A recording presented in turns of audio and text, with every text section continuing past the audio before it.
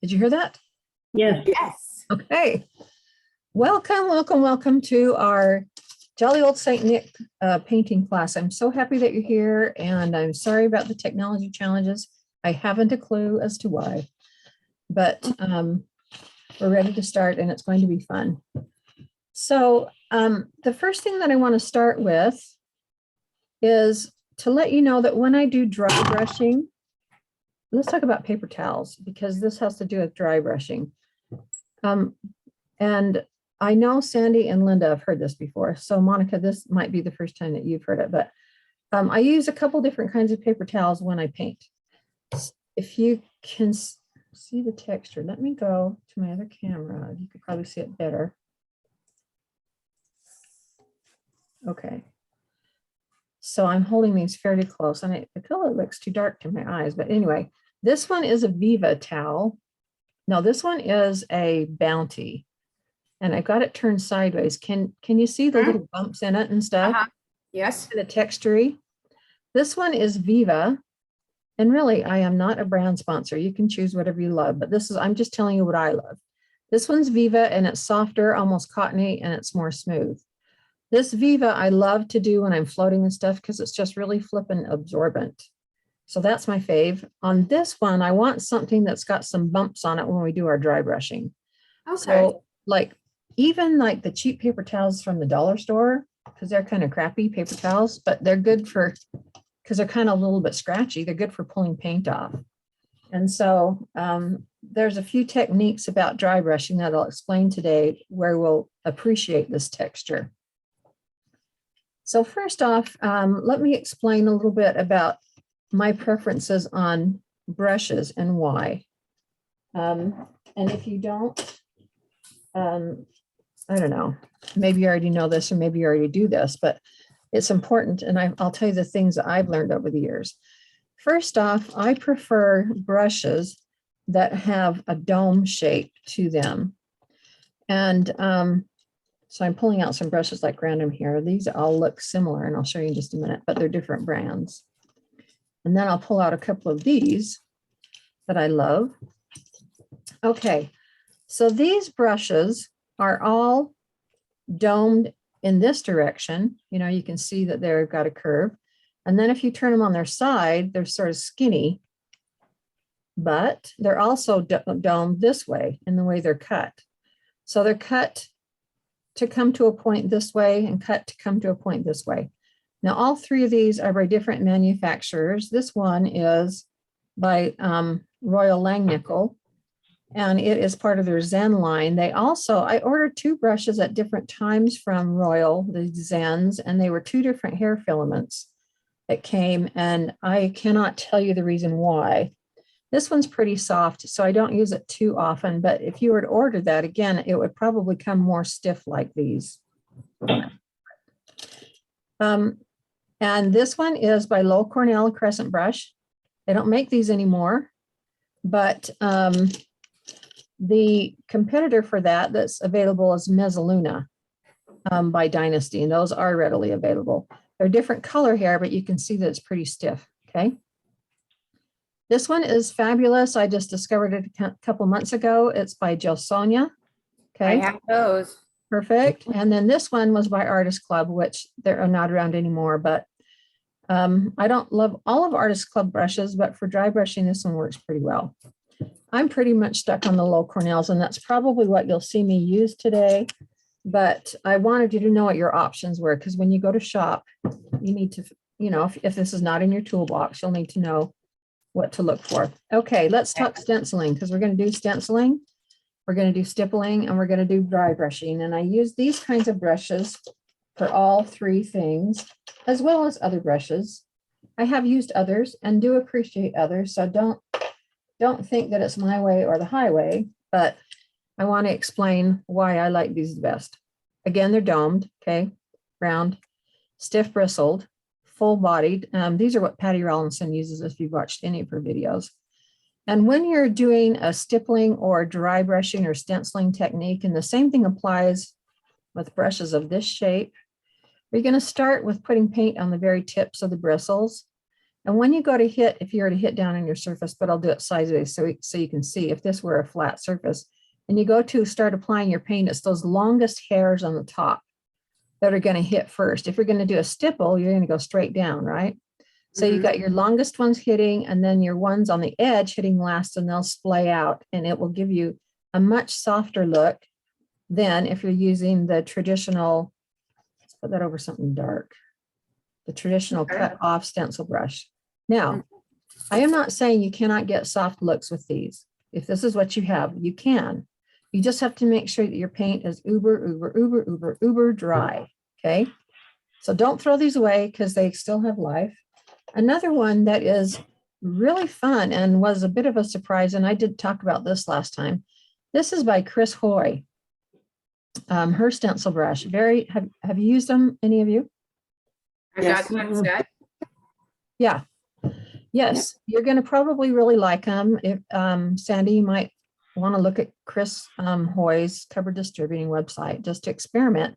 These come in a couple different sizes. These you can use wet, and they are flat.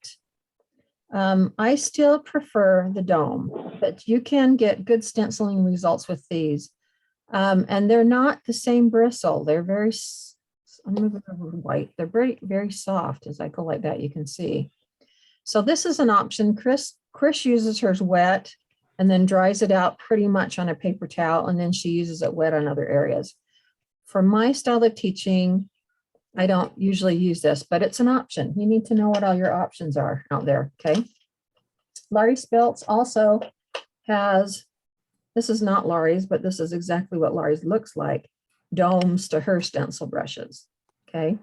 So hers are good as well. Okay, blah, blah, blah, too much to know. But you kind of needed to know where we're headed from the beginning. Okay, we're going to start with some dry brushing, and we're going to go to our Santa friend, and I probably will use both of these interchangeably.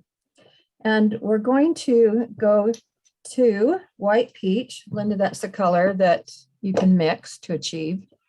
White Peach used to be called, they renamed all their flesh colors a couple of years ago. Does anybody remember what it used to be? Isn't it Highlight Flesh? Yeah, it's probably the same. Yeah. Yeah. Oh, okay. If you have that, that would be close. If not, maybe the same. I think it is the same. I have Highlight Flesh. Let me look at my White Peach. Is it, if it's 024, DA 024, it's the same. It is. Yep, so that's the same. That's before the rename. Yep. So Highlight Flesh is. Yep, Highlight Flesh or White Peach. Sorry, I have to just make sure they're really shaken up. Sometimes when I don't use them for a minute, they have a tendency to be watery. Okay, so we're going to take our nifty thrifty paper towels that we just talked about. This is the Bounty, the textury one. And I'm going to start with one of these brushes. They come in several sizes. And I'll use them different sizes for different areas. But I'm sort of a fan. I'm going to use the medium one, but I'm kind of a real fan mostly of the biggies. So I have several of those. We're going to take, is this in the camera? Let me move it in closer. We're going to take our brush and we're just going to dip a little on the tips. I don't have a lot. And you're going to take it to your paper towel. This is why you're going to appreciate the scruffiness on here. And we're going to start just swirling it around until it looks like our brush is dry. Now this brush is bone dry. And the first time that I do this, it does pretty much take all the paint off because the paint hasn't started to fill in on the ferrules. So I'm going to do it again before I even attempt it on my project, just to get the paint loaded a little bit up there. And now as you swirl, you'll see that it takes a little longer to get the paint to look dry. What you want to achieve is to be able to see some of the white in the background. If it looks like this, when you've applied it, it's going to be too opaque and it'll cover your base coat. You want it so that you can see a slight amount of color and white from, because the paper towel's white in the background. Okay, once it's like that, we're going to just start on his nose. And you're going to start with a light pressure. Light because you don't know for sure how much paint is in that brush yet. If it looks like it's too faint and you can't see much color, then you can go ahead and start adding a little pressure. But we're going to go like around the center of the nose, and we're going to kind of go along the top of the nose. Can everybody see me? Just check my recording. I just get a little paranoid here. We are recording. Woohoo. Okay. Last time I forgot to start the recording again, and I had to go back and film a part A after class was over. Boo. So the participants got a part A and a part B, but at least they got all of it. And to be honest with you, when I teach it the second time around, it goes faster. So, okay. All right. So we want him kind of a little boldish around the top of the nose. Now this might look a little bright, so don't freak out yet because we've got all these other colors we're going to pop in here. And it's going to look fine. It actually is going to fade. So from what I see in the camera there, I'm going to go to my speaker view. Maybe I'll see myself a little better. That didn't take, this is my speaker view, did it? I see Monica. Let me make this one the speaker view. You have to click on your, I clicked on the Santa. I can see my Santa now. What do you see? Do you see Santa big? well, I pinned you Yeah. on mine, but there's a Okay. button when you're host that pins you on everybody's. Okay, let me, but see, I'm not sure which one I'm host on because I've got my computer and 2 apps. Right, but whatever one you're host on, you can click on the one that shows your Santa and you can pin that. What is that called? Spotlight. It spotlights it and that puts it pinned on everybody's. So right now I see my Santa and it says remove pin, but I don't want to do that, do I? Well, it just puts it pinned on yours. I don't know. Everybody else has probably pinned it. It's not a huge class, but on a big class, if people are not sure how to pin it, the host can say spotlight.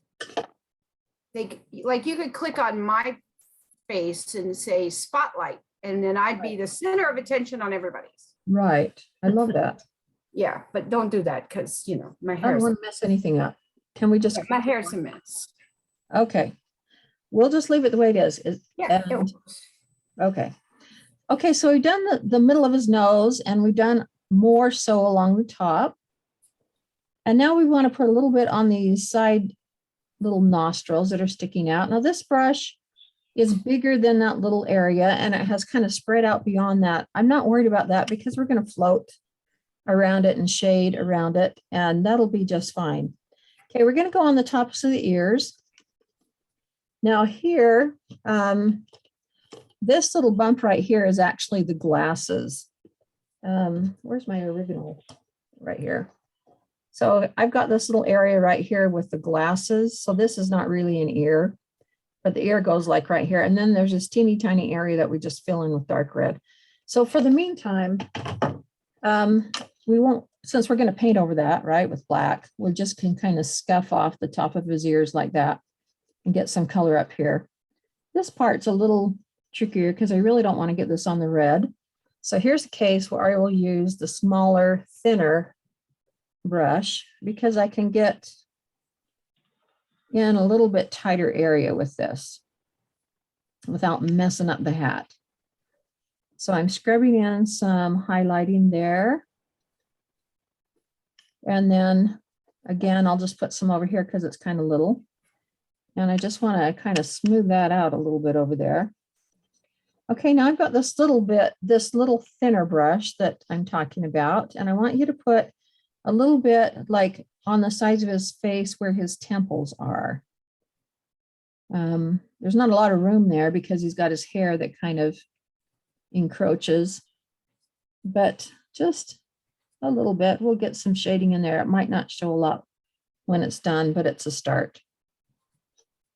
Okay, so let's review top of the nose, and I've got that pretty bright again because I'm going over it again. The nostrils, tops of the ears, the slit ear needs to be slightly brighter. I'm going to put a tiny bit more color there. Not quite that much. That's a little too bright for my liking. We'll fix it when we shade. And there we go with that. So that was pretty fast. Okay. So we're going to shade the bottom of his, we're going to dry brush the bottom of his nose now. Well, let's do a little shading. Don't wash out your brushes yet, okay? Let's get a little bit of a float going here. And let me find the brush that I like the best. I usually like to float with angulars, but everybody's got their faves, right? So where's my little Cornell, which I don't like anymore. So I'm going to put a little float with the white peach or whatever we said the conversion color was, the old color, with over those areas. Now, both Linda and Sandy have seen wet palettes. Monica, do you know what a wet palette is? Yep. Okay. All right, I do all my blending on a wet palette, so we won't explain that. Okay, so top of nostrils, we're just going to give a little floateroo, make it a little more intense. The top of his ears, remember that little bump up there is glasses, so don't do that. Now, help me when I teach. I have a tendency to pull stuff right close to my body, and I need to remember to stay on camera, so guide me if I slip and hide it out of view from you. Isn't it weird things you realize that you never knew? Like I never had any recollection of me doing that. Okay, right across the top of his nose. I don't have enough paint on here, so I'm going to get it a little wider, a little broader, and just give him a big, nice sweeperoo across the top.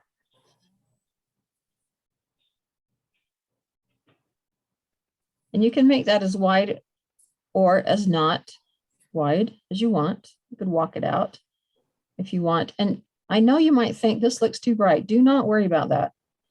Don't even get that in your head, because that's all going to be resolved once we start getting the other bright colors on.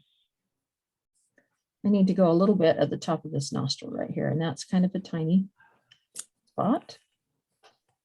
And I think I'll pull it down slightly a little bit more here.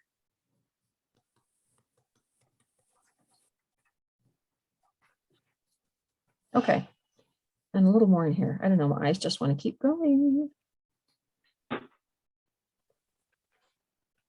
Okay, there's the start. Okay, now we've got these dirty brushes that have this skinny tone on. I didn't mean toner like a copper, I meant color or tone. I'm going to move my mouse out of the way because I'm afraid it's going to fall off the table. Okay. Okay, so now we're going to pick up some coral blush, which is this pretty dark color. And we're going to pick up some coral cloud, which was the tone, skin tone. And we're going to make a little mixture. We're just going to use coral cloud and dried clay. They're equal. So you can either stir it, well, probably be easier to stir them up together. So just a little, we don't need a ton. But I've got too much in there. By the time I get everything in here, I'm going to have way more than I need. So those are 50-50. Okay. And it's just kind of a guess by the eyeball. And then Okay. I'm sorry. You said dried clay and I'm lost. I think I said it wrong. Okay, I good. think I did it wrong. So a mixture of coral cloud and dried clay, and I did the wrong color. So I'm going to ignore that pool. Coral cloud and dried clay, Yes, not we're coral blush. We're going to go equal mixture of coral cloud, the one I have in my hand. Thank you, whoever clarified, and dried clay, this one. Here's the 3 value. We're working with 4 skin values right here. Thank you for helping me stay straight. I'll put them right here. No pressure. Coral cloud, dried clay, shaking it up as we speak. Let me get this. And we are going to use coral blush just a second. And it's Okay. 50-50. 50-50. Yep. 2 or 3 drops of both. Okay. Thank you for correcting me. There we go. Now we're going to add a couple drops of coral blush. This is where I got mixed up because I was reading ahead of my instructions. So we just want to pink it up slightly. This is kind of an orangey pink. So just a couple drops is all you need. Okay. Equal mix. Okay. Did that make sense? Do I need to repeat? Equal mix coral cloud dried clay with a couple of drops of coral blush to add color. Perfect. Somebody's a good student. I love it. Somebody listens. A lot better than me sometimes. I have been waiting for this and on a day off for a long time. I've got so many of your patterns and oh, I love it that you're here. Thank you. me Thank too. you so much. I have shut my phone off and locked the front door. Locking the front door. Don't answer for anyone. Well, I'm so grateful and flattered actually that you're here. Okay, we're going to do the same thing that we did on the top of our nose. We're going to take our brushes and we're going to use skinny or thick, whichever one you choose. We're going to, and now it already has a lot of paint in here already, right? This is not the first time, so we don't have to dip it twice, but we do have to make sure, because there's some other color in it, we do have to make extra sure that we dry it out more. You'll notice the more colors we load in here, the lighter pressure we have to use and the more scrubby doodle we have to do. Okay, because I've already got paint in here, I'm going to start pretty light with my pressure. I'm just going to start to kind of scrub the bottom. I want to get around like the bottom third of his nose. You can blend it up into the top if you want. Okay, so that is starting to show, but it's pretty light. So I can probably get a little more gutsy, add a little more pressure here. I just didn't want it to be too harsh at first, if you know what I mean. Okay, so it's getting kind of skinny looking, you know, and I'm kind of just blending it right up into where I had my highlights. So we got the bottom of the nose. And then I'm going to get my smaller brush because we're going to do some of these areas that are tighter, like inside the middle of his ears. And we're going to do a little bit in his cheek area. So I'm getting this pretty dry. Now go here on the bottom of these little nostrils and just kind of tuck in some color. And you can get that to smooth. I got that a little too harsh for my pressure. And this is a tiny area, but will also float. So we can also define that a bit and that'll be okay. Going to do the bottoms of the ears.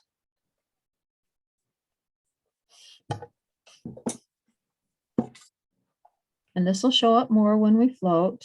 And this tiny area, I got it a little more because it's real light. And that is such a small area. Just kind of dab it in there. Can you see it? Okay. So now we're going to do a little bit on the cheek area and kind of around his face, up around his hairline. And you won't be able to get as close into his hair as you would with an actual float, but it's okay. It will be a start of the shade. So just kind of scrub in a little here, and I'm doing it pretty light. I don't want it to look like a line, you know. I want it to look sort of fadey. And it's kind of fast. It's not real tidy because this is not like the final dilly bopper, final result. And we want to go here on his ear because that represents the side of his head and where the ears come out from behind his face. And we'll float a line in there in a few minutes. Okay, I'm going to go on this side, not worrying about where the glasses are too much. Got to turn them a little bit. And just a little bit of a scrub, just a little bit, and it covers up some of the highlight, and that's okay. We knew it would. My goal is to not set my project in my pools of paint because I try to have it all on camera. And I have done that before, and it's very messy. Are we still recording? Let me make sure. Yep. Okay. Okay, how's your scrubbing going, everybody? Good. Starting to add a little bit of depth to it. Starting to see a little bit of dimension. Okay, not dementia. Putting a little more down at the bottom of the nose because I've got this little brush. And you can even put some here in the cheeks. We're going to rosy up those cheeks with some more color in a minute, but we're just kind of working along the outside edges of the face right now for a minute here. Okay, so to my eyes, it's not dark enough, but we're not done yet. Okay, we're still working with the same color, and this would be a good time to use the smaller of your brushes. Now we need to go a little bit on the face above the nose, so we're working between the eyes. Some of this is covered up with glasses, but some of it may still show. See, some of it will show, so we want to make sure we get some color right there. And try to get as close to the nose as you can. We will also shade there, so that will intensify this. Now, for those of you who haven't been much of a stippler or a dry brusher before, I got to tell you that if you're struggling with floating, like this is so true for new painters, stippling and or dry brushing beneath your floating can really be a lifesaver. Because if you get your paint dry enough as you are scrubbing it off here and then apply it, you can see that it makes a feathery edge. And then when you float on top of it, if you're still struggling and you're learning how to control your water, it will still give you the effect of a blended look. Does that make any sense? Mhm. Yeah. Let's see, when did I start? 1990 was when I took my first class, and we used to call floating the F word because it was just so hard to control. It felt really hard to control. They didn't have, really much other than just plain water to help at the time. Maybe that's to our benefit now, but later they came out with floating mediums that helped Yeah. the paint spread and so forth. But when I first learned, that wasn't there. We just had to learn it. Okay, so on your pattern, let me see my pattern here. The line of his nose kind of stops right there. You see that? Mhm. And on my finished, I just kind of ended up drawing it all the way around. So we're just going to treat it like it goes all the way around. It'll be fine. Or if you want to, or when you go to line, if you want to stop your line there, that's fine too. It's just up to you, but I don't think it makes that much difference. I'm going to treat it as though it connects to the nostril. Okay, so what we've done for starters is we've basically gone all the way around his face, bottoms of ears, bottoms of nose and nostrils, and a little bit here around the cheeks. Now go inside the ears. There's not much room, but your ears have an inner and an outer area. So just scrub in a little bit of color on the inner area and get that defined. Now, hold it away from you. Take it for a walk. That means hold it away from your face and evaluate. If we're in a classroom and you have people sitting right by the side of you, which we don't have that advantage with Zoom, I tell you to hand it to your partner and hold it away from you, and then you can get a look from far away, and it always looks different. You can tell your darks, you can tell your lights when you're holding it far away, but it's just us in our own places. So hold it far away and take an evaluation. I've got a little lighter spot right here. Now, if you ever feel like you're finished or might be done with the project and you're not sure, sometimes it's good to wait, before you varnish so you can just catch anything. Another way you can do this is to take a photo of your project when you feel like it's done, and then look at it on your phone, your iPad, or whatever from a photo, and it's just as good as looking at it from a distance. You see things that way that you don't know or notice otherwise. So just a couple little tips, just a little couple fun things. And I've got the bottom of his nose filled in more to my liking. I kind of like it like that. And we've got some more spots in here. I'm going to just touch in a little more color. Okay. So go ahead and wash out these two brushes now, because we've done about all the scrubby doodle on skin we're going to do with them, and set them aside. And then we're going to float with this color that we have here. And we're gonna get it a little more intense. So sorry if that makes kind of too much noise when I'm rinsing that out.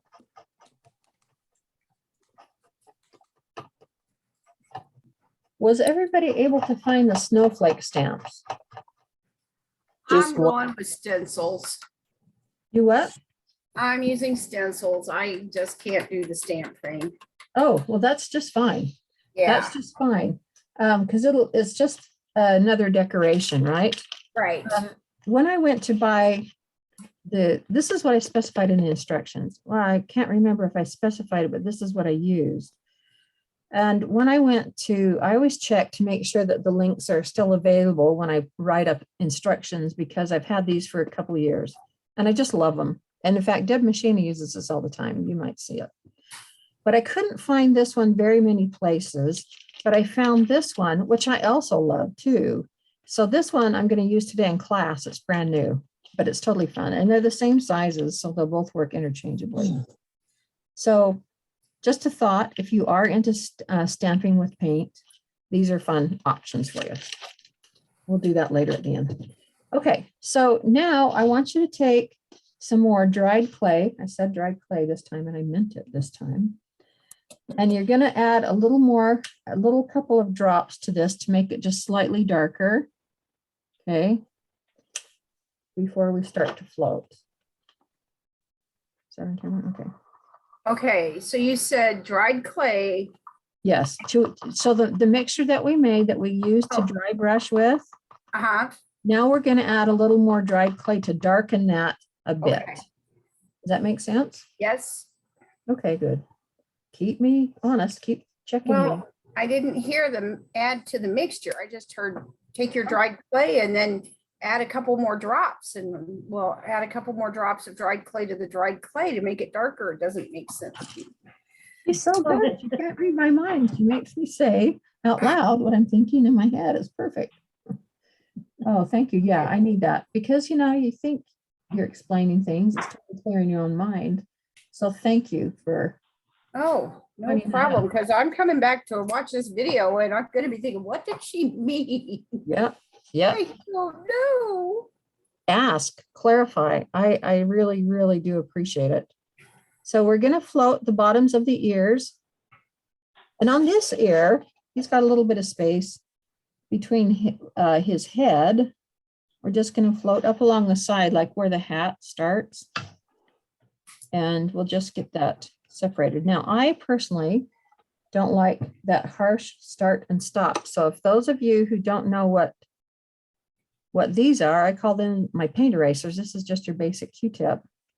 But if you dip it in your water, which you can't see, and then you roll it across your paper towel to pull out some of the water, you can go in there and lightly scrub off stuff while it's still wet.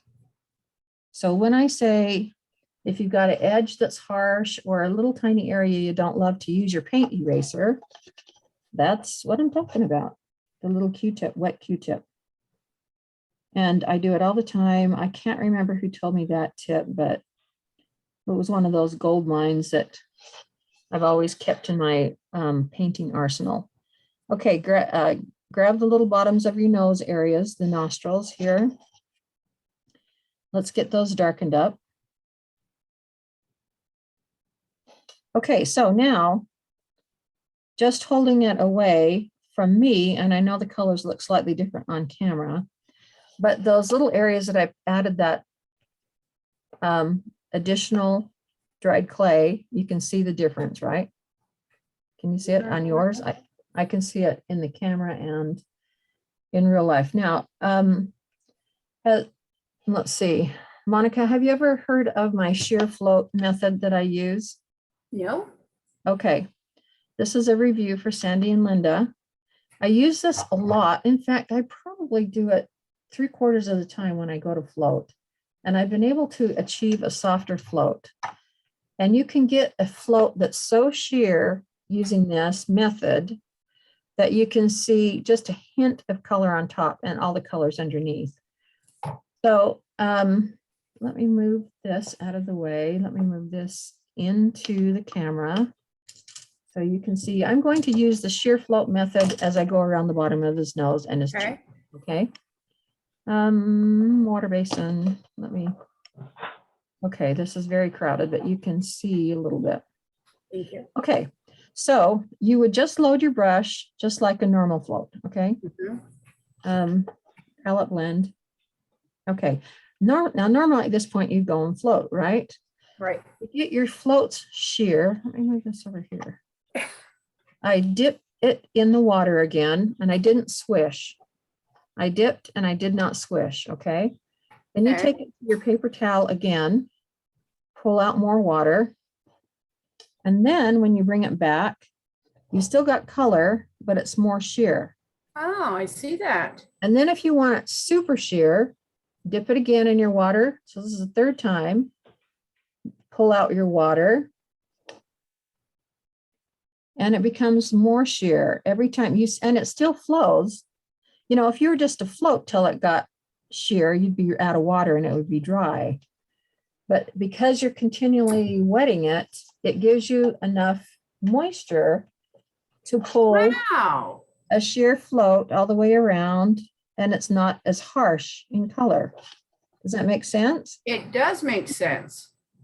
Yeah, I use it all the time. We didn't necessarily need to use it, that technique on the bottom of his nose, because we're going to put more color on it. But some areas you really have to have a sheer float. And so I double dip or triple dip it.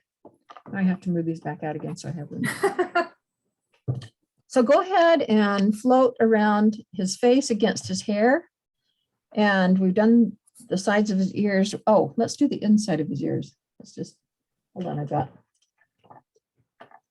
get claustrophobia. I have so much stuff. Let me move from over here. And then I don't have room to manipulate all my junk. Sorry, I have to have things in a certain way, blah, blah. Okay, yeah, go ahead and float inside your ears. You know how we kind of dry brushed in there? So the sides of his ears have a little upper part, the insides of his ears. I said sides, didn't I? And then it's got that little bottom part. So it's just enough to look like the inner ear. Okay, I'm going to put a little more color down here on my nose because I wanted that a little bit wider. And then just, like I said, go on his head all around next to where his hairline is, and just get some better shadows in there.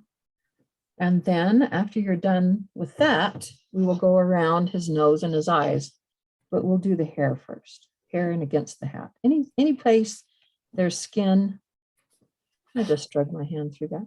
Don't do that. Any place there's skin that's touching something else.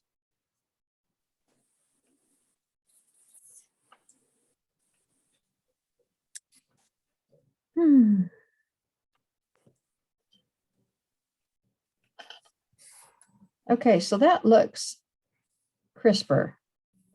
We had that dry brushing on there, and there was some shading. It was a little fuzzy to our eyes.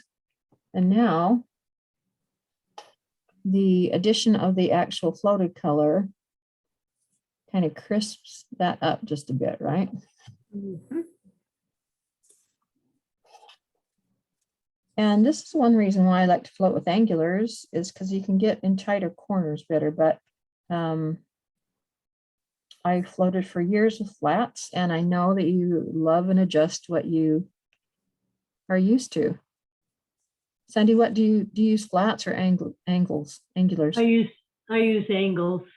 I hardly ever use a flat. Me too. Once you get used to it, but anyway, Linda, what about you? Angles Okay, well, we're an angle group then. Monica, Well, you? with Sharon Reiner. What? If I'm Those painting with soldiers. Sharon Reiner, it's flats. Because she likes flats. Who likes flats? Sharon Reiner. Oh, yeah, I'm so painting see, her, I use flats.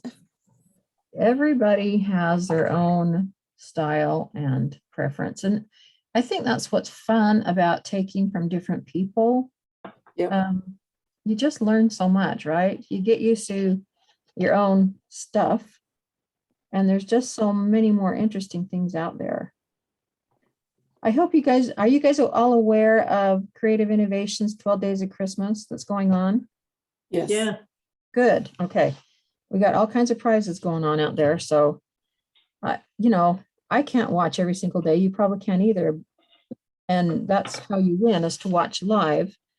But the repeats are on there and you can still, paint along with any of them anytime. It's just really a fun thing. So I hope you're loving it.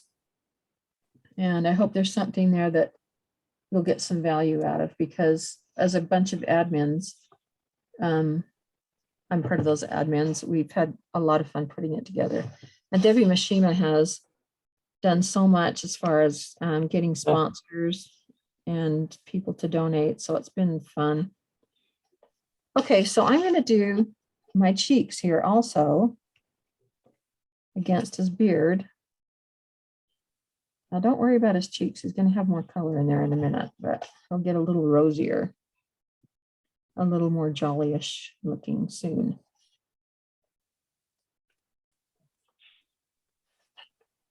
Okay, now above his nose, remember I said we would be floating some color in there. Go ahead and do that right now. And if you can get into that little point, that will be great.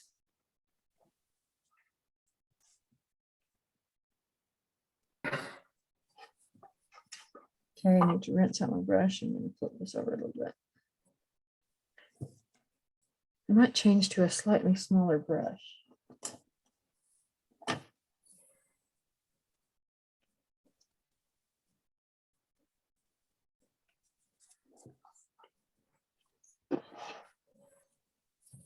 Okay, I think I can sharpen up some of my points a little bit with this smaller brush, which I am going to do. I am a little bit OCD sometimes, so that's just me. And a lot of that will be not show when you get the lining on there too. So the lining is very forgiving also. Okay, so now I want you to float around the outside edge of your nose, on the face against the nose, and you're going to float around the eyes in the same way. So this is where I said I'm just going to continue treating that line as though it had been drawn all the way down, where the nose meets the little side of the noses.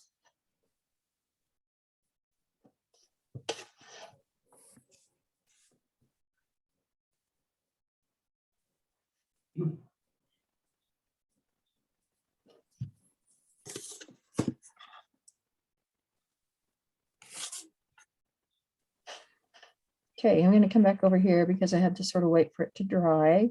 Didn't want to cross my floats. And this sets your eyes in.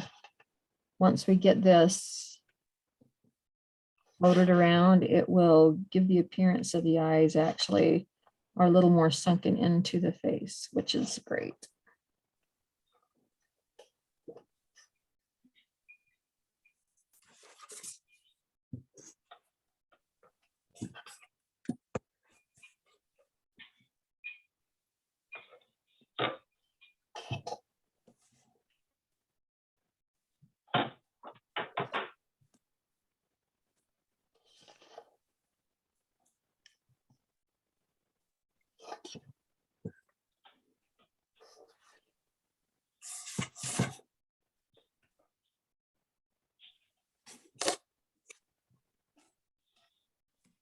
Okay, so we're not completely done with this color mixture that we have here.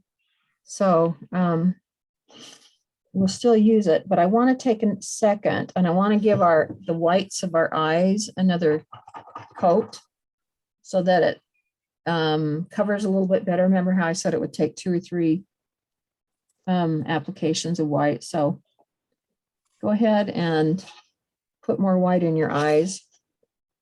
And then we'll go back to our skin tones. But that way, when we're ready to do the irises, we'll have enough coverage on our eyes. And we won't have to either wait for it to dry or blow dry it.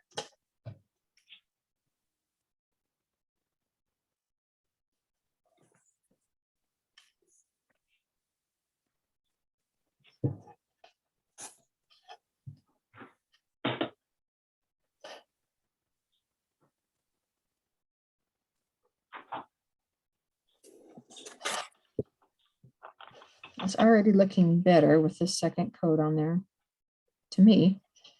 Can't tell what you can, looks pretty white on screen. Mine, it's not quite as white as it looks on screen. Interesting, the colors that the computer show, and it depends on your monitor too, right? As to how it interprets the colors.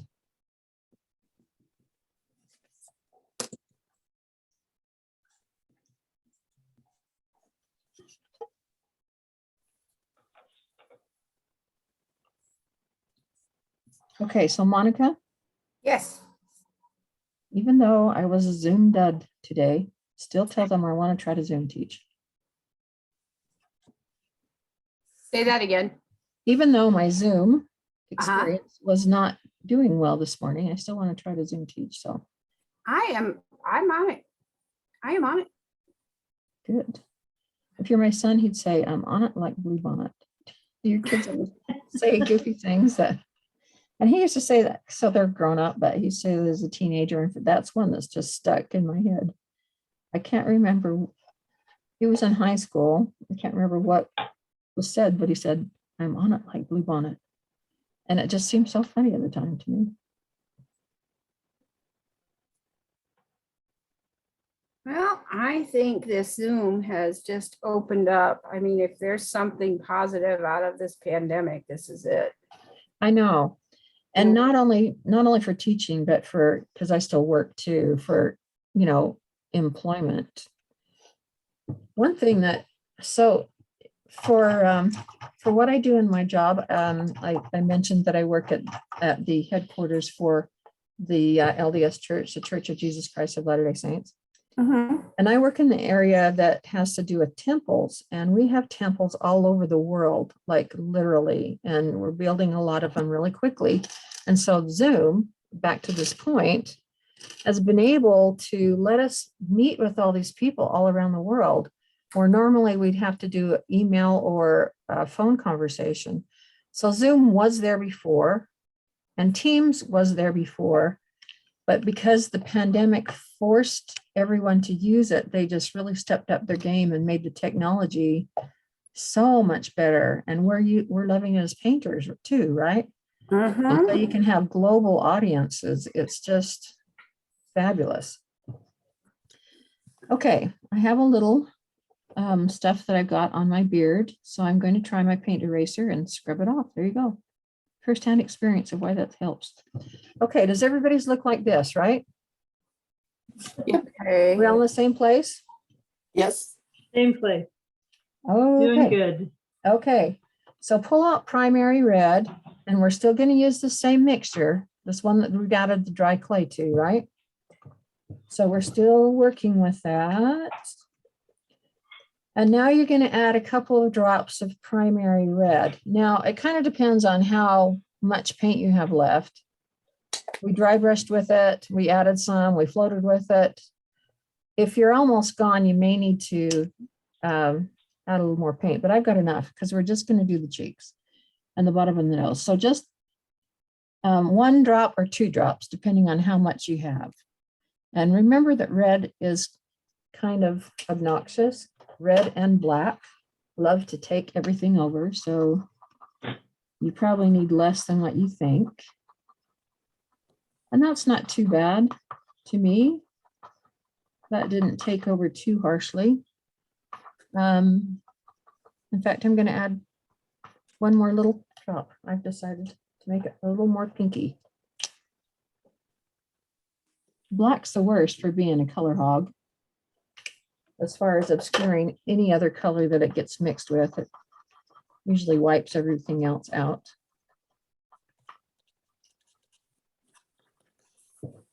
Okay, I love that. That's kind of a rosy, peachy color. And if yours is not the same tint as mine, it's going to be fine. There's not really a right or wrong.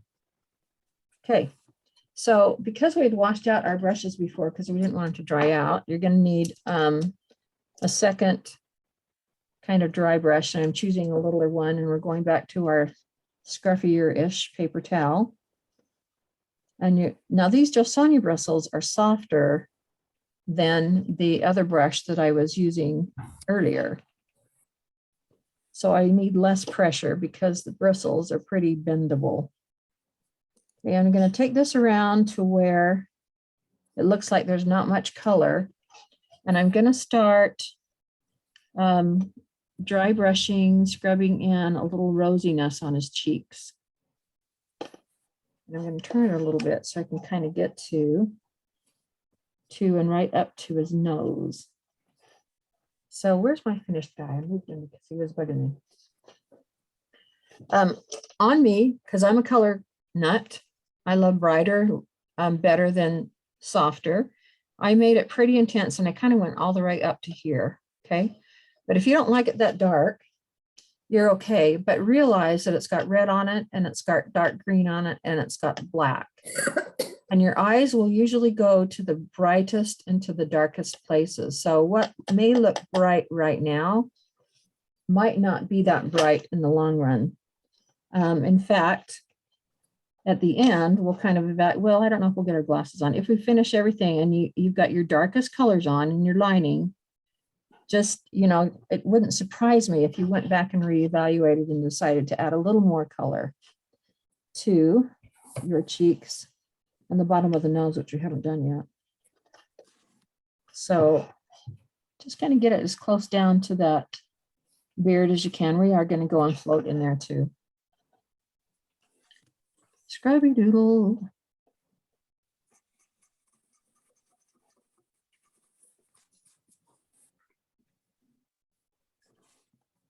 Okay, so he's kind of rosy. I'm going to make him a little rosier up here. He looks a little happy. Okay, now I'm not going to dip anymore because I want this pretty subtle, but I'm going to put a little rosiness at the bottom of his nose. Doesn't need to be as big or as high up as what we did before, but just a little touch of red. Okay, just so he looks a little like he's either been nipped by the cold or he's taking nips of something else. Okay. All right, so let me think if we want to wash this brush out. I think we'll do his hat next. Then I'm going to use a big one. Go ahead and wash it out. Once you wash them out, they're sort of out of commission for a while. That's why I hesitate. Okay, so go back to your floating tool, whichever you're going to use. And we're going to still use the same mix.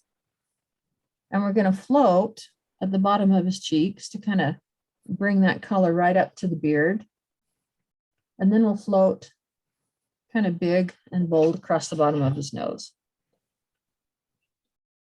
Now, we may touch just a little bit with this inside of his ears. His ears aren't really pink per se, but we want them to look like they belong to the family. So we might do a little bit of sheer float on the inside part of his ears. Okay, so already that looks better where we floated around there. It already looks like it's tied in better to where his beard starts.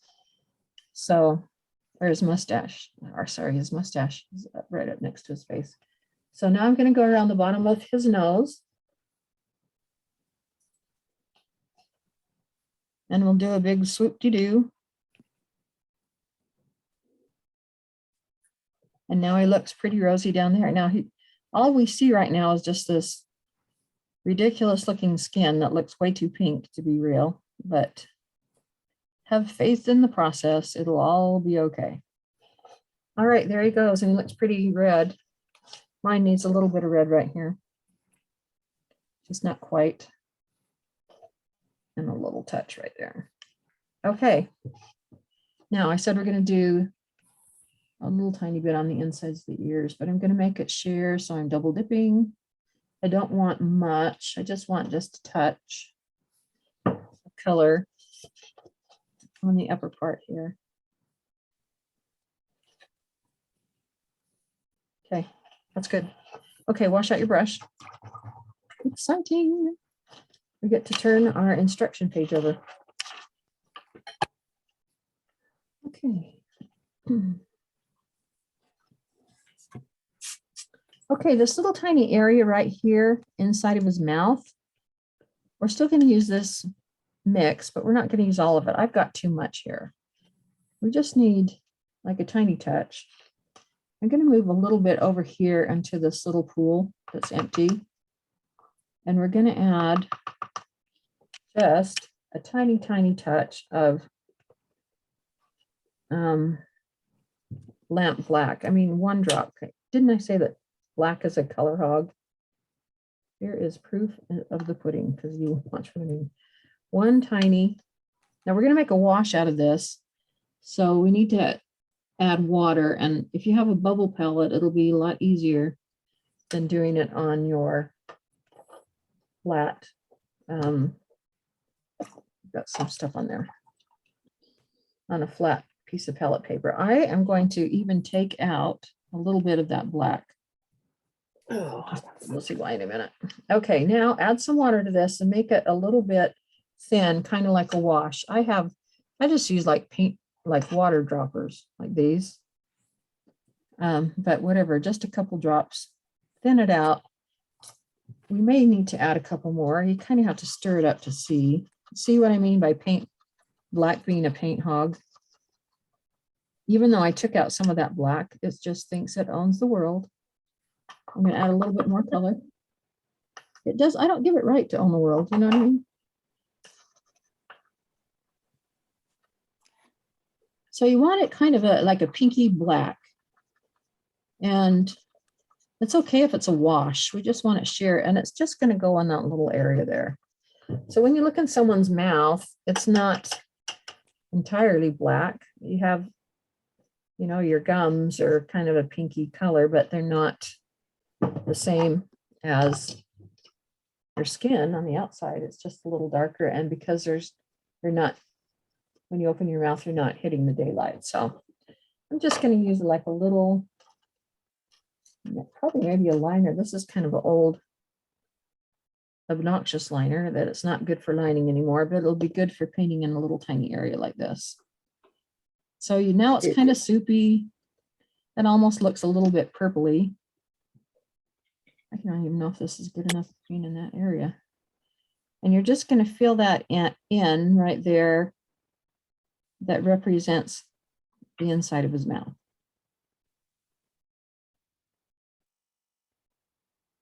Now you can have yours waterier than this, so it's a little more sheer. That's just fine. Oh, Bless you, someone. Who was that? That was me. Well, I hope you're Sorry. okay. No problem. Sorry. That was Yeah, you. that was me. That like shook your whole body, didn't it? It did. I know, I could tell. That's funny. Okay, now, did we do his lip now or later? I think we did his lip.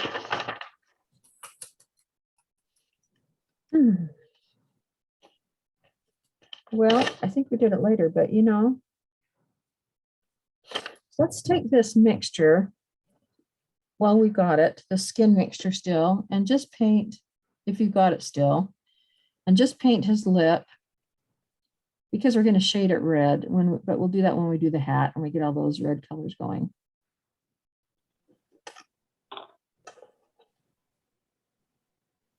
And it's just kind of like a little, I'm pulling this close to me. Can you see it? Okay. It's just like a little U kind of, you know. This is such a crappy liner. No wonder I don't use it to line anymore. It's junk. Junk, junk, junk. Okay, there we go. Okay, now I can talk to us. Now I've got a little bit of something right there. Here comes my paint eraser. Voila. Okay. Okay, let's give our eyes one more coat of white. And then we're going to start putting some color in it. And this is what's going to be fun. I love this part. And we will want to make sure it's dry. You may want to blow dry this last coat of white, because we're going to have to put the line on for his irises. So that's okay.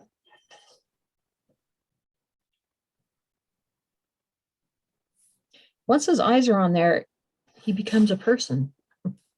He can look back at you. He can see you. And It looks more real.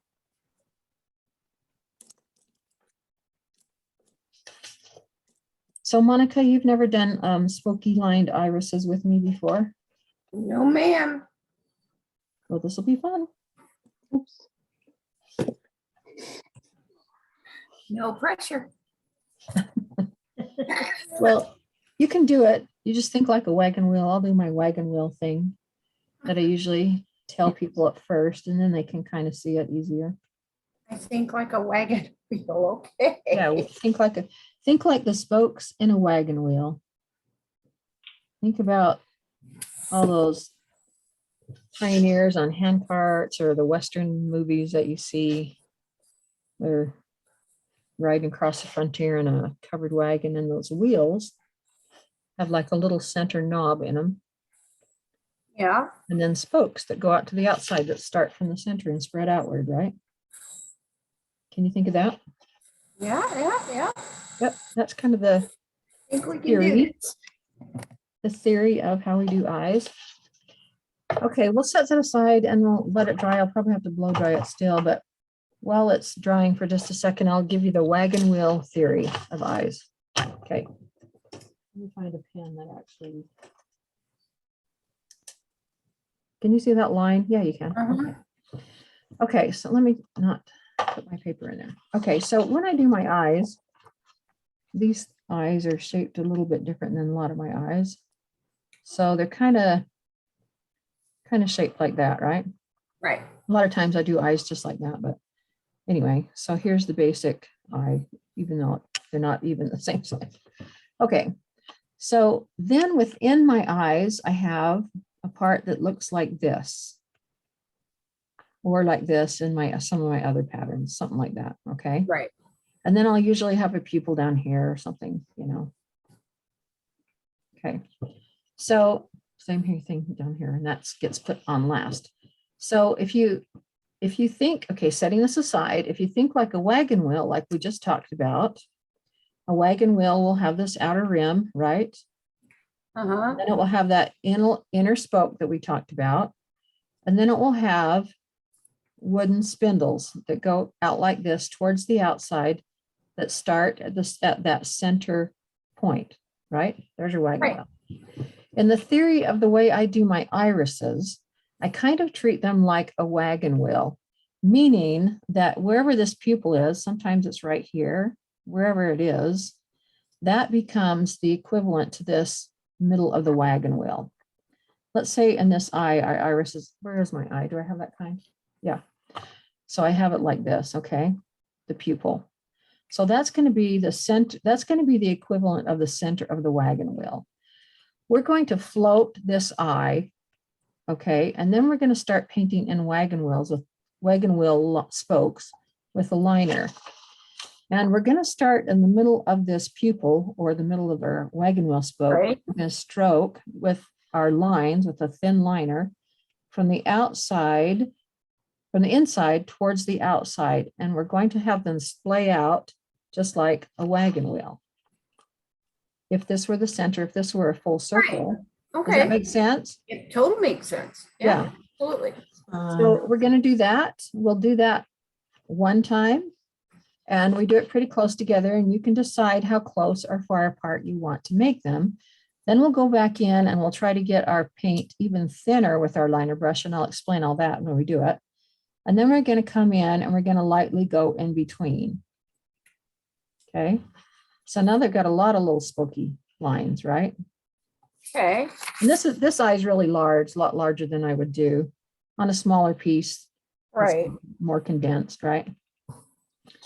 And then after you've got all these spooky lines in here, then we take another color and we float out along the edge again. And that kind of tucks in any rough or ragged edges that we may have accumulated with the spokes. Got it. So that's pretty easy. Okay, so check your whites. I'm going to have to hit my blow dryer. So dry your eyes if they need to be, and then put your line drying on and draw this line of where the iris is, okay? And then draw the line of where the pupil is, because we need to know where our center spoke is, okay? So I'm going to turn on my blow dryer and I'm told that it goes silent for you when it's on, but if it does not, I apologize for the noise. So be back in a second.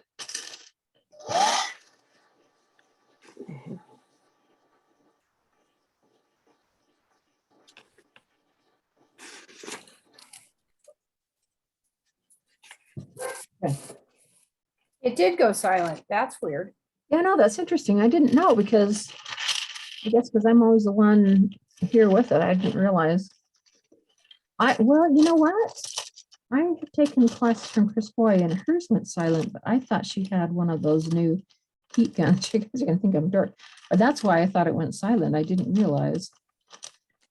Okay, so it's kind of hard to tell with all these lines going on. I hope I've got it in the right place. We'll find out in a minute.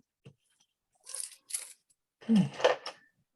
Plus, this is my original pattern where I white it out, so. Does Okay. anybody else get excited when you put your tracing back down and your paint is where it's supposed to be? Yes, because how many times have we had to erase?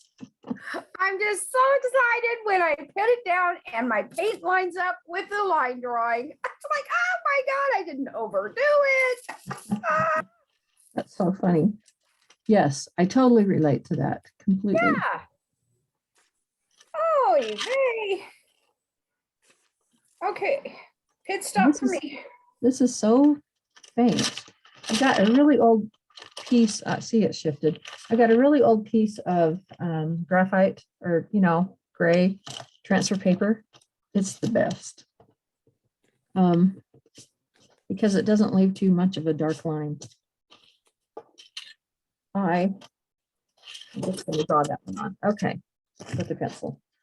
So let me put my pen away so I don't pick that up by accident. When I'm teaching, I just kind of grab what's around me and that could be dangerous. I have my pencil. Okay. Okay. So now I forgot to put my pupils on and I just told you to do that. Hello. Let me put them back on. It's very hard for me to see because like I said, I whited out what was on there originally. So I hope I get it lined up in the right spot. Has anyone ever used Chris Hoy's painting pal? All the time. Pencil thing? Yeah. Yeah. We're actually going to do these pupils with that. It's a really nifty tool.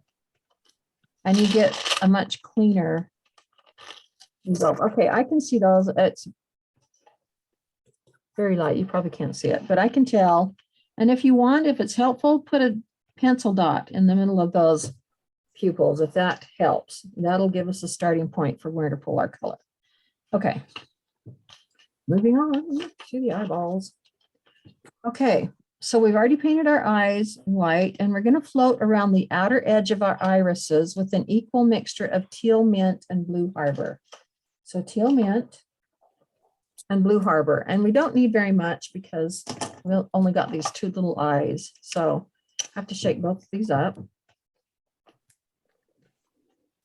And we'll just make our little mixture. Okay. So just a couple drops are probably enough here. So there's our blue harbor.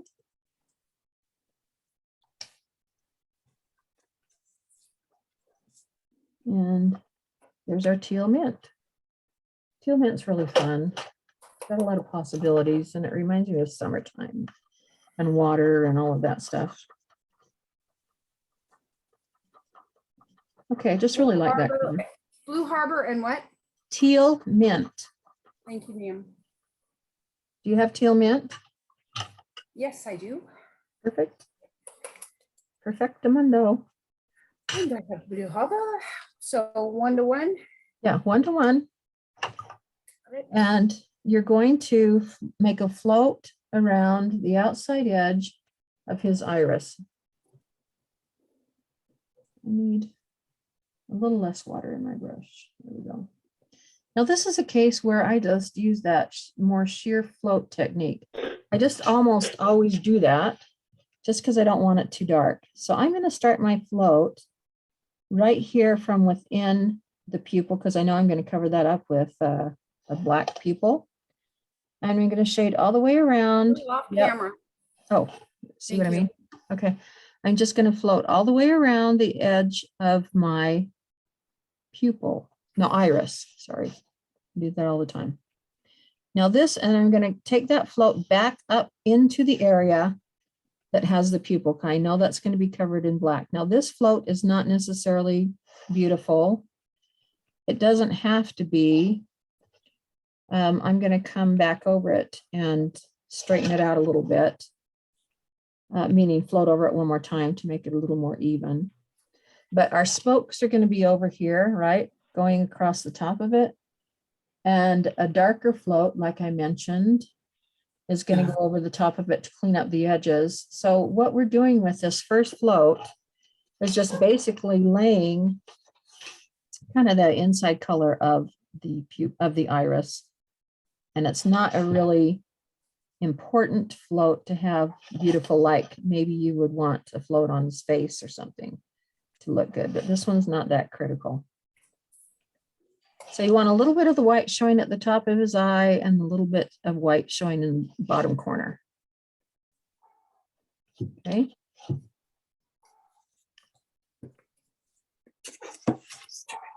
Okay, I'm going to go back over to this one and make it a little bit wider, make it a little bit more even.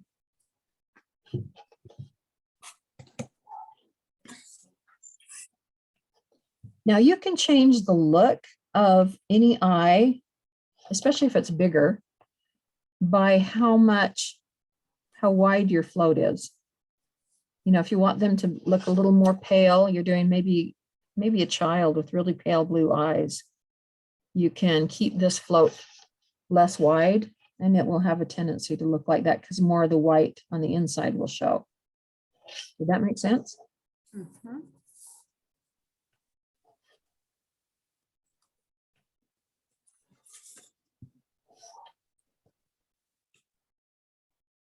Okay.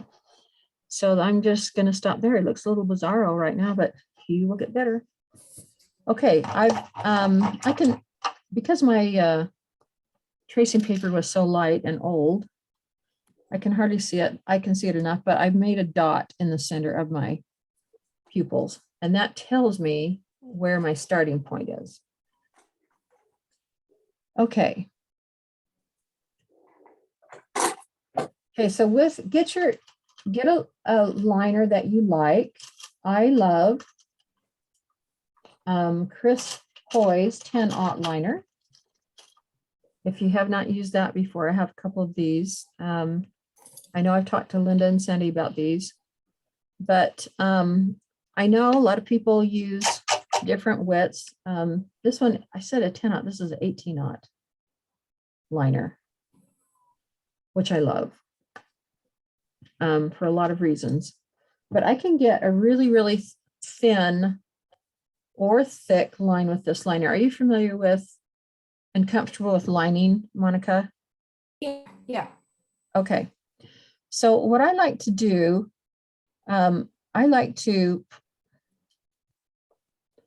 I line, this is that mixture that we did. Uh-huh. I like to have my paint in an area that's flat, which is why I'm putting it up there. And then with a wet brush, I like to, and this had a drip of water on it when I started. I like to put a drip of water on the edge of that pool and then pull it out. And when we do the black lining, we'll do it here in the middle because we have a bigger area, but we don't have to do that much with the eye. And then as you pull water from that fresh pool of paint out into the watery paint, because I had some drips on there, right? Mhm. And I twist my brush. I roll my brush between my fingers as Mhm. I'm pulling it out, and it will pull the hairs of those tips of the bristles to a really fine point. And that's how you get a skinny line. Then start inside the pupil area and aim that starting point towards the center of that wagon wheel spoke that we talked about. And go ahead and put some lines in your irises. Can you see it? Am I off camera? Okay. Yeah, no, we're good. And think like a wagon wheel. Think like wagon wheel spokes. just got a little drip there that's threatening my brush here. Starting there, stroking out. Starting there, stroking out.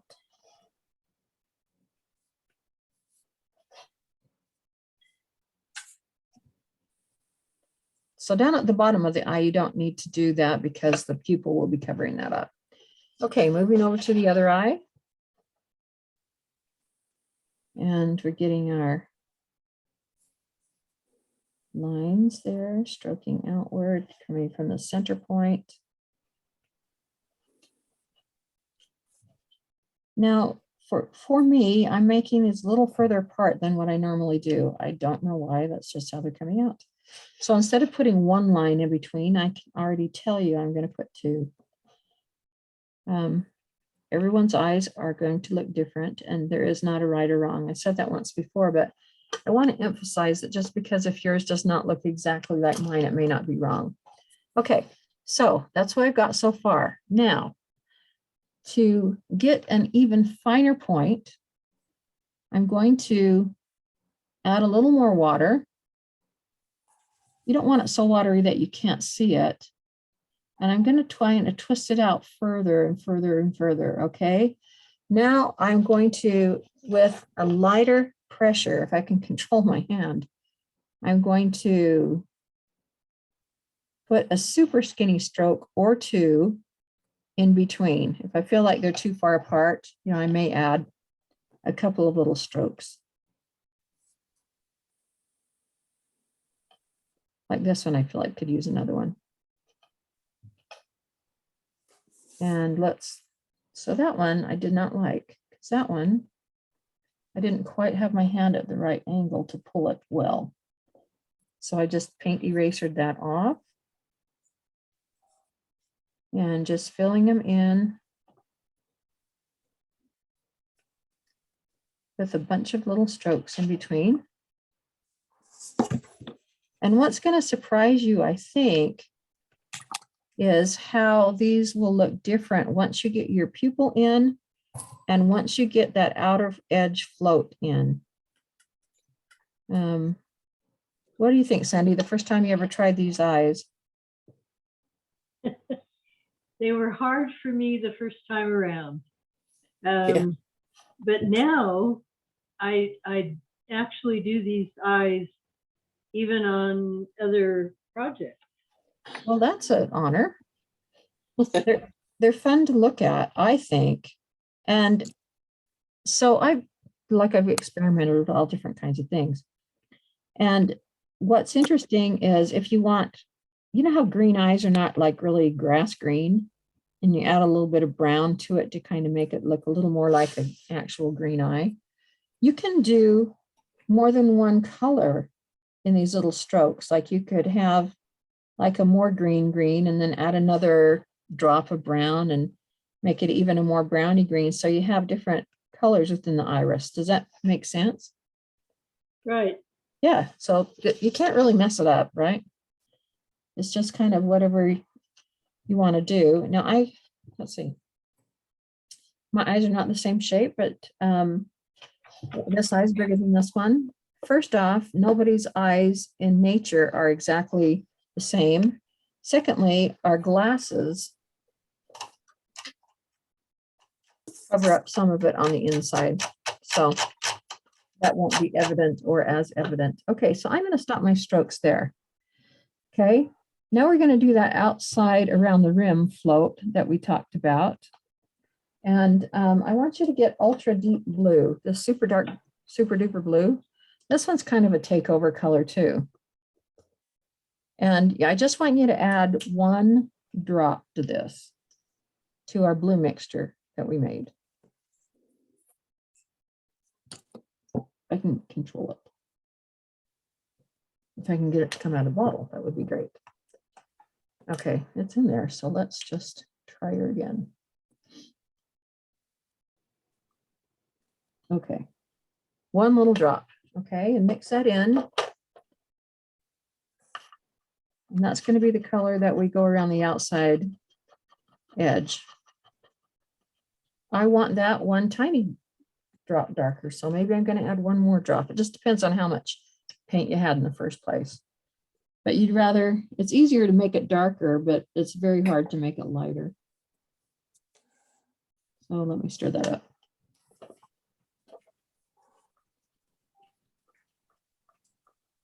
Yeah, I like that.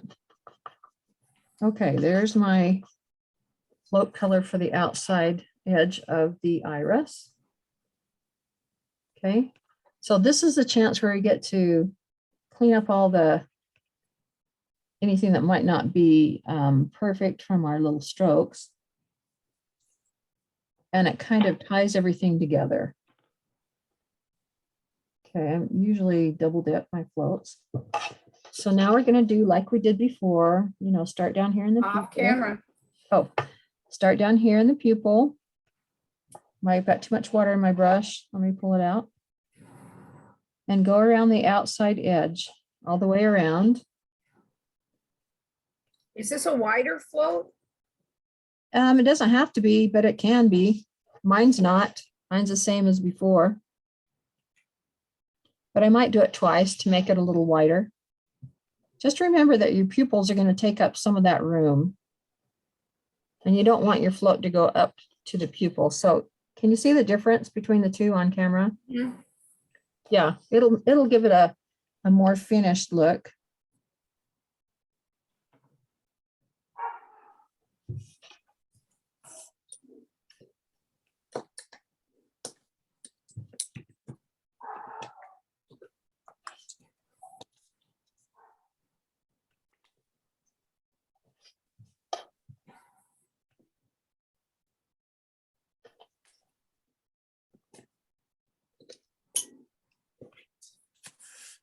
Okay, I'm going to go back and add just a slight bit more color to the top of my eyes here. I just think it could use a little more depth.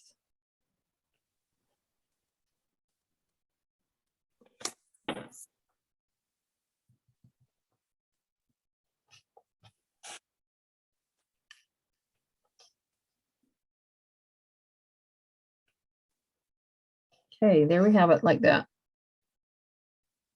Okay, how's yours looking? Show them to me. Let me just change my view so I can see you all more. Okay. Wow, look at that. Well, I haven't Oh, got one. good. That's so good. So Linda's ahead of the game. She knows the drill. Little bit, little She bit. started to put her pupils in. She's awesome. What a smarty pants. You guys, that's awesome. Okay, hold on just a minute. My light keeps blinking on my mouse. That is a sign that at some time my battery's going to go. Okay. Okay. All right, now we are going to do our pupils black, as you saw Linda doing. So you can paint them in by hand, or if you have one of the, did I specify these Chris Hoy things in my instructions? I may have said optional.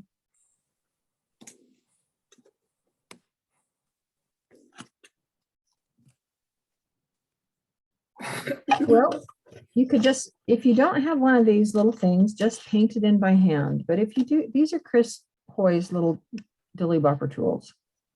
Honestly, this is the neatest thing. And she just came out with a new one that has snowflakes on it that I can't wait to get. If I you have one ordered of these, one. yeah, I ordered two. I know I can't live without them.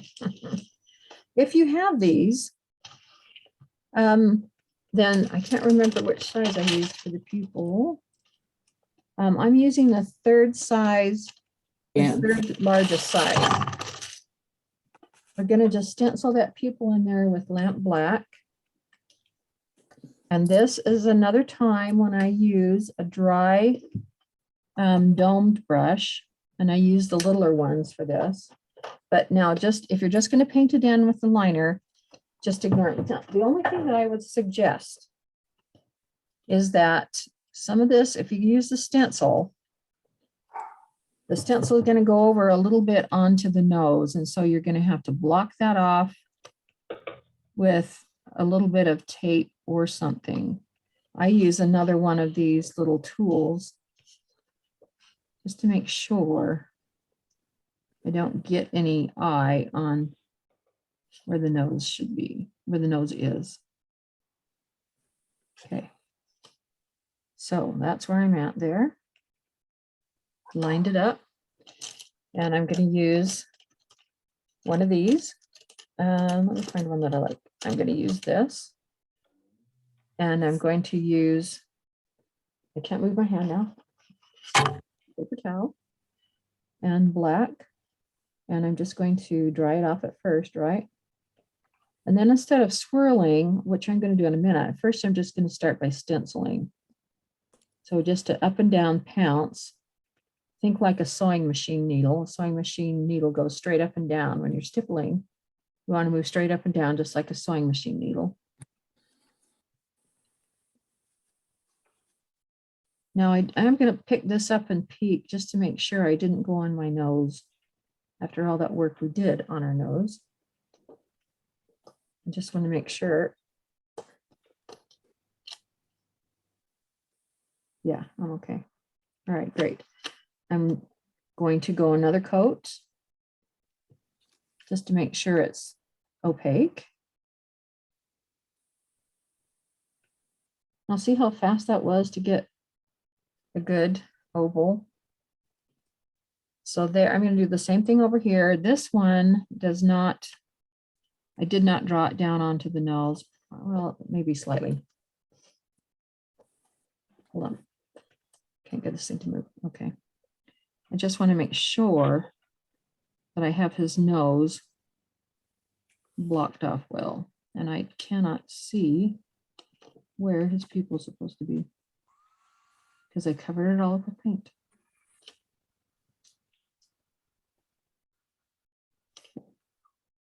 I'm just going to do it really lightly and make sure I got it in the right area.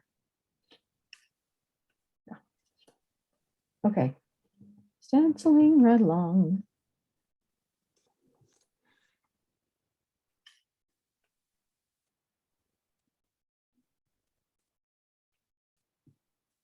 Okay. So that was fast, and that's the way it's done. So sometimes my pupils, the center of my pupils are just a dip dot, you know, and so they're white. And sometimes I put a little oval in, and I think I used a little oval on these. So you can either paint it in just with the liner, very easy to do, or you can just use this little tiny oval. I've got to see where they're supposed to be. They're supposed to be at the middle. Let me try this and see if I like the way it looks. And this is warm, warm white for the center of your pupil. Let me see if I got that in the right place. I'm just guessing. Yeah, that looks fine. I'll do the other one and then I'll come back and do another second coat because white over black, as you know, doesn't cover very well. Black is the all-time color hog. It takes over everything.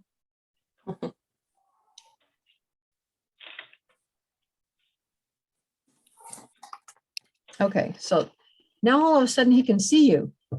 And he looks fun because now he can tell you stories. I'm going to get a little bit more fresh white on my palette. That's pretty much dried out. I'll do one more little dilly bopper of white here. And then we'll be able to do some fun things with this hat. We have to do the hat first and the coat first before we can do the fur, because the furriness of the fur spills over onto the hat. So that's one thing. Whenever you're doing fur, you usually want to do the areas adjacent to it first, so that if you want to put the fluff from the fur over onto the other part, you can, and you don't have to try to rework it. Okay, so this is picking up my white from my last coat. So I may just leave it and then come back in a little while after it dries and make that a little more opaque. Okay, does that part make sense, everybody? Okay, all right, I am going to, now, if you're limited on how many brushes like this that you have, and you don't and you know you're going to need to use it again. By the way, wash out this black one because black's horrible and set it aside. What you can do is on your paper towel that's wet, because this is damp where I've been floating, you can wipe some of it off like that, and it'll take some of the paint out of your brush, and you can still use it as a dry brush. So one little tip, I know when people start painting with me at first, sometimes they only have 1 or 2 brushes, and it's a challenge. Do you ever to get- clean it with the Purell? It dries a lot faster. I do afterward, but Yeah. did you do it mid-class with Purell? Yeah, Well, score for you. Do I have some here? I used to have some right out here. try it, because if you clean it mid-class, it dries faster than the water. If for Well- those who need to. Okay, I love it. I have some in my bathroom. I don't have some right here. Okay, that got recorded. Everybody that's listening, I'm so in love with that tip. I'm gonna try that. When we take a break and I'll go to the bathroom, I'll bring some in here. Okay, this is why classes are great. Because we learn from each other. I love it. Okay, so there he is for right now. He looks awesome, doesn't he? So now we're gonna let's do his hair first. His hair won't take very long. And we're still in dry brush land because that's where I live. I'm gonna put my glasses on top of my head so they don't fall. And the color that we're gonna need to do is warm white. So get some warm white out and get one of your bigger dry brushes out. And we're gonna just start stippling and dry brushing along. I'm just gonna get some highlights in there. And there's not a lot of color distinction between the light buttermilk and the warm white, but it does show up some. So I'm going to get kind of a clean area of my paper towel because that one was getting kind of mucked up. All right, so I've got some white, warm white, and I'm just going to start. First off, this is a dry brush, so I'm going to start by pouncing some of the color so that it gets up in there a little bit, and I'm going to start wiping it out. And because I'm not sure how much paint is loaded in here, I'm going to start out with kind of a light pressure. There's enough in there. I can add a bit of push to that. You're just going to go in the middle of each one of these sections of the beard. And you're just going to scrub some color in. Try not to get it on your red. If you do, erase it, or we may have to touch up after and the world does not fall apart. If that happens, that's fine. Try to keep it, oh, you're not next to your green. The green has so many colors going on top of it too, that would also be fine.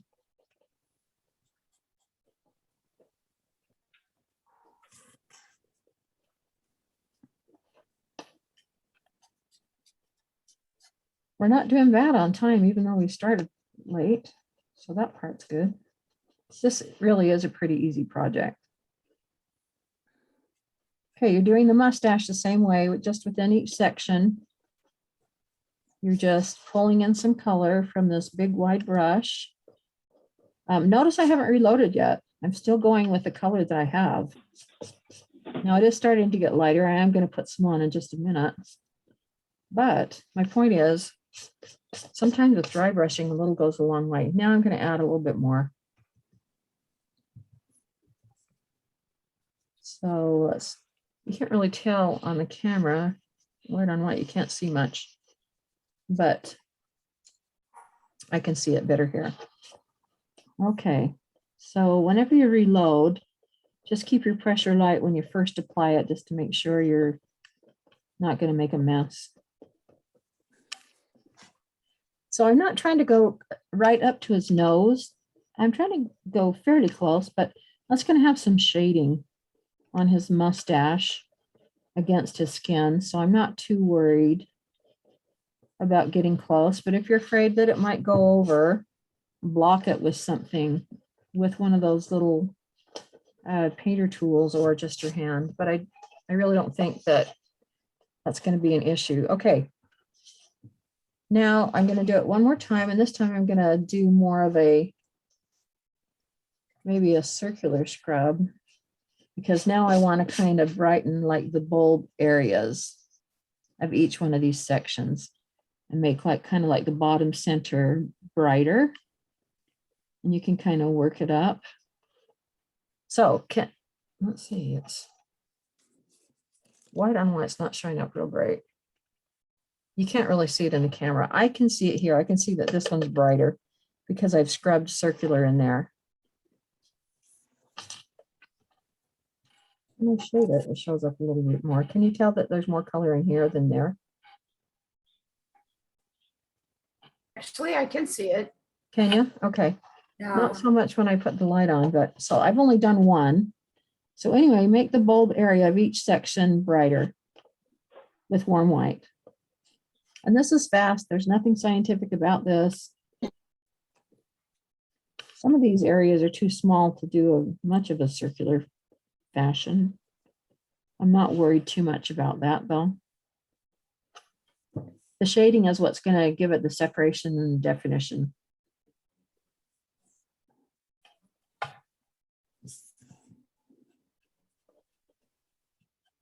Time for a little more paint.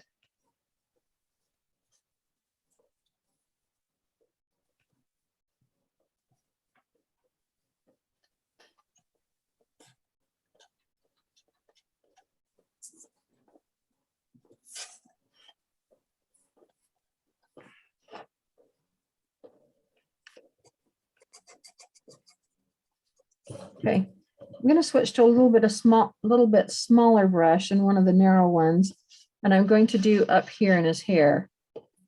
So if you've got one of those smaller brushes that have been Purelled, awesome. That'll work great.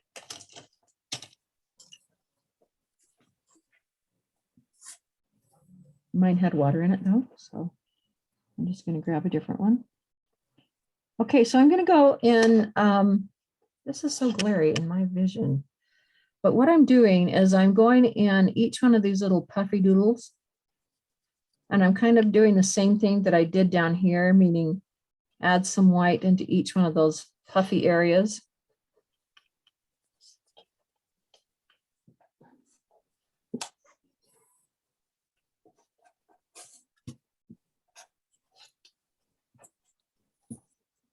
And then just kind of fill in the middle area with some little scrubbies. Don't forget about his eyebrows too. I haven't done mine yet, but I will in just a second.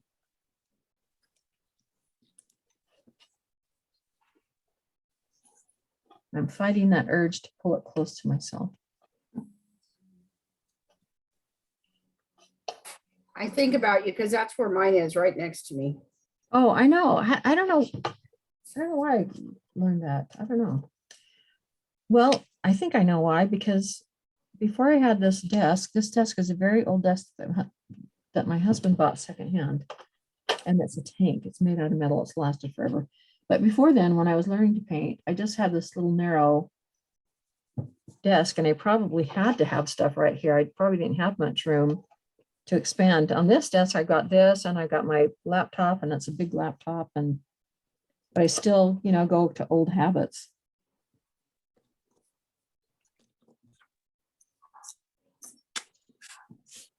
Okay, I'm going to put a little bit inside those eyebrows.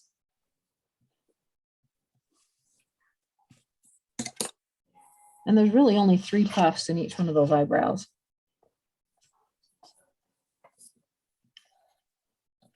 Okay, then with this brush, if you want to brighten up anything else, feel free. You got paint in it. And scrub in whatever you want till it's bright. Remember, we're going to put other colors in there. So, and you don't have a lot of color differentiation yet. So it's normal if it doesn't look like much of anything yet.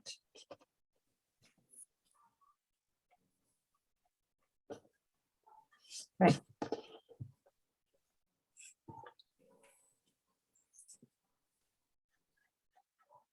Okay, I'm just going to keep this same skinny brush. Okay. If you want to wash out or Purell out this wider one, that would be fine. I'm just going to use it here. We're going to use it for our reds in a little while, I think. And it'll be okay, I believe, because I didn't have that much white in it. I'm going to experiment with that. That's awesome. Okay. What did I just say? I probably said something. Okay, I said, I don't know what I said. Oh yeah, I said antique white. Where is it? It's in my tray somewhere. Antique white is this darker color here. To shake mine up. But we're going to dry brush with this skinny brush in between each of the segments, kind of right on where that line is before we end up floating there. And eventually we'll float down at the bottom and around each one of these. But for in the meantime, we're going to dry brush.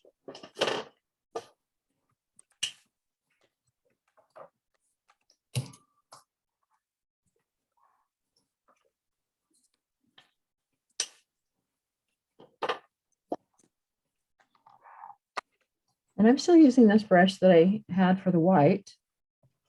And because there is white in it, I'm going to kind of load it a couple times, load it and dry it out a couple times, knowing that there is some white in those bristles that's going to influence the color. So by doing this a couple of times, it will get it more to the color that I actually want.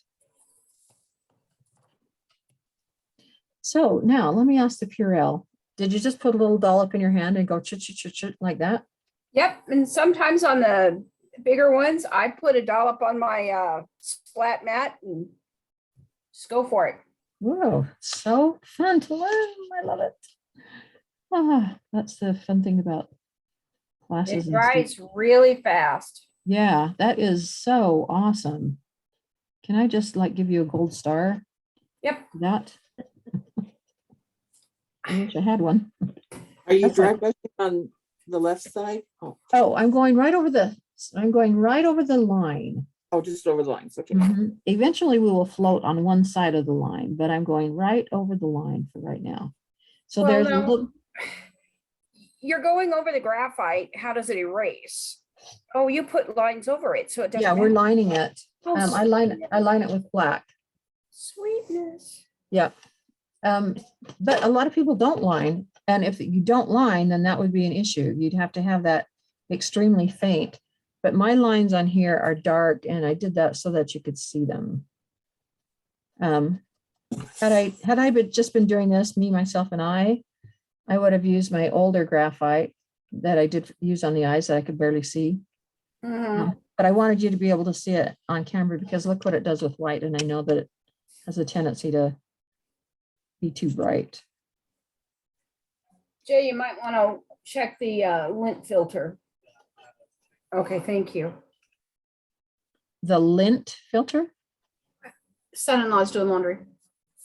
Oh, because I do have a filter for light on here. No, on some of my settings. Son-in-law is doing laundry and he's putting the washer to the dryer, so Yeah, lint filter makes sense as well as light filter in my world right now.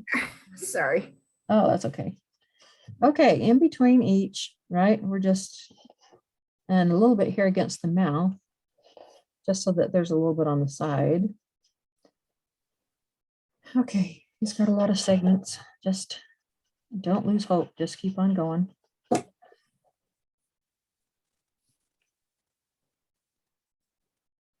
So this is a really stylized kind of a beard instead of a hairy beard. But I thought it was kind of funky and fun.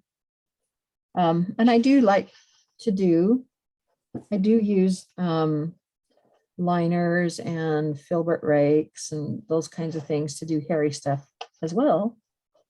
But I kind of liked the funkiness of this. And he was simple, and I thought he would be achievable by almost any level of painter in a class setting where you don't have to, fiddle and fuss and do a lot of layers with the hair, the realistic looking hair.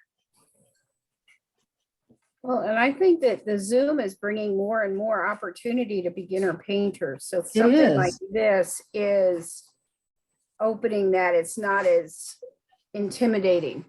Yep. That's what I was hoping. And I think we don't have a lot of students here because of our 12 days of Christmas.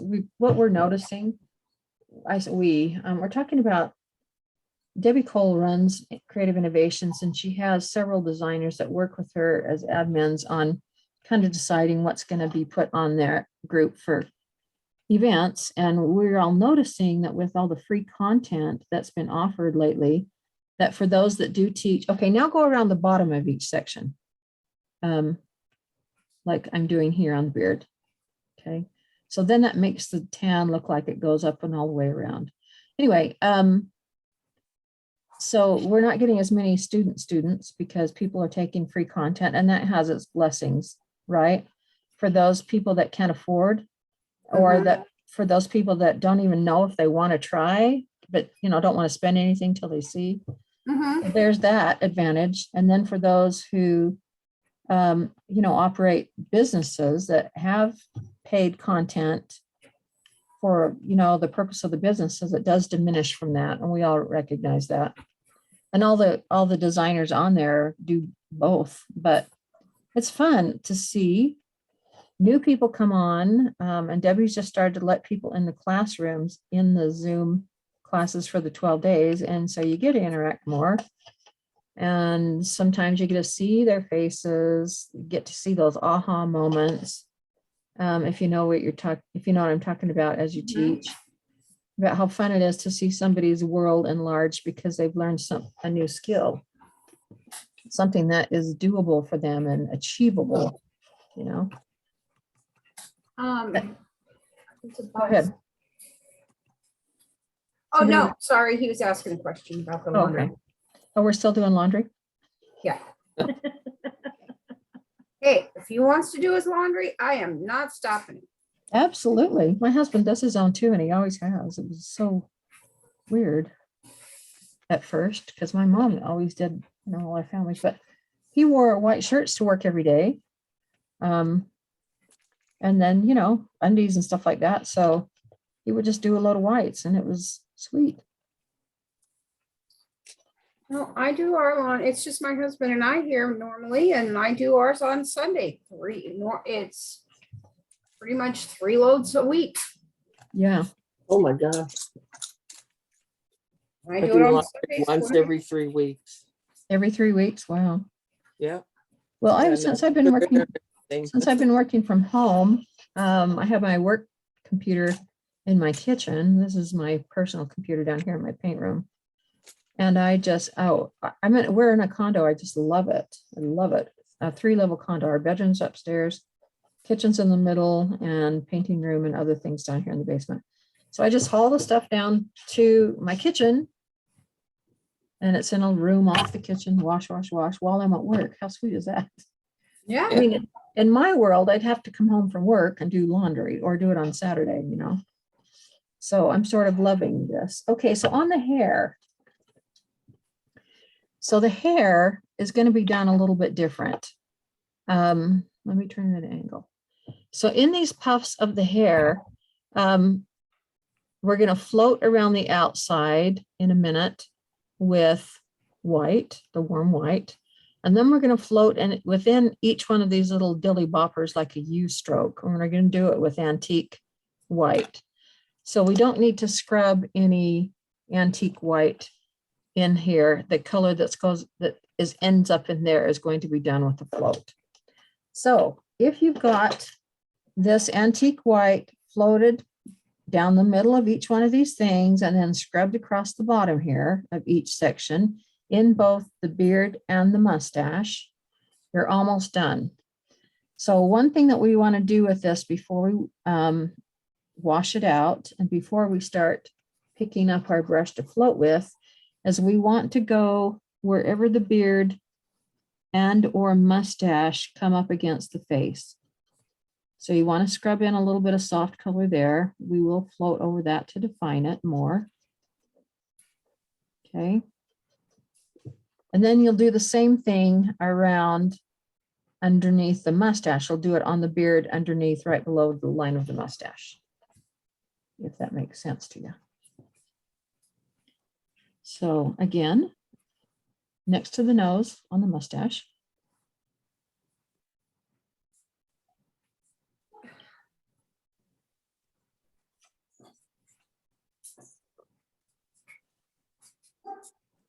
And then here on the beard, underneath that line of the mustache.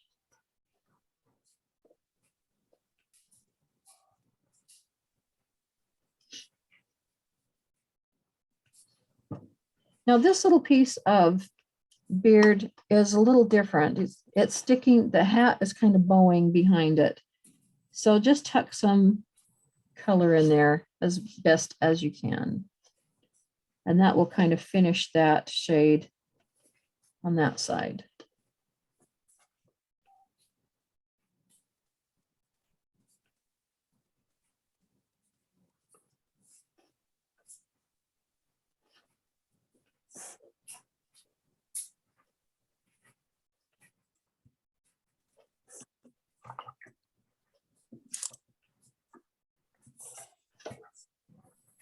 And go around his little lip there, which will make more red when we get to the reds, all the hat stuff.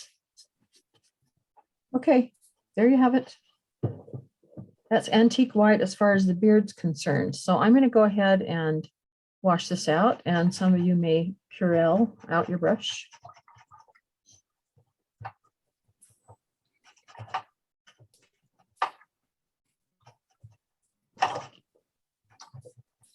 I'm just going to make sure I get it all out. Okay, we're still working with antique white, but I need a little more now because I pretty much used it all. And we're going to float.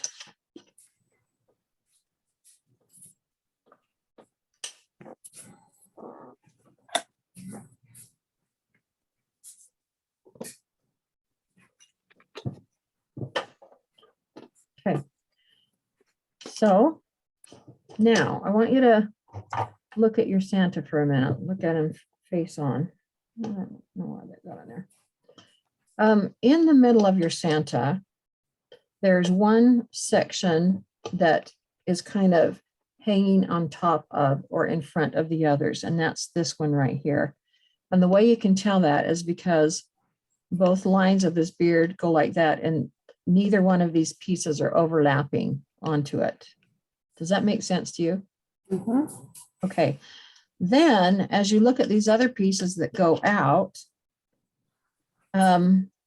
you can tell that this piece is laying below this. This is laying below that. This is laying below that. So every piece that goes behind is sitting behind the one in front of it. And so what you want to do when you float with antique white is for the center piece, the one that has nothing laying on top of it, you want to float on the sides of the beard segments that are lying underneath it. Did that make sense the way I worded that? Mhm. Okay, so on this first one, it's not going to have any floating on that piece itself. It's going to have floating to the sides of it. I don't like this beard at all. You don't like it at all? Oh, you heard that? Yeah. No, mine looks too messy. Sorry. I'm going to redo mine. Oh, okay. I Well, don't you like could, how my dry brushing came out. well, try floating it first before you cave and redo it. Haven't. Looks really heavy and Oh, you did already? like line. Yeah. It's looking, I did these 3 sections right here. And it just looks really, oh wait, can you see it? It looks really heavy. Let me see if I can get Can you you full see? screen. It just, It does look dark. It does look darker than mine. it's very dark. Did your graphite bleed into it at all? I think so. So that's why Okay. I'll redo it and do it lighter. Before you do it, try this. Okay. Try, just because you might end up painting over it anyway. Get your black and just line it. Line a couple of them with black, because you're going to eventually do that at the end. And Oh. if that makes it look more acceptable, because your eye always goes to the darkest color, it Right. might not look as dark. Now, okay, but another thing you could do, I just thought of this right now. So before you do Okay. it, pull out your light buttermilk, okay, your base Okay. color, and get it on a dry brush and get it dry, dry, dry, dry, dry. So you think there's nothing on it, and then dry brush over the top of it, and that'll lighten the color back up. Try that. Yeah, I would do that before you do the black. And I would do that before I'd base over it again. Okay. For everybody else, float on the side of the beard that sits behind another piece of beard. And for the right side of the beard, it's going to be to the right of each section. Does that make sense? Yes. Okay. Linda, once you get that on there, once you get that light buttermilk dry brushing on there, let me know what you think. Because I have a feeling that's going to solve it. And it'll save you a lot of time. Yeah, I'm still not liking it. Okay, it's up to you. Your call. Yeah. Yeah. I mean, you This- spend a lot of time in a it'll be class. So you want it Redo. you want it to turn out. You want to be happy. Yeah. It'll Okay. be easy to redo, so I'm not worried. Okay. Well, I know. So aren't we our own worst critics? I mean, if there's something I've done that bugs me, it's what I always see. Is that how you guys are? Yeah. Yes. Yes. You know, they say when the further away it looks, or the further away you hold it, the better it looks. Yeah. I have this saying that sometimes some of my things would only look good if they held it in New Jersey. Oh, oh my gosh. Well, oh, that's kind of funny. Now that can't be true because you've been painting for a long time. So I know that can't be true, but that is kind of hilarious, I have to say. Well, sometimes all you can do is just chuckle and laugh and wait until tomorrow. I know. Oh, Yeah. Now, what happens overnight when you wait until tomorrow is the paint fairy. Are you aware of the paint fairy? I am. and Oh, you know yes. how true it is. Yeah. Is it not true? It is true. And it's because the paints meld overnight. Exactly. I never explained it like that before, but that is so good. Well, the paints have the opportunity to scientifically proven. You don't have to Oh my be a gosh, that's funny. physicist to figure it out. This is why classes are so much fun. Oh my gosh, that's hilarious. Sometimes all you need is a chuckle and a groan, and you just say, look, it'd look better if I held it in New Jersey. That works for us, even in Utah, you know? Yes, ma'am.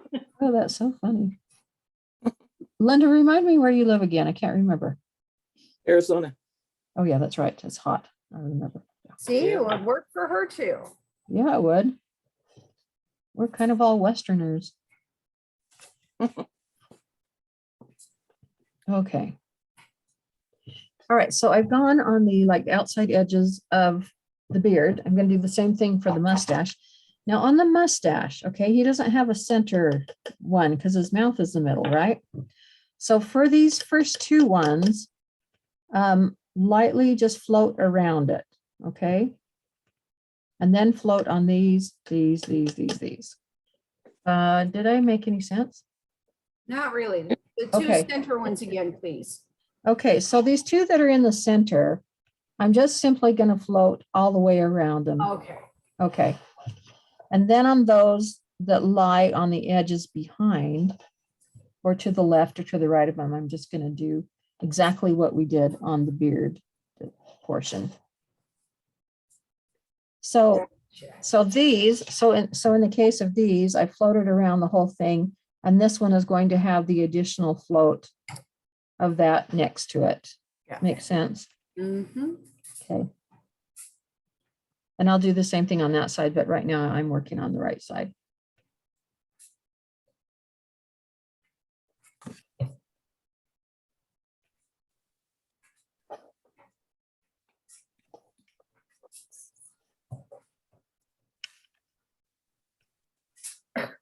Sandy, how's your cat today? fine. Last time Sandy's cat, last time we had to do the class with Sandy just by texting. She could hear us, but we couldn't see or hear her. But all of a sudden I got this photo at the end. It was hilarious. And she Yeah. says, I think I'm in trouble. And there was this picture of her pink clothed arm. This cat, like laying like right here. She had like fingertips is all. Well, Uh, I thought that was funny. I think he's taking a nap somewhere. That might be good. Is he like super affectionate? Very, very. He'll come sit on the back of my chair and he likes to be where you are. That's fun, actually. That is fun. That's how one of my dogs was. And if he, he would come and check in, like he'd jump up on my leg every 15, 20 minutes. Oh, I'm here. And then you give him a scratch, and then he'd be gone. But he just needed to have that connection, Right. Another dog wasn't quite that needy, but it was fun.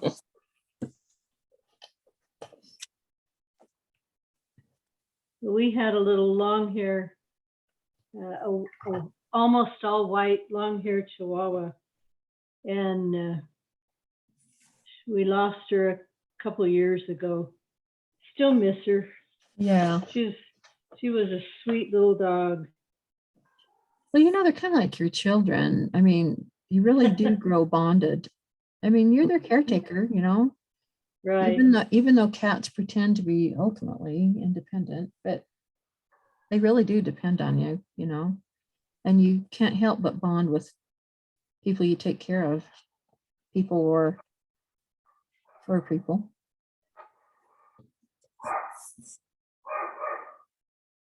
I heard a little yappy doodle there from somebody's pet. Oh, you can hear, God, he's clear out in the living room. I didn't think anybody would hear him.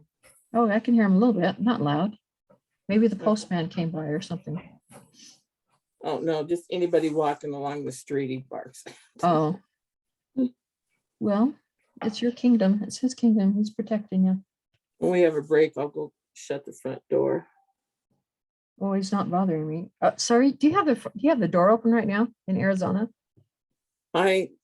Today's the first day I put on a shirt. I had a tank top on before class started, but I'm still in shorts and a tank top every day. Wow. And the whole house is open. Wow. Well, we don't have snow here yet, which is kind of unusual, but it's too cold for that, I think. Sandy, don't you?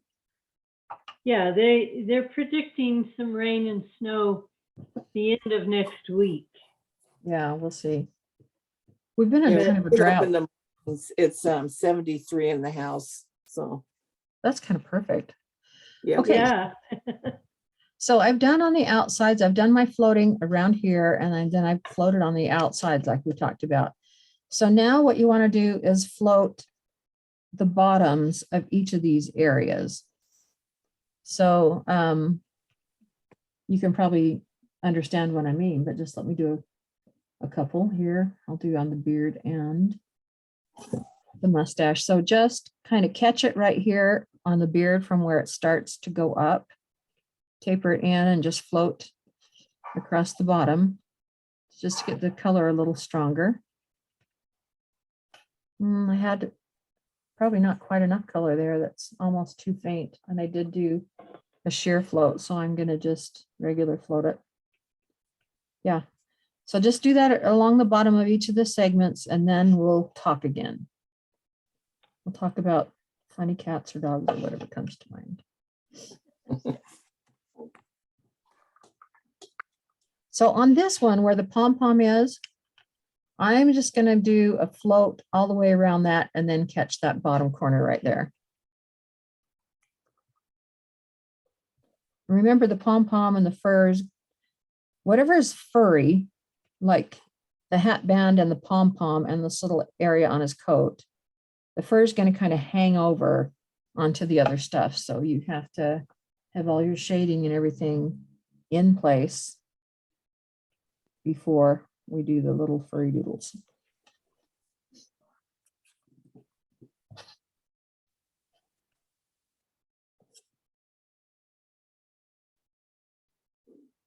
And that little part is behind the hat. So I will go next to the hat here.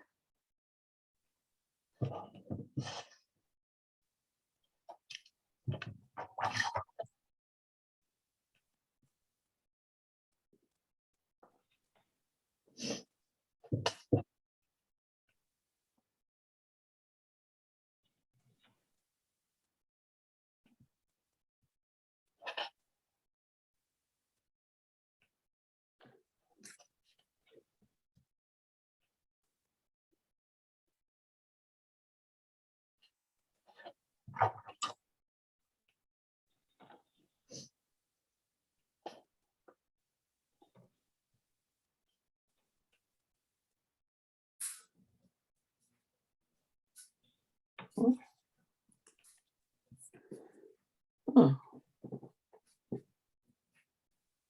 You disappeared. I did?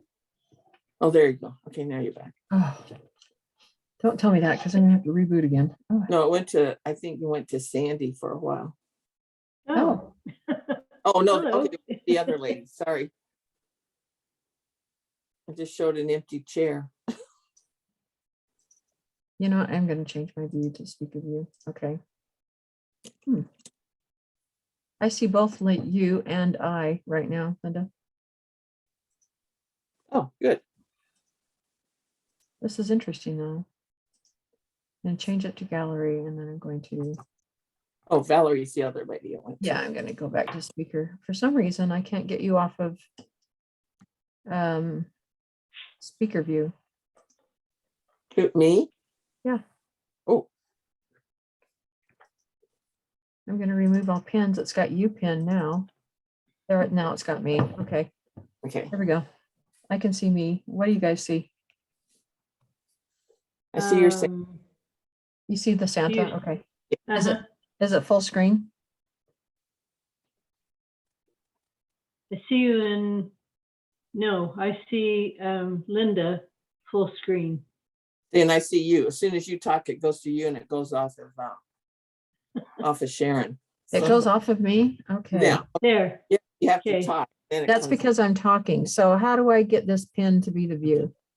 So what you have to do is either individually, you go to the Santa face as an individual, right click on the square with the Santa face and say pin it.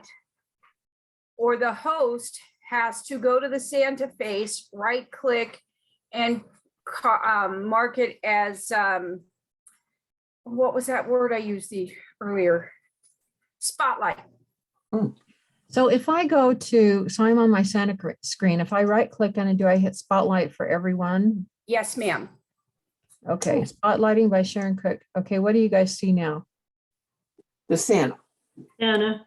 Does everybody see the Santa? Yes. Yeah. Right. Perfect. Yeah. That's what And we now wanted we're- all along, right? Disappear.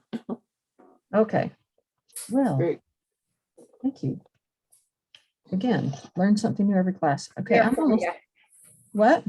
I am there for you. I appreciated that. No one ever told us how to do Zoom. They just said, here's Zoom. Okay, this is what you do. So every time is trial and error. Okay, I've gone around the bottom. Oh no, I haven't done the bottoms of my mustache. So do that first. And then we're going to have to shade, but I can't remember if we do it with Coco. So let me find out. But we are going to do some shading underneath the face, and we are going to do some shading underneath on the beard underneath the mustache. Did you say yes, Linda? Yeah, I'm reading the directions. Yeah, we do it with Coco. Yep. Yeah, I knew we did it at some point. So, and they're very similar in color.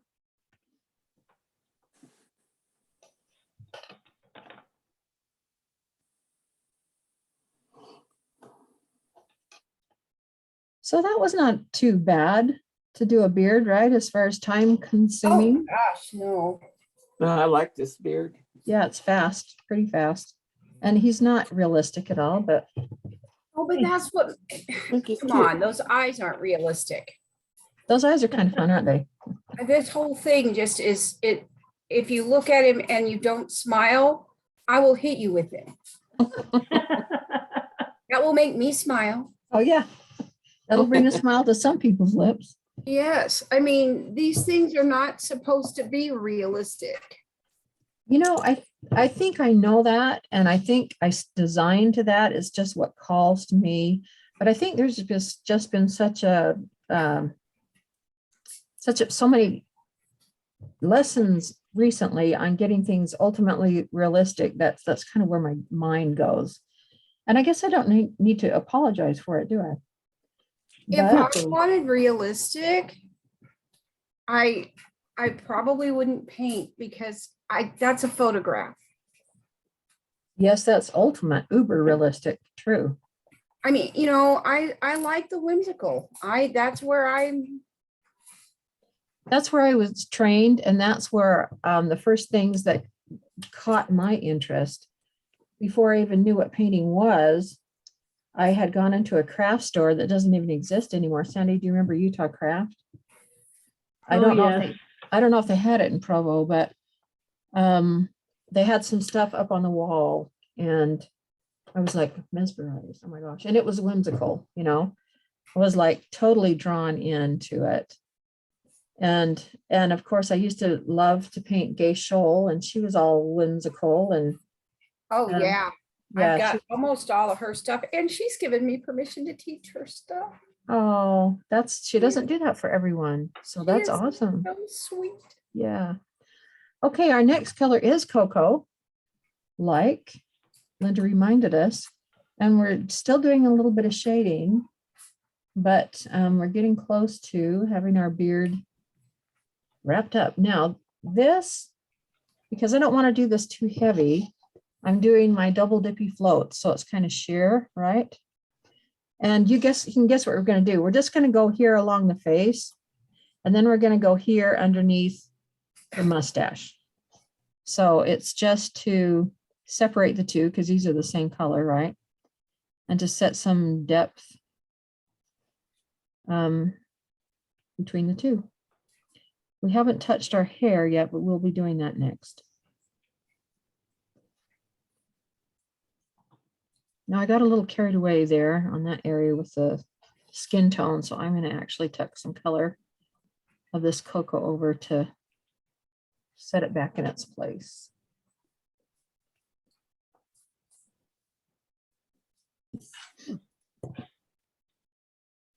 And we'll talk about corners here in just a minute. We have a little corner right here where that peaks up. I'll tell you my ideas about that in just a second.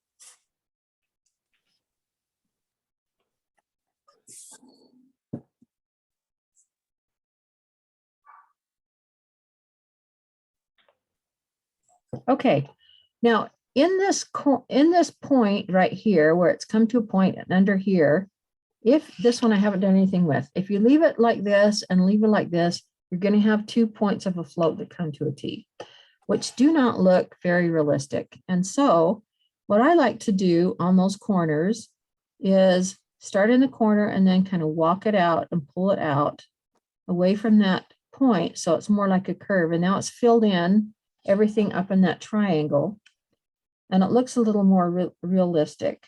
It doesn't look quite like such a harsh line, and the shadow is kind of a little more smooth. But I'm running out of paint, so I'm going to add a little more here so that you can see what I mean. So it's the darkest up here in the point, and then I walk it out wherever there's a corner. This is the same thing if you're floating the box or something, any 2 edges that come together at an angle like that. Always smooth out the corners like that. Okay, so now do the same thing underneath his mustache. He needs a little more darkness to my eyeballs underneath his nose, so I'm going to put a little more in there.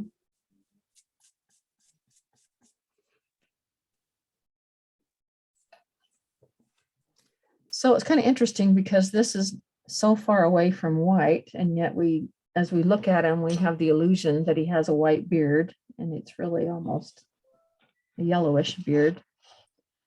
but your mind just kind of gets used to, this is the same thing. We have a little tiny corner right here, excuse me, where we start here on the edge, and I'm just going to kind of taper it like that so that it's more of a,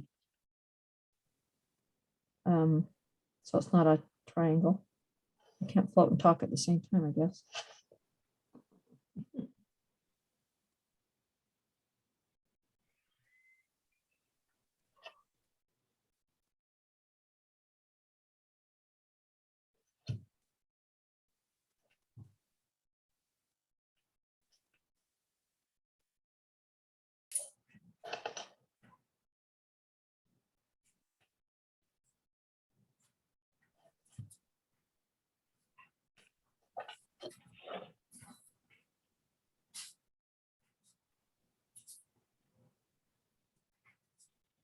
Okay, that sets a pretty good differentiation between the two areas. I'm not, although I'm not all the way down that side of the beard, you can see, at least in the camera view, better of where it starts and stops, meaning the beard and the mustache.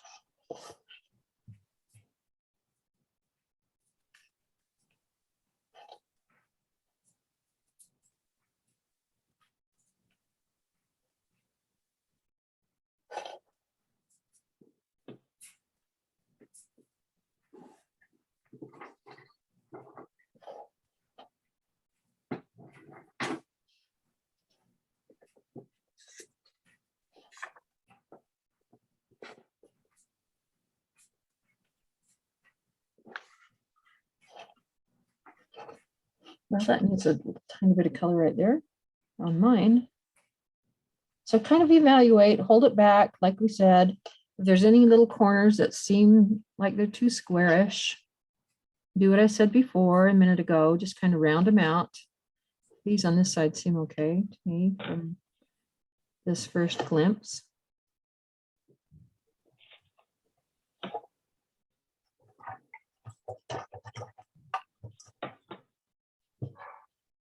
Okay, so I'm going to have you do these strokes in this beards, but we're going to have to keep our hand out of them while we work on the hair. So we're going to have to take like concentration. And don't stick your hand in it. Does everyone know how to make these long comma-ish types of strokes? Let's see. Yep. With a liner. Is everybody Yes. comfortable with that? Okay. So each, you can just look at your pattern. I wouldn't even try to draw them on. You can just do it by the eyeball, but each one of the beard and mustache has a little antique white stroke in it. And after we do these antique white strokes, we may take a little break for just a minute. Good. So I work best like this. I'm going to turn mine upside down. You always pull towards you. Yep. And here we go. Antique white. Antique white, correct.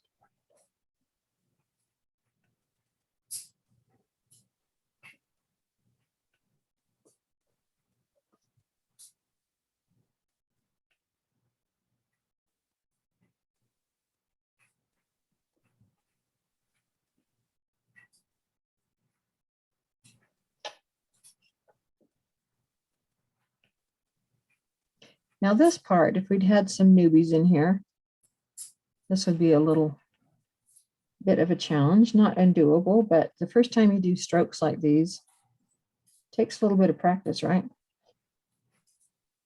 Yes.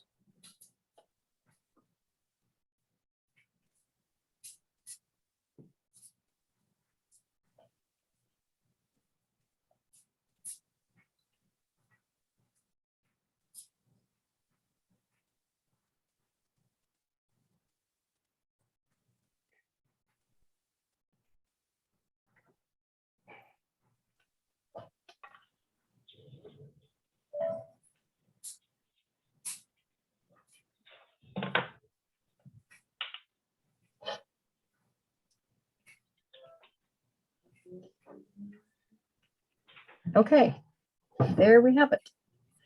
So I'm going to step away. I'm debating if I put the recording on pause, will I forget? You won't forget. We'll remind you. Will you remind me? Yes. Yeah. Okay, I'm pausing it. Okay.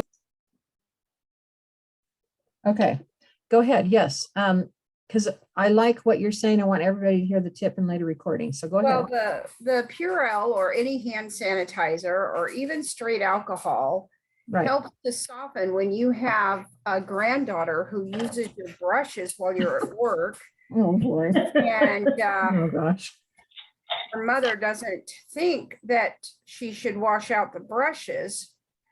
So you can, the Purell or the alcohol-based hand sanitizers or anything help soften that hardened paint that's in the ferrule or in there. Yeah, know, exactly. If you do it too often, it will hurt the bristles, but you know, you just keep your good brushes under lock and key. Yeah. So see this brush? I love This, those brushes. I love this for varnish. So Oh, this, yeah. this had exactly what you described. Uh-huh. My granddaughter and I were painting because I have an 8-year-old who actually is starting to love to paint. But same thing, crusty is all get out, solid, right? Hmm? And so I first used this. There's a very, very good brush restore that's made by Winsor Newton and got a lot of it out. But then, of course, you've got all this stuff that's here that you can see. And so then I went to alcohol and or hand sanitizer. I just hit my camera. Can we still see? Okay. Mhm. And yeah, but unless you've had to learn the hard way, you never really know for sure. So Yeah. Yeah. in fact, here's one here. I'm gonna, where is it? I put my Purell away. I'm gonna Purell this one. It's got a little bit of white in it still. So you can see on camera. Can you see it pulling the white out? Mhm. So this one hadn't been washed yet. So this is my true test. I think I'll do a second round just to make sure. I'll wipe it out. And one more application, and then we'll move on to our, hopefully our little strokes are dry. I wanted to get those on before we did the hair, and then we'll move on to the hair. Yeah, look at that. There's a little bit in there, but not enough that it would not inhibit me from moving on to a second color during a class, right? Right. So, ta-da. Good tip today. Let me just get it all clean. Okay. Works great for mops too. Yeah, that's When you true. have With all those fine hairs, right? Yep. And when you have to have a mop dry during class, And when you have to have a mop, what? when you have to clean your mop and it needs to be dry for class. Oh, right, right. Yeah, that would be hard. Okay, love that. Love that. We've got Okay. some smarty doodles here in class. I just love it. Okay, the next color that we're going to do is warm white. And we're going to do these hair fluffs just kind of opposite of what the beard is. It's just different, but they all look like they belong to the same family when we're done. So just, I'm going to start out floating. And I've got my clean water now that looks like it should be again. And we're just going to float. Do you know what I mean by U strokes if I say that? My camera. Yes. Well, I'm not my C camera. strokes. Do you want me to demo what a U stroke is? Yeah. Are they the same as a C stroke? Not exactly, but similar. So let me Okay. get a different color of paint so that it shows up. And I'm going to just flip my instructions over. Okay, so a C, I've got some paint that's still fresh enough of this. Okay. So a C stroke, this is cocoa. If you were to paint a C stroke, it would look like the letter C, right? Yes. That's not really fresh paint, so it kind of dragged a little bit, but. And there's a start and a stop, right? Mhm. And you can see that it has a beginning and end point. It's perfect for going around a ball or something like that. A U stroke is like the large letter U. And you usually work them this way. You start here and it's narrow and then it goes wide and then it comes up here narrow again. So in theory, this is not too pretty that they taper off at the ends. I would use the paint eraser. And so in these little scallops, that I did this really big, but in these little scallops on the hair, let me just draw a pencil. La, la, la. Where's my pencil? I don't know where it is, but we'll use this. Okay, so in the hair, they've got like it's like this, right? Right. And it's got a few little sculpey doodles in there, and they're sort of like U's. So we're going to take our paint and we're going to make them U strokes, meaning it's flat here on the side, comes wider at the bottom, although it doesn't look like it here, and pulls back up flat. I've got it too dry. I didn't put out a fresh pool of paint, and that's affecting it. Let me go over here. So it starts out flat, pulls across wider at the bottom, and comes back up flat. You taper it back off flat. So it's like a U. You start on soft and you start with softer pressure. Soft pressure, come down, push wide, Okay. pull up, softer pressure. Does that make sense? Yes. Okay, so we're going to float. I might as well do it here on this paper so you can see. We're going to float around each one of these little dilly boppers like those, okay? That one's way too watery. Ignore that one. That one does not exist. Okay, so you float around all those. And then on these little ones on the inside, we're going on the outside with white. I'm using this cocoa because that's the color that I have that's out here. So you do around white all around the outsides, okay? Then you come on the inside of each one of these little floats with antique white. And you're going to put a little U stroke inside each one of these hair fluffs with antique white. Does that make sense? Mhm. So each little puff of hair has an outside float and an inside little U float. I have no paint left on my brush and this paper. Okay, the outside float is warm white, the inside float is antique white. Correct. Mhm. So now let me bring my original here. Can you see the interior floats that are antique white? Yes. Okay, and then we'll dot on the middle. We'll put little polka dots in it. So, all right, turning that back over. Let me go back to my warm white. I'm going to float around each one of my puffs of hair.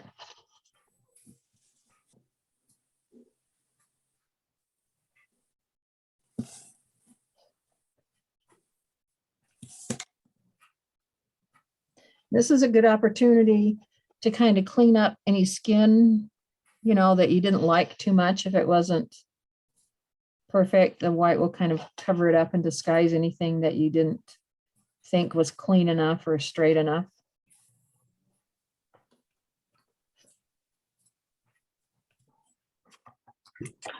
Hello, come here.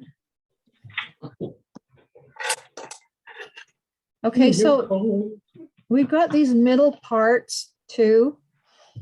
Those are also going to be floated white, but for the meantime, just start on the outside edges. You need a White. sweater. You didn't bring one? I did. You did? Where is it? In the Oh, in the car. You should go get it. Oh, what a cutie. Who's Okay. that, Sandy? This is my little granddaughter, Paisley. Hi, Paisley. She'll be 6 in, let's see, how many days? 13 days. Oh my, well, that's so fun. Right before Yeah. Christmas. Yes, so she's excited. Are you going to learn And- to paint like your Grammy? Can you say yes? She can hear you. See all the ladies, there's Sharon and Monica and Linda and then me. And we're painting this And Sharon, I think I'm going to have to finish on the replay because we have more of like these. Yeah, her brother. And so this was kind of unexpected, but here we are. So that's okay. It's fun. And that's family's the most fun. This is what your Grammy's gonna paint. Look at what she's gonna do. look, isn't that fun? She's gonna have that when she's done. It'll look, hopefully it'll look a lot like that. It will. It'll be great. You're a great painter. Oh, Well, thank how nice you. to have you Appreciate it. here. Well, it's been great fun, ladies. I've enjoyed our time together and I look forward to the next one. That'll be in January. Kittens with All right. mittens. Yeah, kittens with mittens. Yes, And that one, kittens with mittens. that one's on, that's in Creative Innovations, and there's no cost for the class on that. But if you do want to order the kit and the pattern packet from my Etsy site, it's on there. Yes, and I'll need to do that. So, all righty. Well, I'll have to bid you goodbye. Can you say goodbye? Bye. It's cute. Bye, Bye-bye. everybody. Oh, she's cute. Have a great day. Thank you so much, Sharon. Okay, thanks for coming. You're always so much fun. Oh, thank you. Take care now. Okay, See you. thanks. See you Okay, soon. all right. Bye-bye. Bye-bye. What a sweetheart she is. Yeah. Just a gem.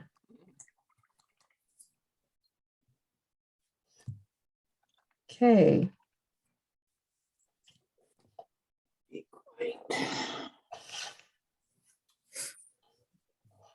Do either of you two have grandchildren? I have a granddaughter and a grandson. Both are 5.5. They are 2.5 months apart, different daughters, obviously. Wow. And I have a set of twins expected at the end of January that live in Ohio. Oh, how fun. Oh, how fun. That is fabulous. What about you, Linda? Never been married. Never been married. Yeah. Well, I didn't know how fun grandchildren could be until I had them. I So have the nieces and nephews. nieces and nephews, and do you enjoy being with them? Oh yeah, we do a lot of stuff. How fun. You must be like the aunt with the Kool-Aid, meaning the fun place to hang out, you know? Yeah. That is so important. I have a couple of aunts that have both passed away now. One of them passed away about 1.5 years ago. But oh my gosh, they're just like other parents. I love them that much. Yep. But I didn't know how much fun grandkids would be until they actually happened in my life. And like they showed up and Sandy wanted to dive and bail, and who can blame her because they're that much fun, right? Mm-hmm. They are so much fun. Oh my gosh. Well, and you don't know when you get a chance to see them. You know, parents, their lives are just as busy as your life was when you had children. Yeah. I know. And the thing that I love about my particular grandchildren is that they're 8, almost 12 in January, and 15, and they still like to hang out with us and call and talk. And those relationships are just vital. And so you want to do everything that you can to keep those open, you know? Yeah. Okay, so I've got my antique white. Now we've got some other little spots in here that we'll deal with in a minute. Right now, we're just talking about the outside loop-de-doos, right? Okay. So I've gone with warm white around my outside edges. And now I'm going with kind of a skinny float and putting those U strokes in the middle of each one of those. So Monica, while we're doing this, tell me what designs of gaze that you've taught. Well, I'm doing a kind of a mock-up of Frankenstein with a pumpkin coming up. I've done a couple of her, mostly Halloween right now. We just got started. I just connected, well, I've been a friend of hers on Facebook for a while. But I just recently reached out and got the permission. But I've done a lot of her things that have been sold or gifted. Yeah. And my husband cuts all the wood for me. He retired about 3 years ago Mhm. from, he worked for the Department of Corrections here in Washington. Uh-huh. And so I told him, you know, I love you, babe, but I'm not gonna, I own an insurance company. So I Wow. said, I can't do a couch potato husband. And we don't have property, so there's not a lot he can do to, you know, fiddle. Right. So I bought him a CNC router Mm-hmm. and he cuts all the wood for the chapters around us now. Wow. I And bet they love him. Wow. oh, he is their favorite. Little does he know that for Father's Day next year, he gets a laser cutter. Oh, wait, did he hear you? Okay. No, he's out on his motorcycle. Oh, yeah, that's right. And, you know, I told the ladies, hey, he's cool doing this as long as it doesn't become a job. He doesn't want to turn into Pinecraft or Viking Woods. He just, you know, if we need a few things cut, all right, if I teach a class and we cut the surfaces, that's fine, but just something. He can't just have nothing. Right. We don't want to take over somebody else's position. And you No. don't, you're not interested necessarily in shipping to others that, No, it's just Yeah. local. And maybe Yeah. Georgia down in Portland, yeah, you know, our friends, but right. we don't want to do it. But if I teach a class, we'll supply, you know, we'll have the surfaces because then I know it fits the pattern. Exactly. So what kind of laser are you talking about? Glow forge, probably nothing huge. That's exactly what we've looked at. My husband cuts everything with this, a scroll saw right now. But we used to do trade shows and all of that. And we've always cut with, you know, we had bandsaw and scroll saw, but we stopped doing trade shows a while ago. And when he talked about getting a scroll saw again after we moved here, I said, no, we're not doing that, because what would happen before, he teaches at a university, and certain times of the year when grades are due and all of that, it gets very, very hectic for him and it sucks up all his life. So when something was due to be sent out and he had to grade papers or you had finals or whatever, it would not get done. And then I'd be left doing it, right? And I'm trying to work full time. So I said no. But he was so serious this time. And so he did it and he has loved it. And he cuts every day, you know, well, as long as there's orders every day, which usually we do. And he has not once ever, no matter what he's got cooking, he just goes out there and he just loves it. So it's been, I think it has to do with your time in life. Like you said, you don't want a full-time job doing it, just a hobby, because you can do it for your own enjoyment, right? Exactly. My husband, you know, there's been times where it's like, there's been a few times where there was a rush and he had to focus to get things cut. But then there's been times, babe, is there anything on the machine? You know, you got anything for me? And it's just, he needs something to do and I can't, you know, so I try to make sure I have something. Like he'll probably cut a couple of these out for me. Mhm. You know, but we won't sell them because if they want to buy them, they'll buy them from you. But for me, he'll cut a couple. Yeah, thanks. And then No? you've got something for a wedding gift, or no, not wedding gift, Well, and but Christmas gift. I do a couple of bazaars, you know, Oh, but perfect. I won't cut, you know, if somebody wants to, I won't sell them. If somebody wants to buy them, I send them. And, you know, if I get permission to teach a class, that's different. Right. But if no, that's where I got it at Etsy. You go ahead and get it right there. Yeah. That's great. I love Sharon, the I'll be fact. right back. Well, Sharon, you I'll know, be right back. Okay. If, if you weren't cutting them, if it were, say, Viking and Georgia wanted a couple, I probably would do it. Yeah. Your husband cuts them, so that's like my husband. I'm not gonna, no, I don't do that. Well, I, that's really thoughtful. He's gone blurry to me. Does he look blurry to you? a little bit, yeah. Let me see. There is an auto. Why don't you pick him up and then put him back down? If there's an auto,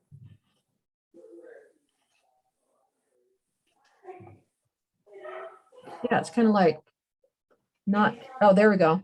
yeah, For my- it just for my needed view. to readjust. Yeah. Okay, I agree. Yeah. Okay, so we've done white on the outside, then we've done the U strokes on the inside, which you can see. Okay, Linda is stepped away. She said she'll be right back. Oh, okay. Okay, and I've got to grab something. Oh, it's right here. Okay. But yeah, I appreciate that. I appreciate that referring people back to the original. And it's the same thing with when I buy. There was a time when my husband lived in California and I was here. He was getting his PhD, and he had to live there from Claremont Graduate University to take classes. They didn't have online yet. So during that time when he was there, we had sold our home and sold our saws and all that stuff. And I was still publishing, but so Cupboard and Creative Arts Lifestyle, I'd get my surfaces from other people. And I still Right. sell all those patterns, but I won't cut their shapes because they gave them to me and I want them to have it. It's the same idea that you just mentioned. I mean, could I cut their shapes for some gifts for my kids? Sure. Look at that. Yes, but you're not cutting their shapes and selling them on your site. Yes, I am not going to do that unless it's a generic shape that they bought from China or somewhere. Exactly. Yeah, exactly. Yeah. And so like I used to publish with Artist Club, who is not in business anymore. Artist Club, Bad. I know, Artist Club got their surfaces from a number of cutters, including Cabin Crafters, etc., who is no longer in business. And so some of those surfaces that they did that cannot be found anywhere, I have cut a couple of because nobody else is doing them anymore. Exactly. But if they're available somewhere and they were the original, then I don't want to step on their toes. So, Yeah. okay. So let's move on our hair because we're almost done with our hair. Okay, so we've got these double floated, right? Then there's a few interior little loops that you can see that were drawn on the pattern. Go in those interior little loops and just float those very thinly with antique white. Some of them are going to come down inside of the other ones, and some of them are kind of independent on their own. And there's not very many, so this won't take us very long, and then we can just dot our hair and move on. Woohoo. Move on to our hat.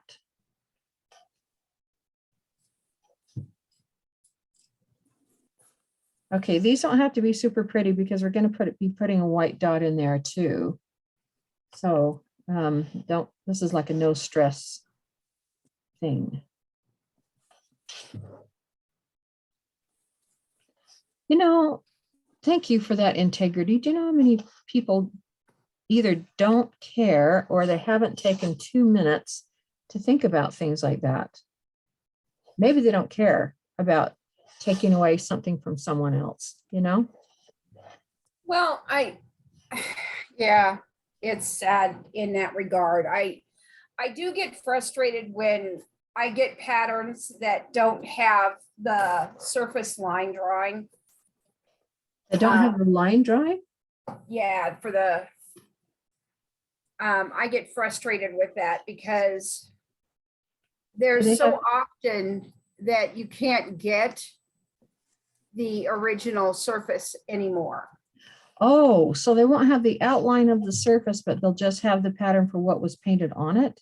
Yeah, That's weird to me. and it's hard. And when I contacted the instructor that did that, she says, well, I didn't own the design of the surface. Well, the shape can't be necessarily copyrighted, so she could have done the outline. Well, she said that the person that made the surface owned the shape. I know there's been a lot of discussion back and forth about that, but I believe that it was determined that they cannot copyright a shape. Yeah, it's now Prudy Vanier had in her elf book, we just had her as a Zoom seminar with Tugboat Tollers. And she had a shovel from her elf book that was done in the late mid-90s. Mm-hmm. And my husband and I recreated a shovel Uh-huh. for that because the gentleman isn't doing them anymore. Mhm. And we designed a shovel, but it's the same size, but ours, the handle comes off Uh-huh. so that because it's a Christmas decoration, Uh-huh. you can take the handle off and store it without idea. worrying about breaking the handle. Yeah, that's a good idea. That's sweet. And so we've created those and that turned out really nice. That's cute. That's great. All right. Okay, so on the hair, we've got those little inner floats in. Now you need a fresh pool of warm white, and we're just going to put a dot. Let me bring out my original. We're going to put dots of white in each one of these outer loops, and then littler ones inside these inside loops. And then we move on to the hat. So there we go. Now And- we're lid painting. Now we're what? Lid painting. Oops. Lid painting? Yeah, I don't put out dots or little puddles. I just take the lid, shake it, and dot from the lid. Oh, interesting. Well, you live and learn. You learn a lot from everybody. I use the end of my brushes. Oh, over the years, I've had people say, never do that. Well, why? Yeah. Everybody's got their own reasons, but anyway, so That's because they probably put their brush in their mouth. and now I have to say that's one I've never been able to do. But there are many people that like on their liners to get their hairs, glued together. Yeah. They do that. Not me. But you don't have to tell all if that's your habit. And I said that I don't like it. You don't have to say anything. Oh, no, I'm talking about the ends of their brush. Oh, If in the paint, oh, they probably, sit there and think. And like I worked with a gentleman who always chewed on the ends of his pencils. pencils. That's what I was thinking. Yeah. And so one day I snuck into work early and dipped all the ends of his pencils and his pens in Orajel. You did. And What did it Oh, do? Oh, 20 minutes into his work day, he looks at me and he goes, my whips are numb. oh, that is so funny. My whips are numb. Oh my gosh. Did you just die of laughter? Yeah. That's hilarious. It was baby Orajel, so it didn't hurt him, but yeah, That's so he's funny. kind of freaking out, thought he was having a heart attack. Yeah, Felt bad. I didn't realize that would be the case. But that's funny. it Okay, was- looking at my hair, now my glasses are going to go kind of along here, so I'm not worried about that. But this area up here needs a few more interior dots. So give it a few more dots wherever you feel, that it might need it. Oh. So could he, when his lips were numb, could he talk? Oh, he could talk, but my lips are numb. My lips are I numb. know, that's what I'm thinking. Oh, it's kind of creeps me out. That's funny. What insurance company do you own or manage? I'm not sure what you said. I own Rubens Insurance. I'm a broker, so I sell Progressive nationwide. Oh. Dairyland, Kemper. I worked 43 years for State Farm. Linda, you did? 43 years, yeah. That's a long time. Wow. Yeah, But you two understand each other then. You could speak the same lingo. yeah. Yep. That's Where do you awesome. live in Washington? Where do you live at? Port Orchard. Oh, I have a cousin coming Wednesday from Easton.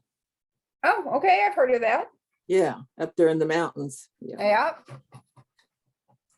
coming down to play some golf. Oh, nice. There's the advantages of being in Arizona. Yeah, and a lot of golfers move here for that reason. Really, that's interesting. I guess I shouldn't be surprised. I just hadn't thought of it. Well, it's like Thanksgiving because I had the oven going, the stove, and everything. We had the air conditioner on, and with everybody in the house, we had it Oh, I running. bet. I live south of Phoenix, Ah, little town called Maricopa. I'd my like to go there friend sometime. Sandy, I think, lived in Maricopa. Who? Yeah, we're Sandy Guglielmo. smack dab in the middle of the Gila River Reservation. We're surrounded.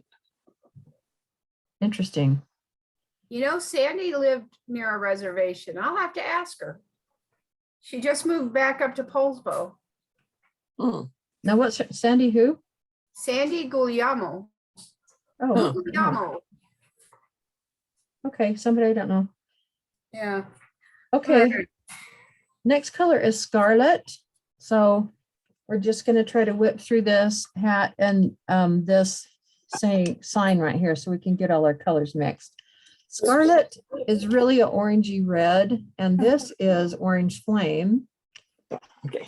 And they're close. So I don't know if you heard, I heard a good description by Debbie Cole about highlighting, or maybe it was Peggy Harris. Anyway, about highlighting red. And a lot of people are kind of stumped about what color to use to highlight red. And they go with, they add white to their mixture to make it lighter, and it always turns pink. Mhm. And so I'm trying to keep my hands out of the dots. Remember, your dots are wet.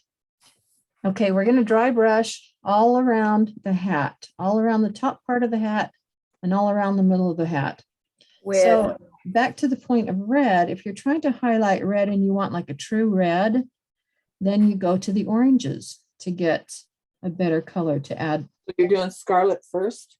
Yeah, I'm doing scarlet first. Okay. And then we're going to do the same thing more lightly with orange flame. Okay. And we're gonna tuck in some color down here on his coat too. Okay. Now, when I'm doing cut wood, I usually go over the edges too. That's just my preference. But you know, for the interest of time, I won't make all you students watch me do all the sides and all the cleanup. I can kind of do that, you know, at the end before I varnish. So I'm running out of paint here. It's getting really dry. I haven't reloaded, notice. And that's kind of nice because I'm gonna, now when it's pretty dry, I'm gonna kind of scrub across and tuck some of that color close, but not touching to the hat brim. Look how orange that is, and I haven't even reloaded. And I am going to reload in just a minute and do it again, but I've got enough on here because I am using a big brush. Probably that's part of it, of how I've got to cover so much territory so quickly. Okay, so this is kind of a big brush, as I said, so I'm going to kind of turn it on the side. I don't usually go on the side. I usually use it straight on, but I want to get this little area down here. And so I am going to tip it slightly on the side. And we've got to do this little area here. And because my brush is so big, I'm going to tip it slightly. If you've used the smaller brush, you won't have to do that. You could just scrub it on in because it won't be too wide. But I really don't want this red going on to that beard that we just dealt with for obvious reasons.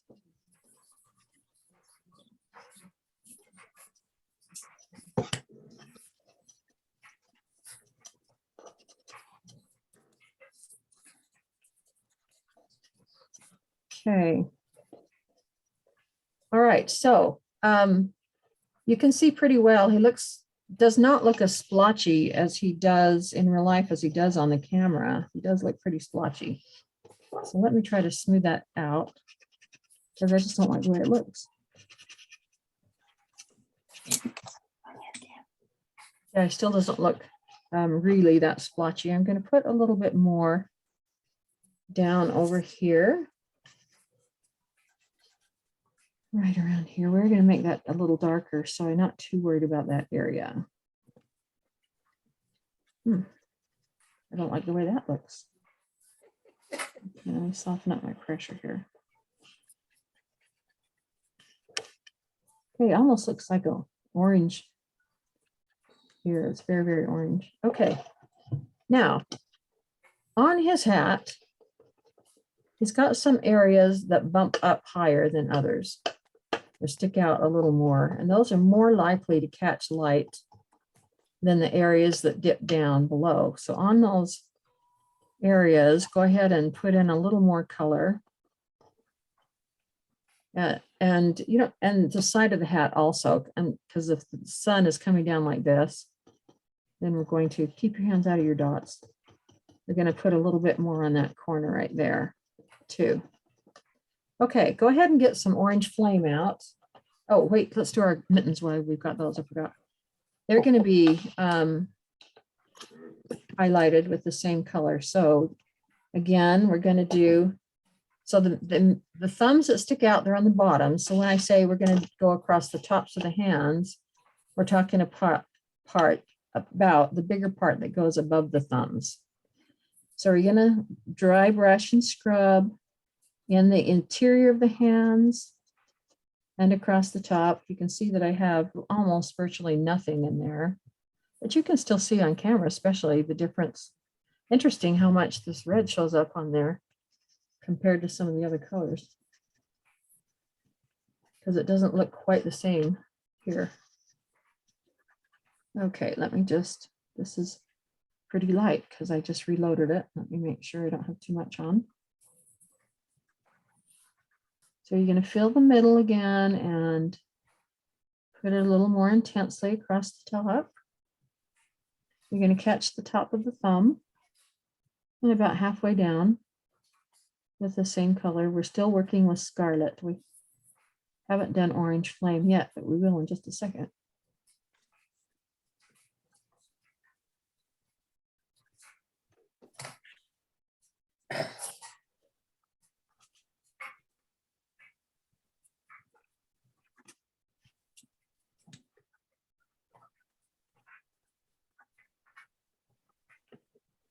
I feel like this brush has got some moisture in it because it's not responding exactly like a totally dry brush would respond. Is that a Purell brush?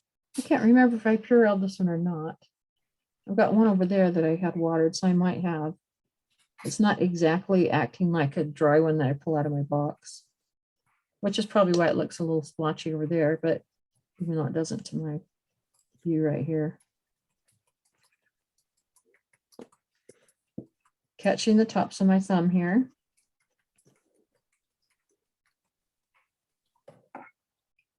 Okay, so I've got about 2/3 of my area that has been dry brushed, maybe 3/4 of the mitten. And then across the top again, just to emphasize. Okay, there's our mittens. Okay, ooh, that looks so orange. Could be my computer, I don't know, my monitor. Okay, now we're going to add orange flame. Oh, let's do the berries too. We might as well do it all while we've got it here. So get a little one of these, and the holly and berries. The top of the berries are the top side that are the ones, let's see, how can I say this? If the leaves are pointing up, that's the top. I'm not wording that very well. You know what I mean? Okay. Yeah. Okay, thanks for understanding, reading my mind. Okay, so this berry, one of the two berries on the bottom is going to be overlaying the other two onto the other two. It doesn't matter which one you make like that. I'm going to have that one be the one that's a little in front. And then I'm going to highlight the top side of that one. And then I need to get a drink of water. I'm thirsty. And then I'm going to catch. This is such a small thing. I'm trying not to get it on my green. I'm going to try to catch the middle and upper part of that. Okay, you're off camera. Oh, And- there you go. Yeah. Good reminder. Thank you. Just try to see where, okay. Got it. Yeah. Yeah, it doesn't show up much yet, but as soon as we get that darker red shading in, we'll be able to see the definition. Thanks for telling me I do that. That is my habit, I know. Okay, so, all right, now, I've said it 3 times. Now we're really gonna do the orange flame. I'm totally getting serious this time. Are we doing the orange flame now? Yeah, I'll put a little Okay. orange, that was scarlet that we did up until now. Now we're gonna do orange flame. Okay, we might as well do our berries while I've still got this little brush here. So tiny bit. Now remember, this is gonna look, especially on my video that I see, it's gonna look very intense, but I promise you, we're going to be putting this dark red against it and it will tone everything down. It won't look as bongy as and intense as what you think it might look at first. So lightly on the berries, go over it again. And we're going to be doing a little floating with this in just a minute here. And then we're going to go back to our mittens. Might as well do our thumbs with this little brush while we got it out. And then go to your bigger brush and get in a little orange flame. And get it dried off pretty well. Now this is going to take a little more work to dry out because it's still got some of the scarlet in it. I'm going to turn it over. Let's see, this is a little dry. And I want it pretty soft. Okay. And I'm going to approach it softly because I'm not sure how much it will deposit. I'm getting shadows. Oh, I know, because the sun shifted. I have some windows up here with blinds and all of a sudden I couldn't see as well.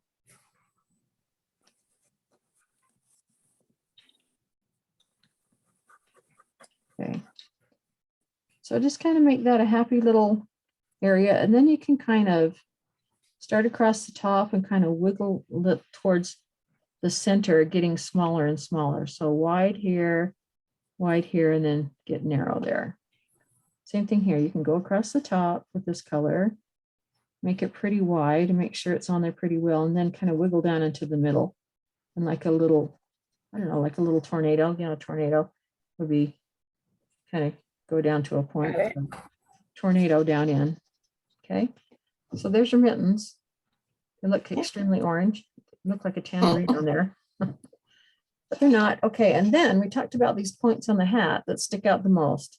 This is where you're going to apply some of the orange flame on the points that stand out the highest. So here, put some on this bump right here. On this bump right here. And on this one. And this one's a little bit down low, just a little bit. You don't have to put too much down there because it's going to be where it, in a place where it gets less of the sunlight. And then if you need to turn your brush sideways, go ahead and put a little bit of this color in the middle of each one of these orange sections of his coat. And it's not showing up too much. I have probably none left. So I'm going to put just a tiny touch in there on my brush.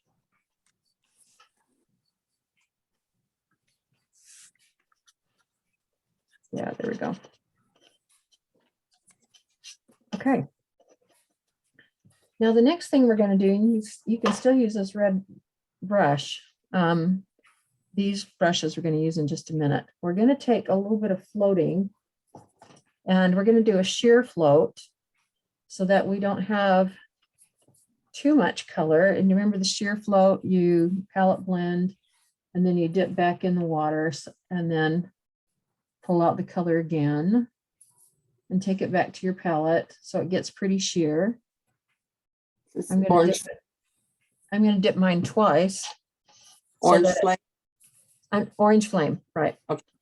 And on these points along the hat, you're just going to kind of sweep across it so that it blends on. I'm starting off the edge, floating across it and floating back off the edge, on, off.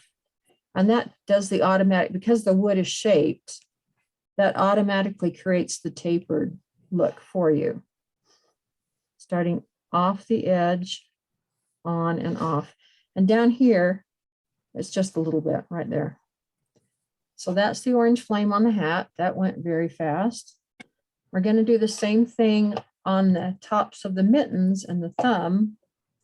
And then we're going to float the berries, but we're going to have to get a much smaller brush than this 3/4 for that.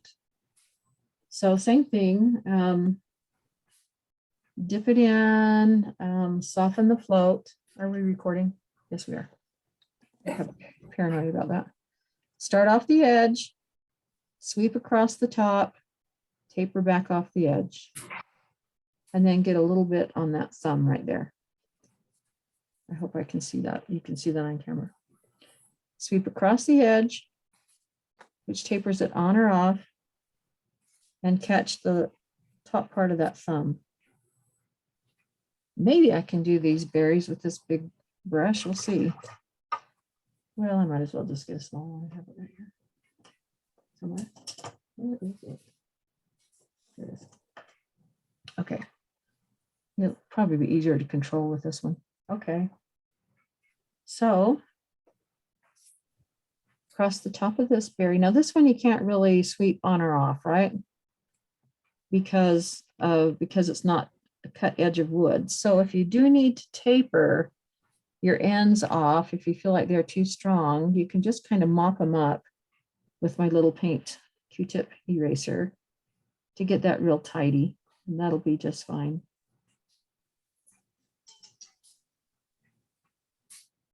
I think my iPad just died. I heard a tone that I've never heard from it before. Yeah.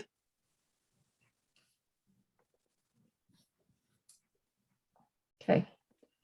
So that looks a little weird right now, but it'll be better when we get the shading in. Okay. So there's our berries, there's our hands, there's our hat. All right. Now the next color we're moving into is Rookwood Red. So get that shape shaken up very, very well. I think because this one was already wet, I'm going to wash it out. But if yours was not as soggy as mine, then you can go ahead and use it. I think I will use the smaller one here. But I'm going to keep going with that little one right there. Sorry, this is something else down in there. We'll have to really soak that out well when we're done. Okay. I think I need some more Viva paper towel. I'm getting to the point where it's so soggy it's not absorbing very much. So give me just a minute here.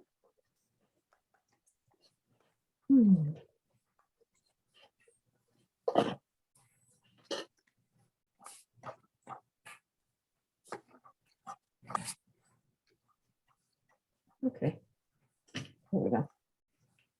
Almost. Okay, so Rookwood. This is going to be our shade color, and it has to go right up against that blue on the hat so that the fur can fluff onto it and over it. So again, we're going to dry brush.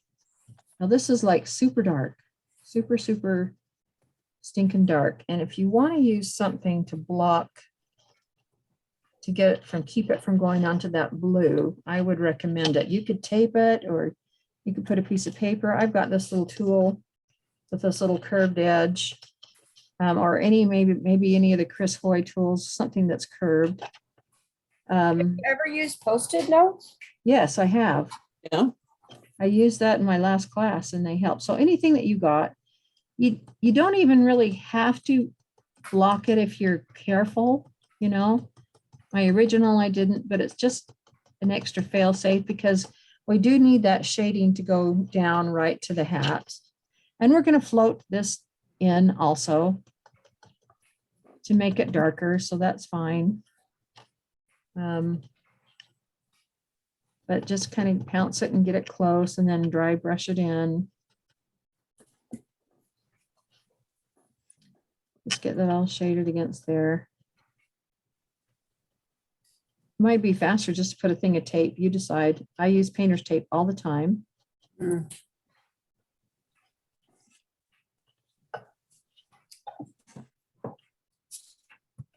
Or just go without it and float it in, or use that to get it close. I'll just go like this and scrub it in. I'm laying it sideways to try to get as close as I can without going onto the blue. And it's doing pretty well like that. I just dropped something down there.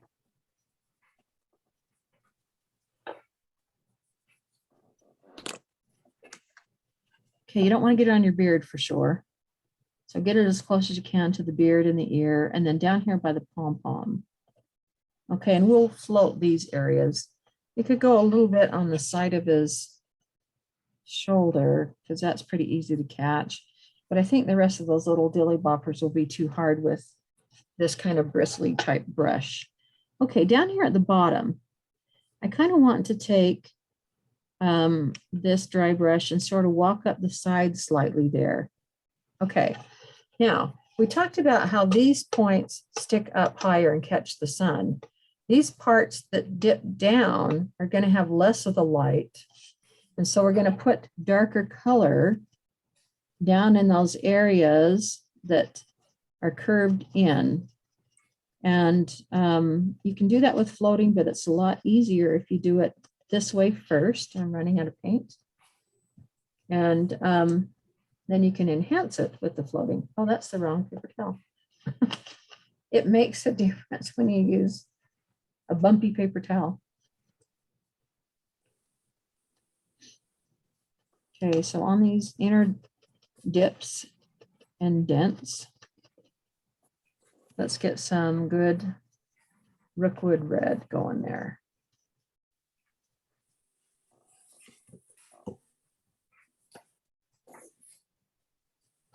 And I kind of like to taper it out, you know, so it just doesn't start and stop. It doesn't have a, and this is a slight dip, not very big. You don't have to go as deep here, but it does dip down slightly.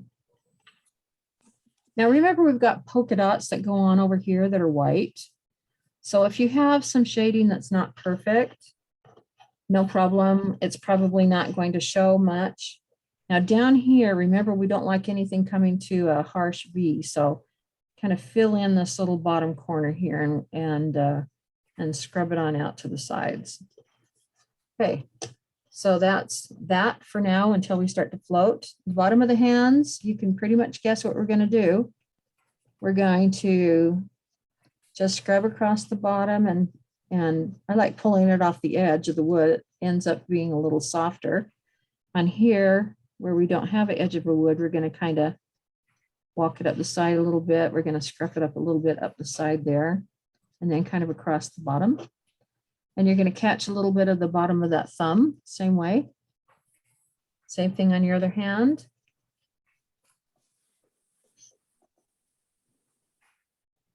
And same thing with your hand. If your shading is not perfect, we've got all that, all this fun little knit, you know, on top of it. So that'll be fine too.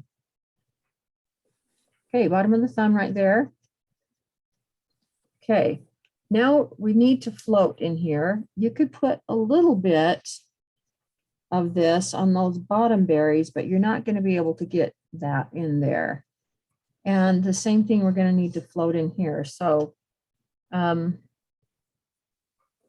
not going to use this brush on anything. So I'm going to wash this brush out, or you can Purell it, whatever you prefer. And let's get something to float with, and let's get some floating going with Rookwood Red. I'm going to flip this over because I used the wrong paper towel. We got to get some more Rookwood Red, and we're going to float around the face and around the hat band. Where is my Rookwood? And we're going to float on a Santa suit next to the green, next to the beard, and to the blue areas that are the fur. So I love Rookwood. It's been around forever. It's such a great color.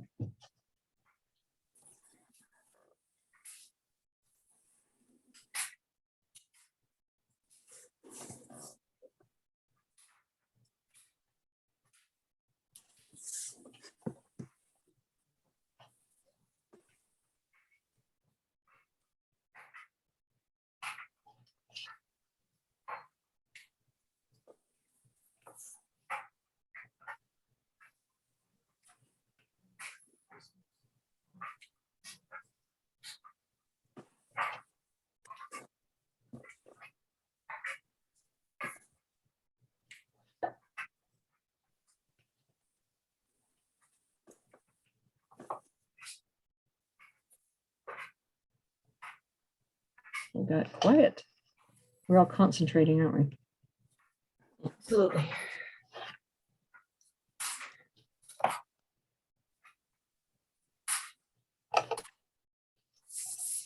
Okay, you can float against that pom-pom right there and kind of walk it up the side there.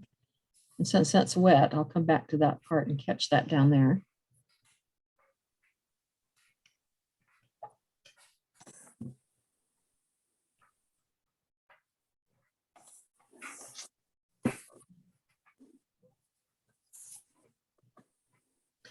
Okay, on these dips in the hats where we did a little shading there. Sorry, I just stepped in my red with my thumb. We're going to do, like we pulled those across the tops, we're going to do the same thing here. We're going to start off the edge, swoop down and swoop back off the edge. Going to start off the edge, swoop down, swoop up and back off. I need a little more paint now. And since we're swooping on and off the edge, it will have a tendency, the side of the wood, to kind of cut out or cut off some of your paints. So you want to check your edges if you're a person that does not paint your edges to make sure they stay clean. We're starting off the edge, tapering down on and going back off. Touch where it's not wet. Off the edge, down on, off. Okay, this I could go back and do now because that is now dry. That little area right there. Okay. All right, so that's pretty much his hat before this polka dots go on. Take a look at it and evaluate it and see what else you need to do. I'm going to put a little more color in here, just looking at what I see on the camera. It feels like that should be a little darker. Okay, I'm going to use this big brush for my gloves. So we still need to do the suit. We haven't forgotten about that. But I will do the bottoms of these gloves with this big brush right here.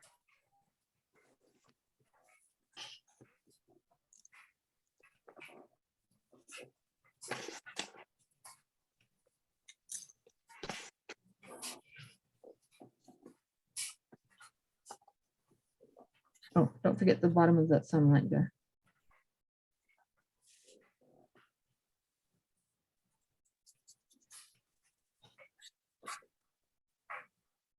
He's looking kind of fun, isn't he? Yep, he is. He's a jolly fellow. It'll be much better once I get the beard on. Yeah, you'll like him. Now, for you two or anybody else, Sandy, who may be listening, one thing you'll want to do after we get all this intensity of color going on, you may choose after you're done to go back and put more red in his nose. This is slightly more scarlety red than this because I decided it wasn't strong enough balance. And we do need to shade the bottom of his mouth. And we're okay to do that with any of the colors. Primary red probably would be best. So let's do that while we're thinking about red colors. So I'll finish shading I'll finish shading my little berries. And then I'll just put a primary red to shade his lip because I'm thinking of it. I don't want to forget. Okay, so this is where your berries can separate from each other. I've got this one as the one that's overlaying them all. So I'm going to just float around those two like that. And then where this one still lays behind that, I need to catch that up there. It is a wet float. I might have to come back in and redefine that. But that is how you separate your berries. And then you want to catch just the tiniest bottom right there with rookwood. Okay, now I'm going to just get, like I said, a tiny dot of primary on my palette and float the bottom of his mouth.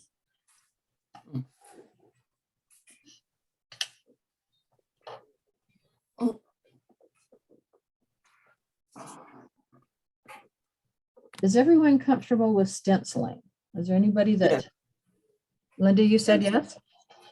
Yeah, I'm good with, I do a lot of Lori Speltz's classes. Oh, perfect. Okay. What about you, Monica? Do I I'm need to? pretty good with stenciling, I think. I'm- Okay, I'm- great. I'm good. Good. Then that makes it a lot faster. Yeah. When we can not have to go through that step of explanation. Okay, that's pretty much his mouth. I had a little water in my brush. I'm probably going to give it another float in just a minute, but that's that. Okay, going back to this rookwood red, now I'm going to float his suit. So his suit needs to be floated against the beard, against the green sign, against the fur, and then he's got some arms right here, the separations in his arms. You're going to do a reverse float there so you can tell where his arms separate from his body. Okay.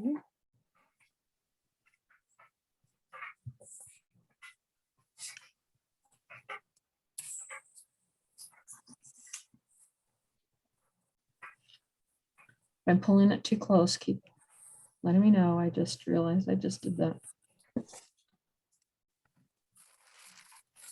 Okay, we've got some pretty intense colors against each other. You got this dark red against the light colors of his beard. If it starts to look messy, remember we're going to black line, and that will have a tendency to solve the look of anything that's not as tidy as you might like.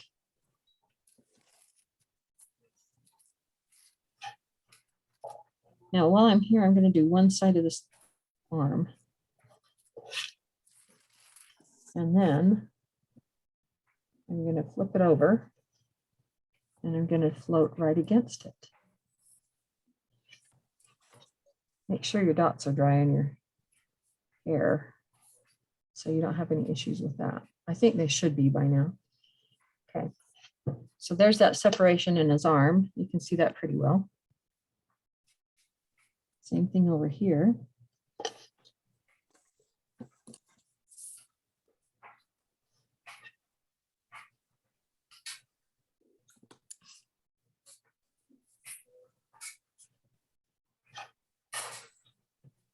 The only place the fur doesn't need to hang on over onto is, I take that back, is the green, but we did all the fur and then I just put a few strokes onto the green there. So we are going to do our hat stenciling next, and then we'll do the fur, and then we'll do the green. So how's your time, everyone? I can go another hour. How about you? I'm good. Okay, I'm fine. I always take longer than I dream. I don't know why I do that, but I do. I talk too much. But that's what makes it fun for me. Okay, so continue floating around.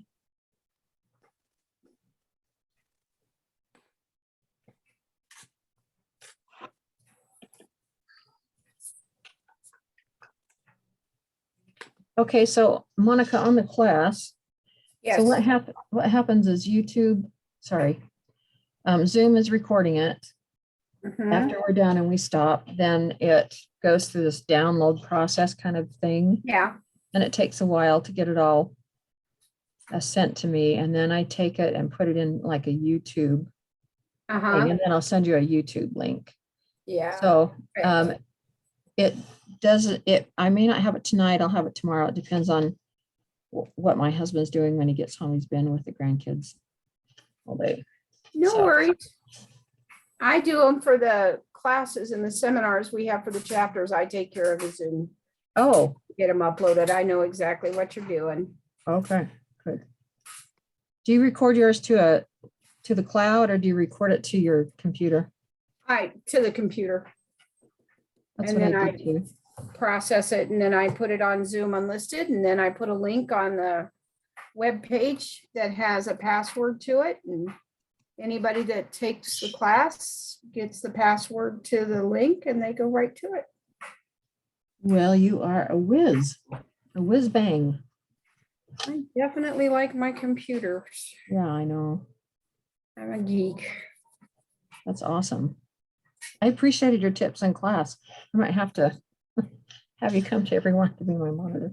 No, I'm kidding. Hey, I tell you, I like to teach a few of the teachers I get e-packets from on how to make an e-packet. Might be some classes you guys could have on your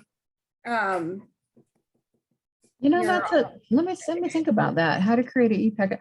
I know Susan Minnick loves to do that. She loves to teach people how to write and how to create packets, but I don't think we've ever talked about having, I don't know, some kind of structured. well, I Wow. just purchased, and I'm not gonna name the artist because I'm not here to badmouth anybody, but I just purchased 3 e-packets from an artist, and part of it was JPEGs, part of it was Word documents, and part of it was PDFs. And it's like one pattern was in 3 parts. And there are people out there that cannot open a Word document. Well, there's people out there that don't know how to make sure a JPEG is original size, right? Exactly. And Right. You can have a this pattern JPEG right 1 inch. here, I'm sorry, what? this pattern right here, when I went to print on my tracing paper for the outline, I had to stop and make it actual size on my printer, or the tracing didn't fit the surface. Yeah, but people don't know that, right? They don't. They don't know that. So, And so they print it out and they draw it out and it doesn't fit the surface you just sold us because but you know that it did. Well, it's because the printers are different and people don't get told, make sure your printer is set to print to actual size. well, that's a really good tip. I will include that in my anything new I write. I appreciate that. Yeah, it really does make a difference because every printer, and with PDFs, if they don't send them in a PDF, if you send me a Word document and you've got this really pretty font, if I don't have the font in my computer, you have no idea what it looks like to me. Right. Yeah, I like PDFs because it kind of freeze frames what you've got, you know. Well, and it also stops somebody from changing things. Although you can edit PDFs if you You have, can, but you have to have a program. It would stop the normal person. right, exactly. Exactly. Okay, well, look at that. We're ready to do our polka dots now. So pull out your stencil. And we want to get these polka dots on so that we can do our blue fur. All right, so the stencil, you can see mine really well because I left the paint on that, and I did that on purpose because it's very hard to see clear, you know, on a, so anyway. But anyway, this stuff that I sent these on are kind of plastic folders because my machine will not cut through the actual stencil material, which I bought, but it just won't penetrate it. One way you can clean it off with tape, especially if it's new. So that's just a tip, but soap and water and, well, you call it Purell, but hand sanitizer cleans them up really good. If you're if you're an OCD that has to have clean stencils.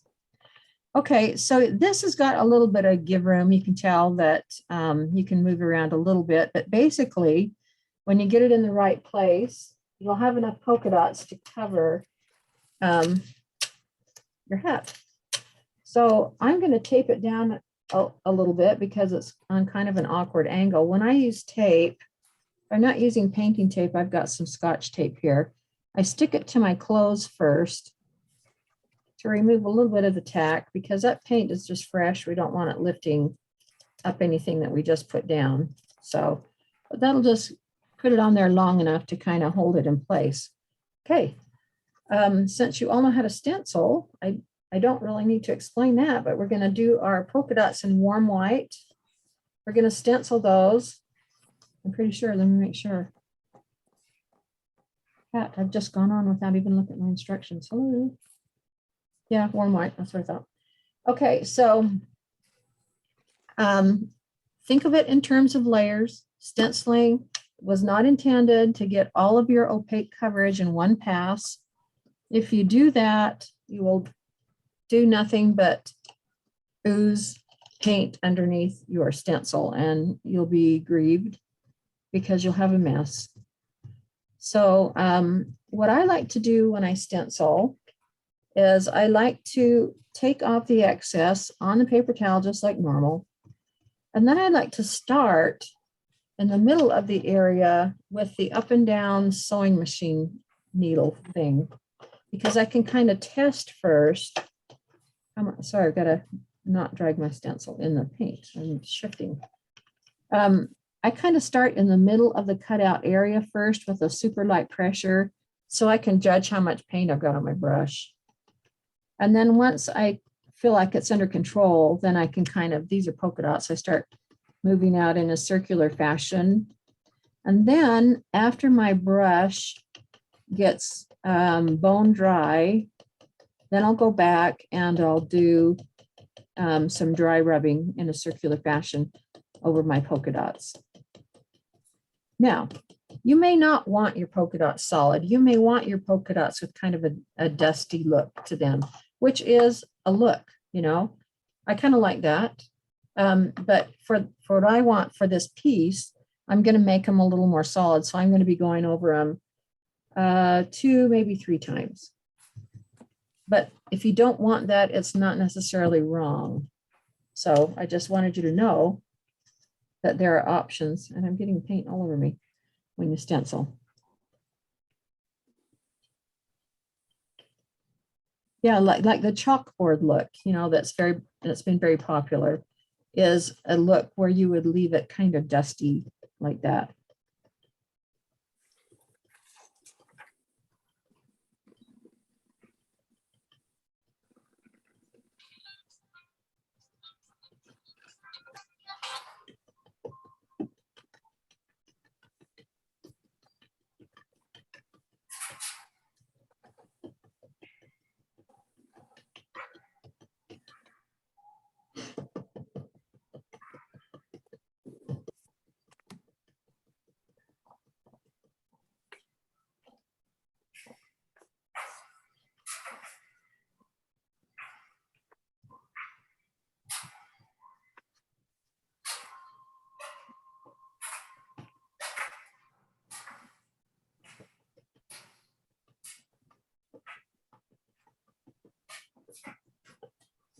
Linda, do you paint with the chapter in Arizona? With 3 of them. 3 chapters. Oh my goodness. Yeah. You said yours is a small town kind of away. Do you have to travel to go to your meetings?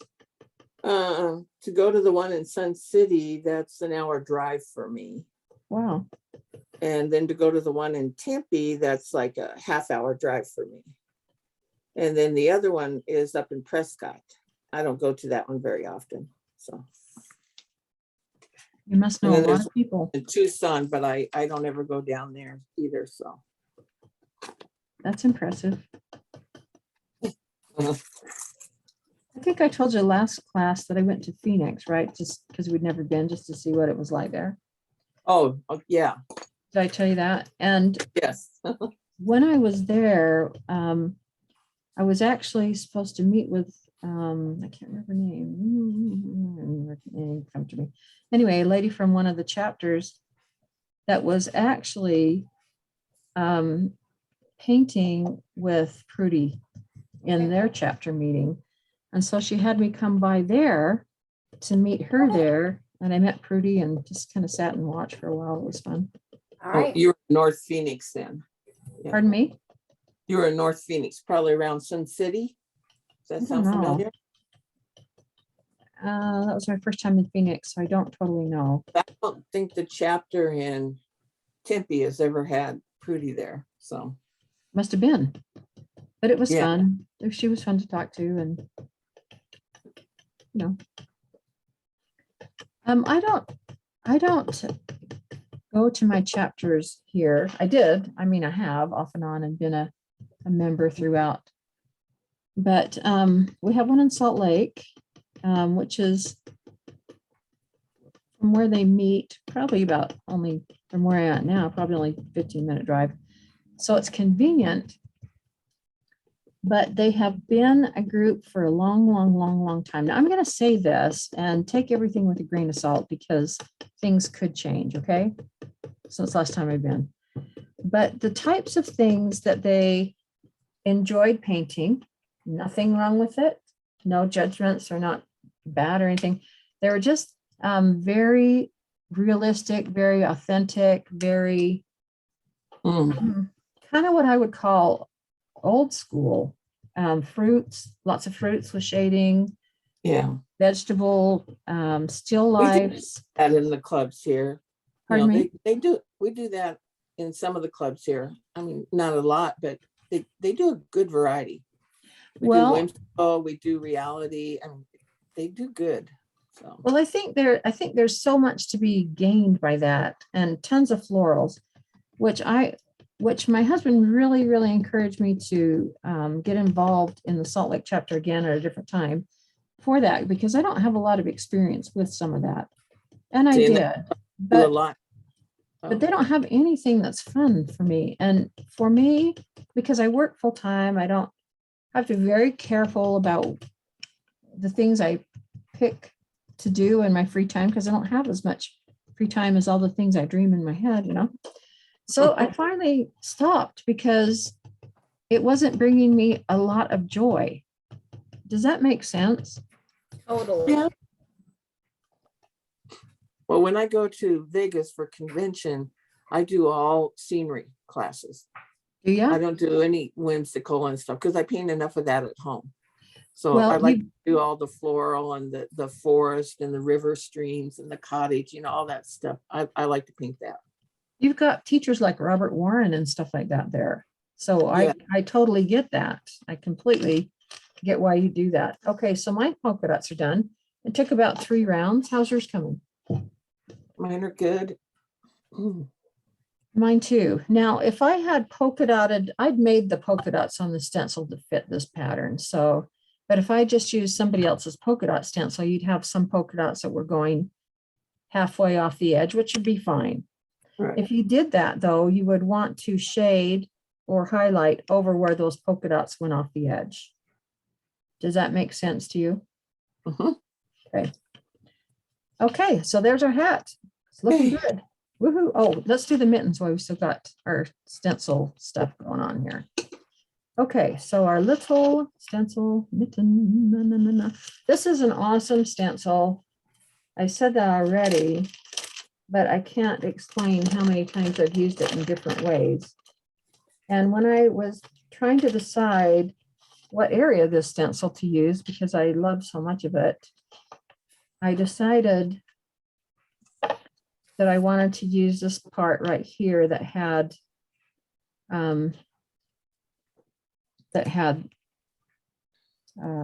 these biggest elements right here. Now, I think I want to just take a little bit of tape and tape off my thumb because I don't want the pattern to go onto my thumb. So I am going to block that a little bit with a little bit of tape. You use any kind of tape you want, but this was just sitting here, so this is what I'm using. And This is not even really best choice because it's not really stretching or moving. I just don't want to have to clean up after.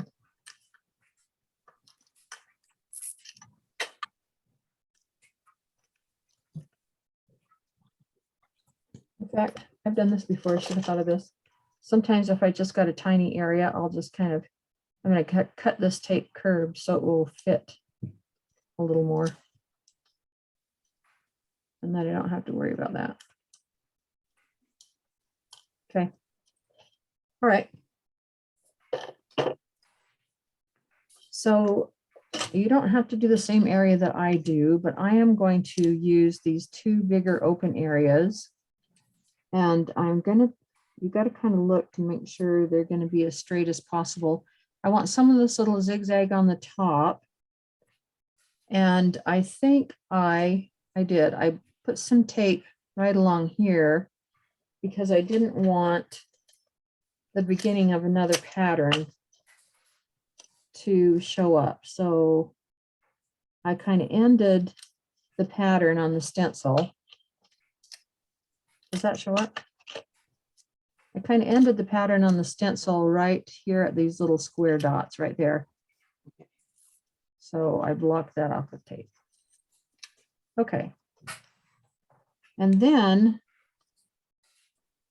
it's kind of hard to make sure it's straight, but do your best to make sure that this line kind of fits across the bottom in a straight fashion. If you're not totally sure, just quickly do a quick check. Yeah, that's going to be fine. Okay. Then you can either, I don't know where you tape it in place, to be quite honest with you. So I just kind of held it, and I think I have to turn it, which is probably not good. I should have started it. Now I'm going to have to readjust it. Okay. Yeah, so go ahead and get that stenciling done. You're going to have to move your fingers around a bit.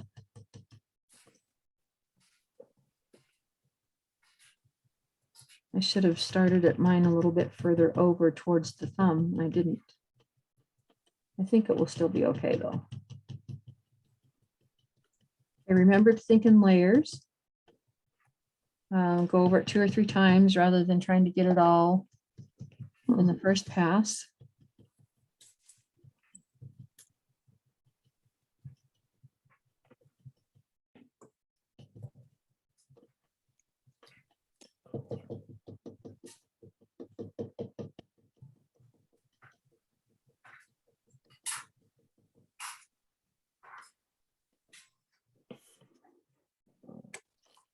Pretty cute stencil, isn't it? Yep. Well, I gotta get some more whites. I should have left it over here. well, my hands must be bigger than yours because, It's tricky to hold on there, isn't it? well, the two just go in the middle and there's all this area around it. It's not looking Oh, like have you got the mini stencil? Yeah, this one. Have you got the full size or the mini? This is the mini. What's the measurements of your stencil that you're holding? Exactly what you have there. What's my say? Well, he makes his stencils in 2 sizes. Well, this is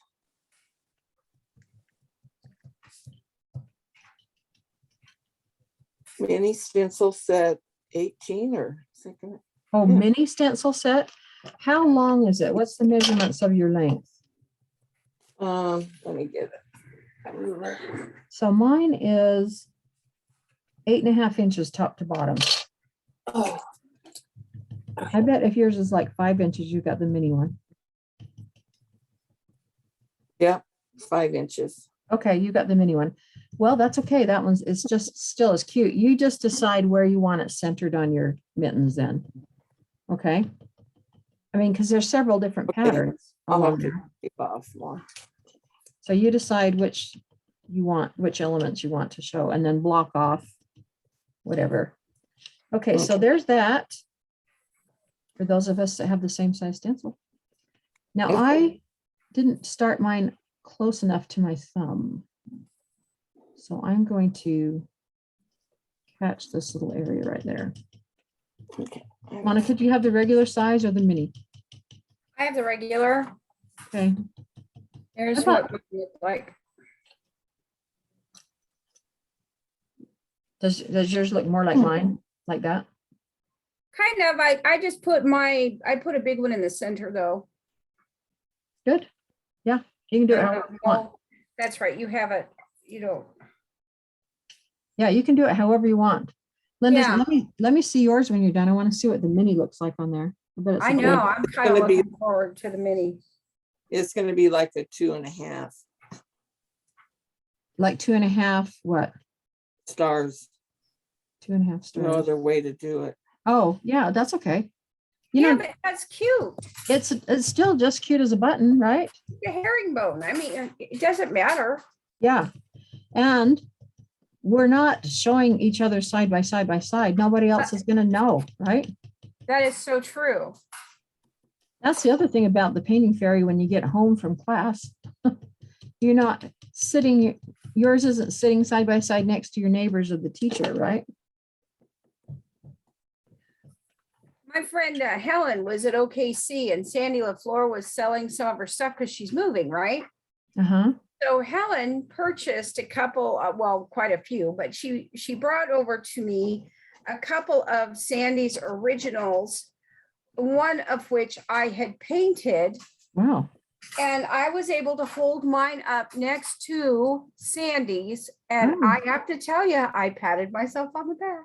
Oh, good I job. was so excited. Oh, that's awesome. Even Helen was like, oh my gosh, look at that. It was a snowman. I put it on a tissue box cover and it was pick your nose carefully. Oh, she's so funny. Isn't It she funny? was Yeah. picking out a carrot from a basket Oh, cute. and I put it on a tissue cover, Oh, that'd be fun. tissue box cover, and some people were. Oh, now see, that's crooked. I hate it. I didn't get it on straight. Don't do that. Oh, can I take it off? Offended, and I said, oh my God, with the if you glue his hand on crooked, just saying. No, I don't like it like that. I wonder if it will come off.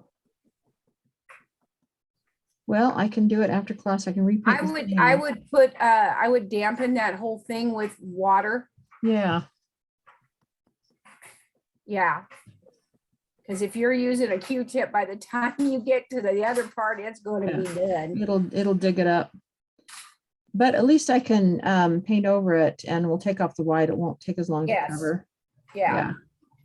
Okay, well, now we've learned what not to do. Now we learned why it's important to check. Oh. Everybody has to make their share of mistakes. Okay. I will set this one aside and finish up when I do all the finished details on that. But that will be fine. So here's the right thing to do. Okay. All right, I'll set this aside so I can clean up because I love this stencil. I love all my collection of my Tim Holtz. Okay, Linda, show us yours when you've got yours done. I gotta do one more. If I can get it on there.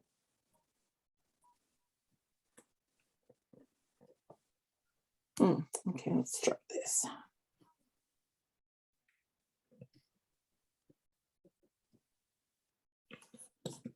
Okay, that'll be easy to fix.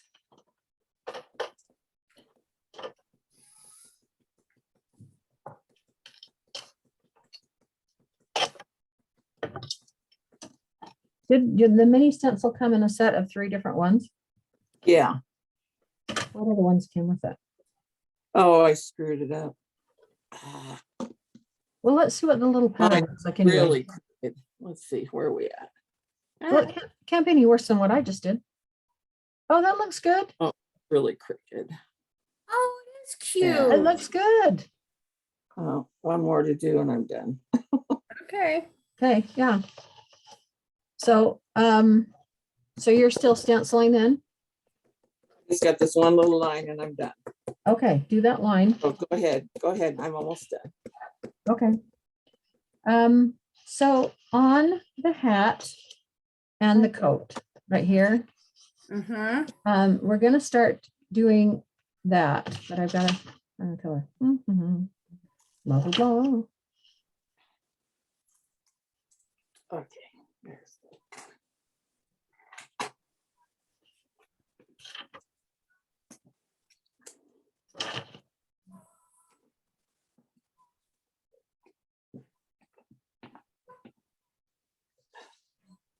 Okay. I think I might have forgot to put this in here. You guys are always my guinea pigs the first time I do it. How could I forget? Isn't that fun to know that you're a guinea pig? Oh, no worries. What did you forget? The instructions? The blue on the hat, I'm pretty sure on the underneath the white fluff.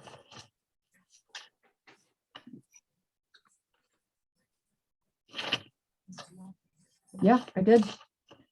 Okay, mental note, write this on if you don't mind. What do you mean, the blue? I've got blue on mine. Yeah, you got blue, but we're gonna float with this dark blue. And I forgot to write that in the instructions. Oh. Yep, Okay. so that is why you are my guinea pigs. I'm so sorry. Oh my gosh. Ugh. Okay, so the colors that we're gonna use in that are Blue Harbor, because we used that as part of the mixture for that.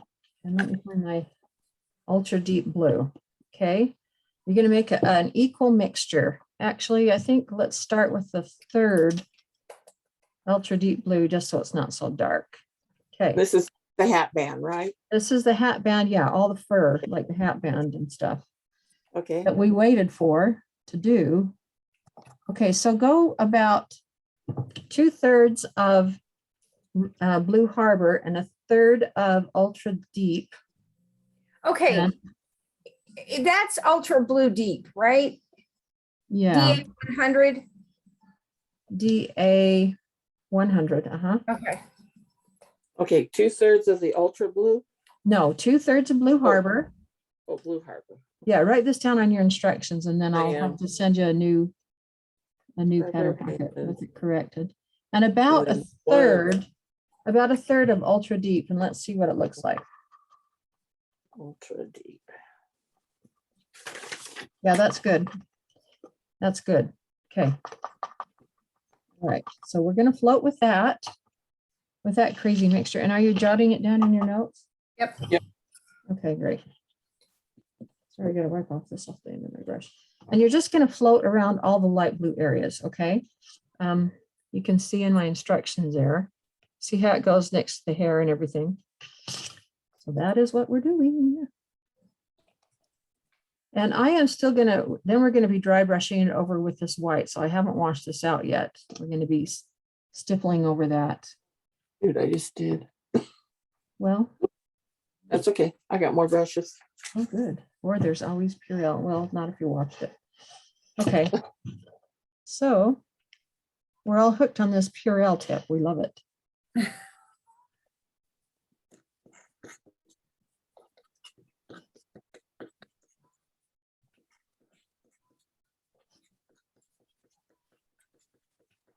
Now this looks really way too dark, but it's going to have so much white over the top of it that if you don't have it pretty dark to begin with, you will not have any shading. Your shading will be lost. So don't be scared off by it. Don't be afraid.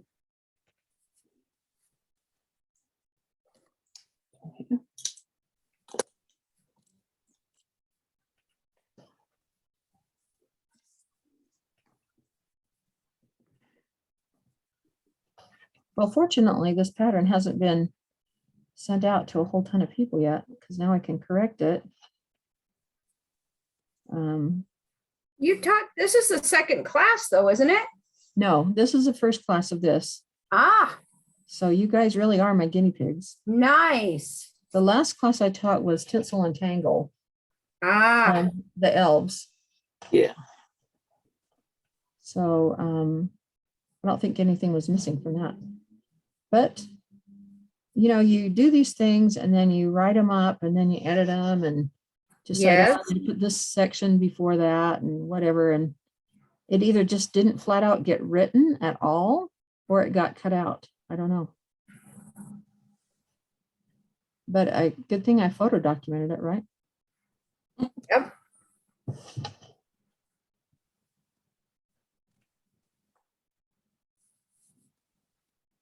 Come on. Get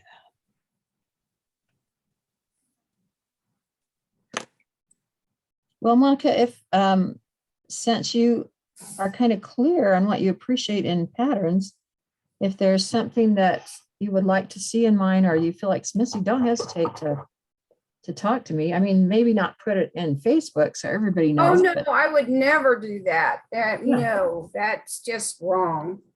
I know there are people that do that, but I would love to hear from somebody that has enough knowledge to know. And I love what I'm hearing from you. Well, all right, I will Yeah. definitely, so far, I don't have a complaint or Yeah, I'm open to concern suggestions. or, now I'm gonna have to look. Do you put your, paints in alphabetical order? I do, Then I love you. because numerical order makes no sense to me. Well, yeah. I pull them in alphabetical order. Well, I pull mine by colors. I have all my paint organized in trays by colors. Mine are too, by colors. But who was it that made us? I think it was Artist Club that made us list them all by paint number, and it used to drive me wild. Oh, Anyway, it was somebody, one of those publications. uh-huh. But you know, Yeah. whatever, you adapt to whatever you got. Well, if that's how they want it done and you're, yeah, you have to do what basically your boss tells you to do. Yeah, exactly. Yeah. Until Hey, you Lynn. become your own boss and I wonder what happened to their, why did they close? Does anybody have any scoop on that? well, they just weren't making the sales. And I have to go open a garage because I hear a motorcycle coming in. Okay, So the toy run's over. I will be right back. okay. Oh, he's looking so cute. How'd your stenciling turn out, Linda? Well, I don't know. You're not They're sure? good enough. Yeah. Can you see it? Oh, I love look- it. They look okay. That doesn't look very much smaller than mine, really, does it? Well, what I didn't like is like on the one end, let's see, where can you see it? I should have pulled it over more. On the Oh, one end. you can like line it that. up and match it and Yeah. still, can't you do that? Yeah, I had to do Yeah. that on one of mine. Yeah, you can fix it. That's good.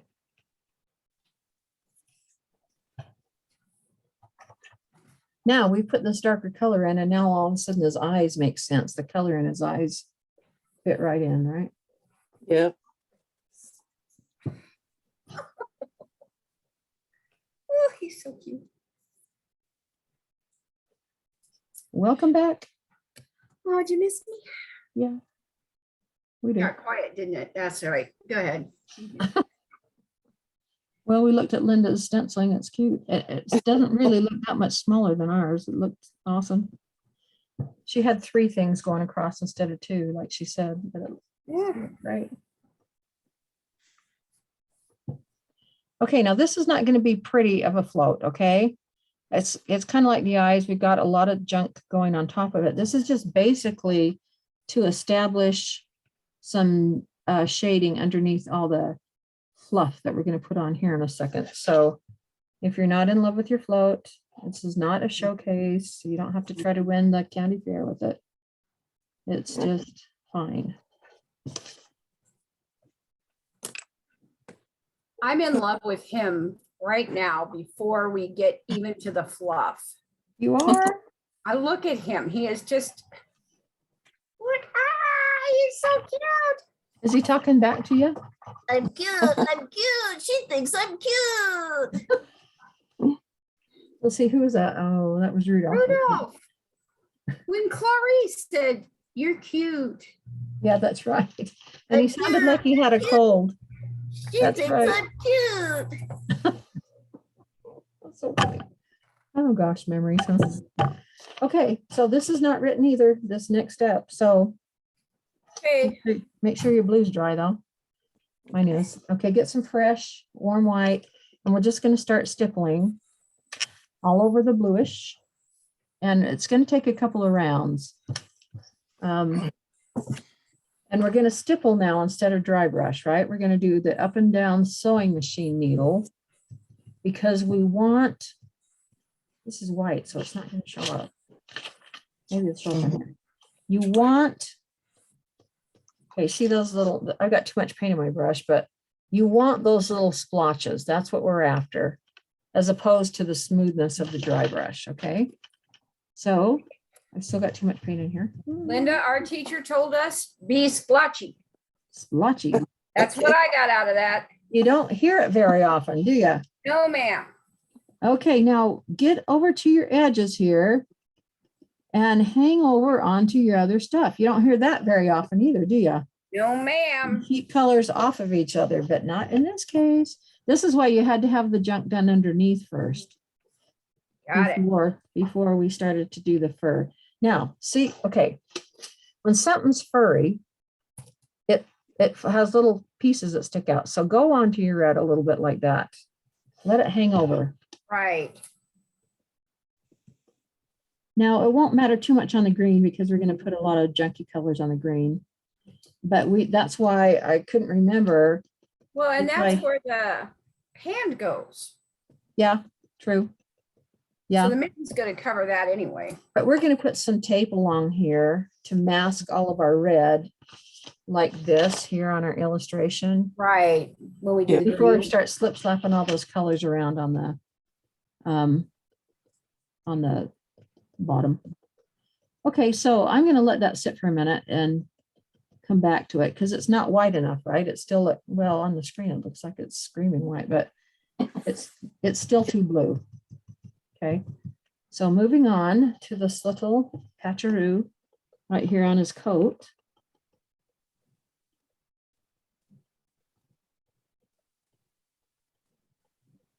That's why it kind of feels like a free-for-all when you get to slob your colors onto the other colors. You don't have to be tidy. Okay, going up to the hat, same thing. Now the hat. And you do want to cover all the blue. You do want some of the dark blue. You do want it to show through, of course, because that's your shading, but you do want to significantly, you don't want to look at the hat and say that is a dark blue hat. You want to cover enough of it so that your eyes kind of have to intentionally look for the shading. Does that make any sense? Mm-hmm. That's why it's going to take more than one layer.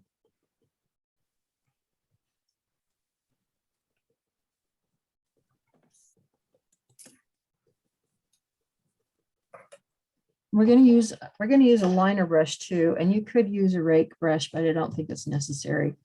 And we're going to put a few little white fuzzy hairs around the outside of the blue areas too when we're done.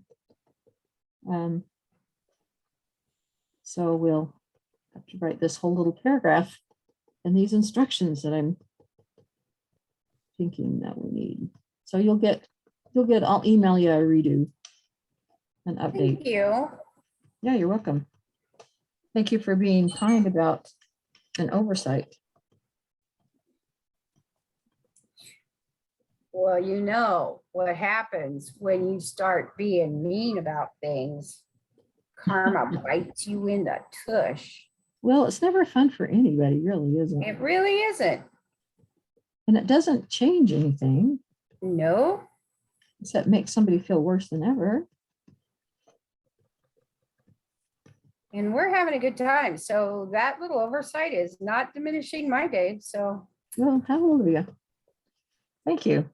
Even if we had a huge class, it would have been easy to reattach the email because I would have already had the email address, the group built. you Yeah. know.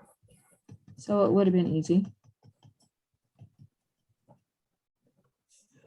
And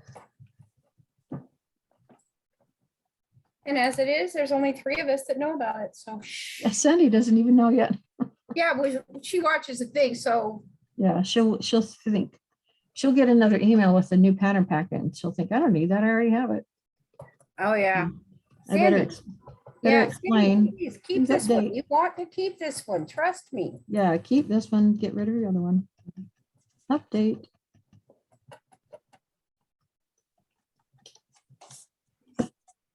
Okay, so I've got some hangover on mine. I've got some hangover fluffs. Can you see that all the way around?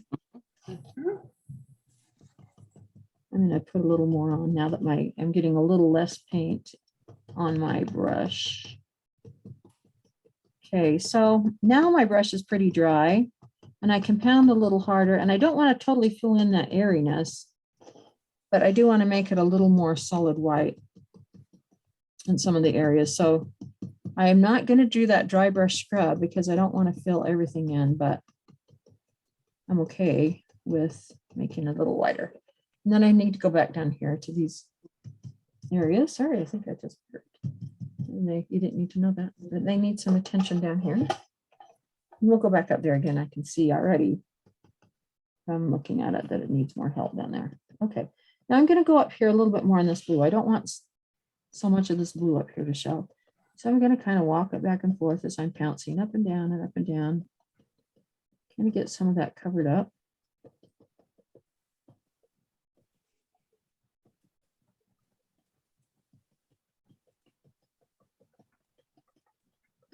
Now, if you do your sides of your wood, like I do on here and on here, I'm going to paint it the dark blue mixture and stipple over it like that, so that it looks like it's shaded and recedes off the edge.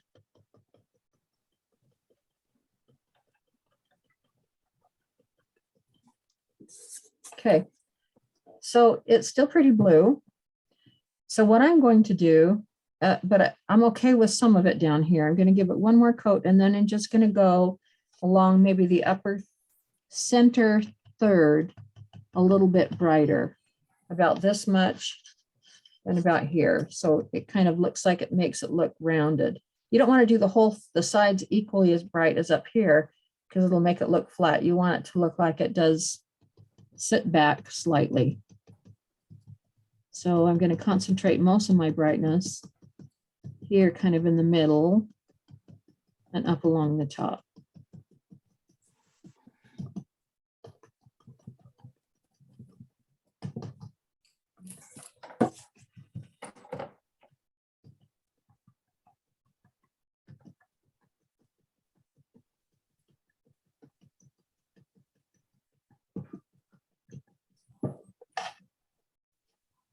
It's kind of glary.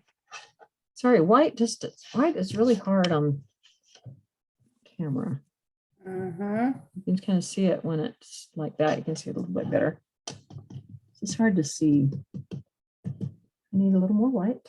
These paints soak up these brushes soak up the paint more than you realize.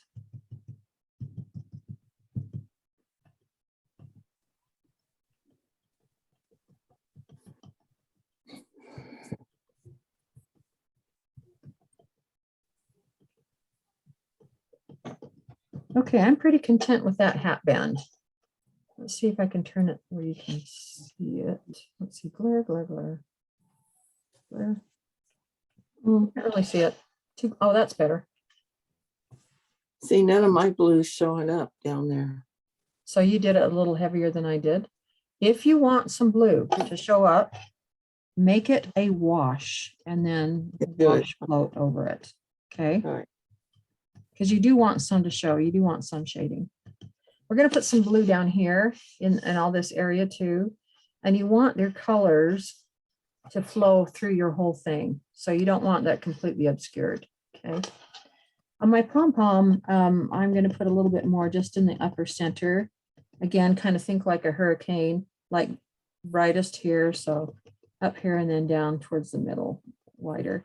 And this part down here is just fine. There's not much going on with this coat, so he's fine. Okay, so there's your fur. For the stipple part, go ahead and wash out your brush now. And we're going to get out our liner again, and we're just going to pull a few little white hairies out. Not very far, just do some short, little choppy, irregular strokes, just to give it a little more appearance of fur hanging over.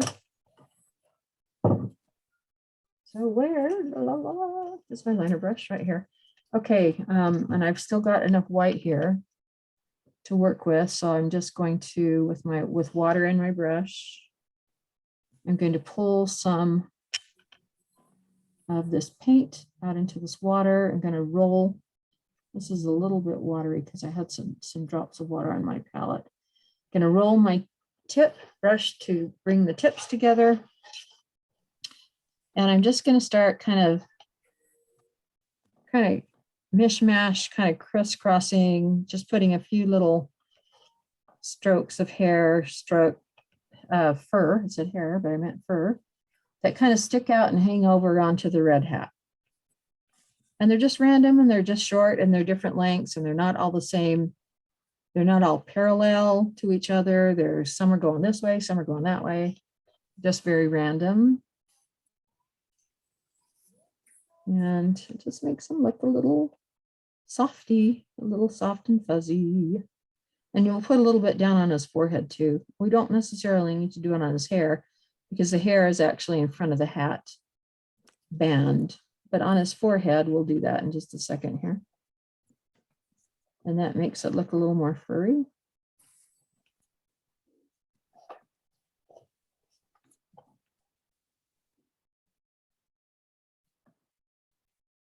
Okay, we're going to do this green area very fast. It doesn't take very long, and I want to show you how to stamp with paints. So we will, and then I feel like you can stencil your lettering pretty good. And if you want to go through lining, we can do that. But I think you know how to do that. And the glasses, I just used my liner to put those on.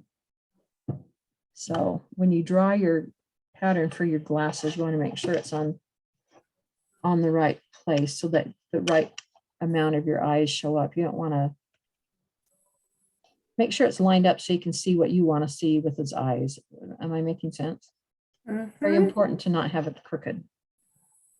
Okay, so then on the pom-pom, same thing. Now we're going to put some of these little strokes onto the beard, but it won't show up that much because it's white on a light colored background, but still put some in there just for fun. And you'll be able to see it definitely on the red coat.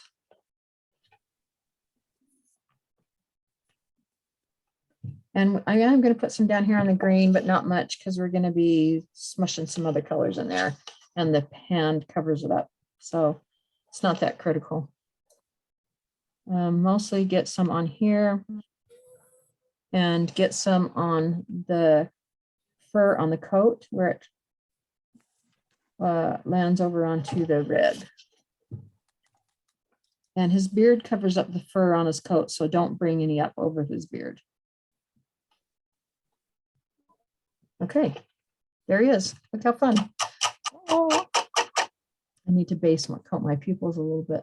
The center of my pupils a little more white, but I will do that after. Okay, is everybody in the same spot? Yep. Yeah. Okay, take your mitten or mittens, if you have two that worked out. We're going to put a little green dot in there. This is just so we don't forget. But in the center of this pattern, I decided to put some green dots here in some of these spots.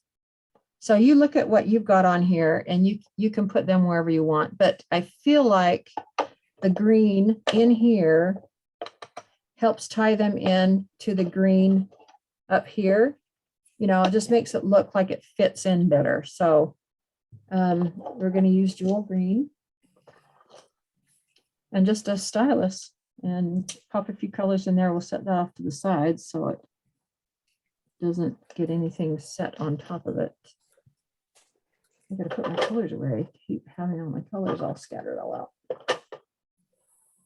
Stylus, where are you? Okay. I think I'll look at my other hand and see what I did there. Okay, so I decided to put kind of a bigger dot in the middle. I don't remember if I used at the end of a brush or a larger stylus. So in here, I put some bigger dots right there. And I put one in the middle here, your choice. You can put them wherever you want. And then I put some on this part of my stencil where I just had those little, I think they're little like mini squares. I put them there and down here. Now on the one I did before, I must have had the stencil flipped the other way because I had a little row up here and I did not on this one. So what I'm going to do, I believe, is I'm just going to put a green dot above the points of this white area. And probably I'll do the same thing down here. See, I'm just kind of not freehanding it. What's the word? Really making it up as I go. Improvise. Yeah, that works good.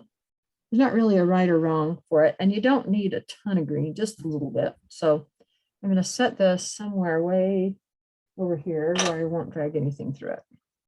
Okay, that's your mitten. Okay. Yay. Okay. Now we're on our green stuff. So I think I need a fresh paint palette because you're going to need some pools. And do you need, if you don't have a fresh one, do you need to take a minute to wash out your bubble palette? No, I'm just gonna watch from now on. My back is killing me, so I just need to sit Okay. back. Okay. So what we're going to do for this, Oh, we are missing a whole section of green. no, there's No, here it a, is. It's right here. Okay. We're going to use glazing medium. Has anybody used glazing medium and or clyster medium? I have. it for a long time. So I prefer clyster medium, but they actually kind of work the same way.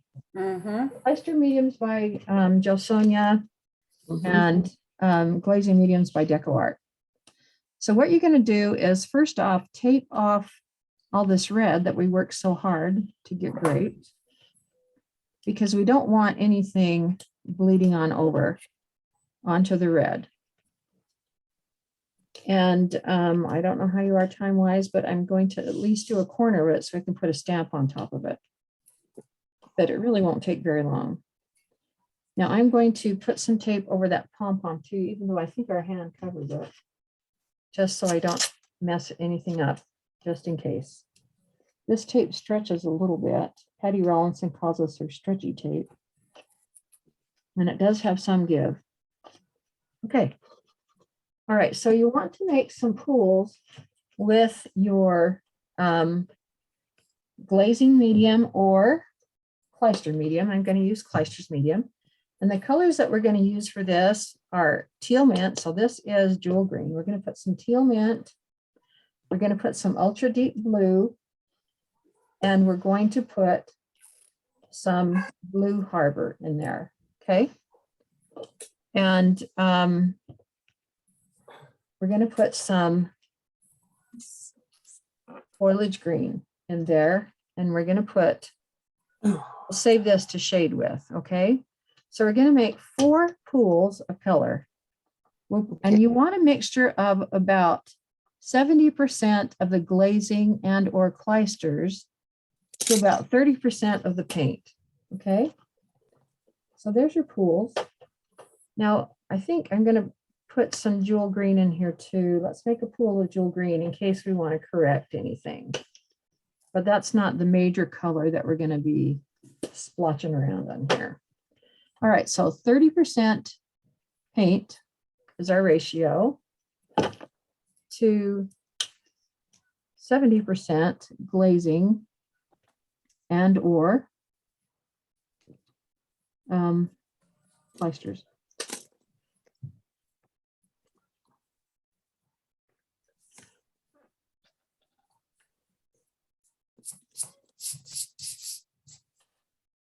You know, instead of going Blue Harbor, I'm going to keep it darker. Let's substitute evergreen with it, even though we do use some Blue Harbor in the stencils. Oh, I didn't shake it up. And do some teal mint also. Okay, here we go.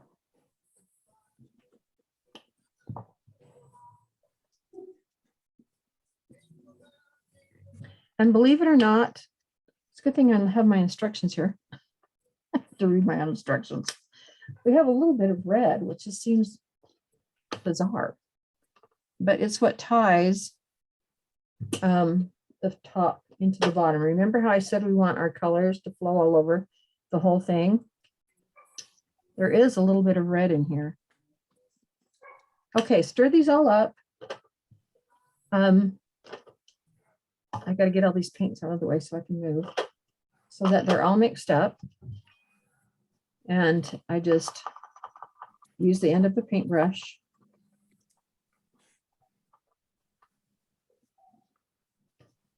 Wipe it off. Now I use this technique with different colors a lot of times in various backgrounds, and sometimes I'll do like a whole plaque that's huge. This is a really small area, so we can kind of do this very quickly. But if you're doing a full-size plaque like this, you want to make sure that you don't put out more paint than you can blend, because we're going to put splotches of paint on and then we're going to blend. If you have a great big surface to cover and you put splotches all over the whole surface and you start blending down at the bottom, by the time you get to the top, some of it may be dry. So think, as you learn this technique, think about being able to blend what you put down before you start slapping more stuff on. Does that make sense? Okay. Okay. So I like to use a brush that's shaped like this. Okay. I have a couple sizes, 2 or 3 different sizes. And there's a reason why I like these kind of brushes for this technique. And again, it has to do with the dome shape. If I were to use, this is an angle brush, but if I were to use a flat brush and were to try to blend, then every time where those edges would hit, because it's a crisp edge, it would leave a ridge or it would leave a hard edge. Okay. These don't have that. So wet your brush first, rinse out a lot of the water. And if you want, the more wet you have this, the more it's going to be workable. If you want, you can just with water paint a really not very wet, just a damp streak across here, and it will help it to blend more. Let me get a different part of my paper towel. You can just Okay. use an oval wash, can't you? Yep, exactly. Okay. Yep. So what you're going to do is you're going to pick up dabs of paint and you're just going to start putting them in randomly, and you're going to think, what on earth? Well, it looks like a mess. And yeah, it does. So put that on, wipe out your brush. Get a look. Now I would put red in next because you don't want red to stand up very much. We're going to have other colors on top of that, but you do want a little bit of this peeking through. So put a little bit of red in. Okay, walk out your brush. Get some of your dark green. Doesn't look too dark on here. Yeah. But it's what we're going to shade with eventually. It's evergreen. Okay, wipe it out. Pick up a little bit of, oh, we got blue, sorry, hello. We need a little bit of the foliage green, which is the light green, which is the green we're going to highlight our holly leaves with. So we do need, again, some of this color down here, right? Now this background is essentially a dark background. So all these light colors in here may look too funky, and we're going to fix that. Okay, now, so go ahead and rinse out your brush if you want. It should be pretty mucky by now. But leave it kind of damp, and up on the tips of your brushes, I just want you to just start to blend, and I don't want you to over blend. So just barely slip, slap, crisscross, and you're just blending one into another, and you don't care that they are streaky. You do want streaks. Streakier, the better. What's really pretty is when you get some of these colors, see that blends together. There's no way you could do that on purpose. It just happens. Okay, so you get your first round on here. And I've got some pretty streaks. I love where the green and the blue, even where the red touch. See how pretty that is right there? Yep. And you're gonna have to blow dry it. So I apologize about the blow dry, but and I love where that blue and green, so I could just go off and on. But you're gonna have to blow dry it again. So let me blow dry it because we're gonna do this in 2 or 3 layers. Oh, my chair over here because my blow dryer is over there. Okay, here we go. That is so weird that that goes silent. Yeah, I think that Zoom thing knows to do that, or. I Yeah, don't it know. has to. And if Sharon's talking while she's doing that, we don't hear her either. No,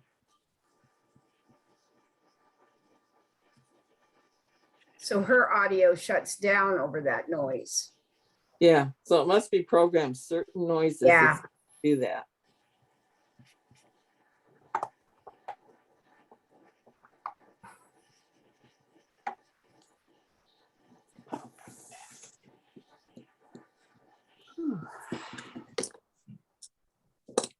Okay, I know you're talking, but I don't know what anyone said. Well, we were just amazed at how quiet it got when you turned on the hair dryer. And if you were talking, we don't hear you either. Oh, that's amazing. Okay, on Yeah. the dark green, the evergreen, I believe I added a little more to the mixture. The more, generally speaking, with this kind of stuff, oh, I blew my paper towel got blown away that I was cleaning my ends off. The higher the concentration of paint, the less transparent the medium dries. So I want this a little more greeny and dark. So I added a little bit more of the evergreen to the mix. Okay, I'm going to do it again. I want a lot of the dark blue. And there's an area that didn't get quite dry, so hopefully I can avoid that. And I want more of the green, the darker green. Did you put glazing medium on again or no? No, just, Okay. this is the same mixture I had before. I just added a little more of the paint, of the evergreen paint, I believe it was, to that pool. Now we can put in a little more red here, tiny. Not a lot. I keep saying that and then I add more. And a tiny bit of this. Okay, so let's just do the blending dilly bopper again.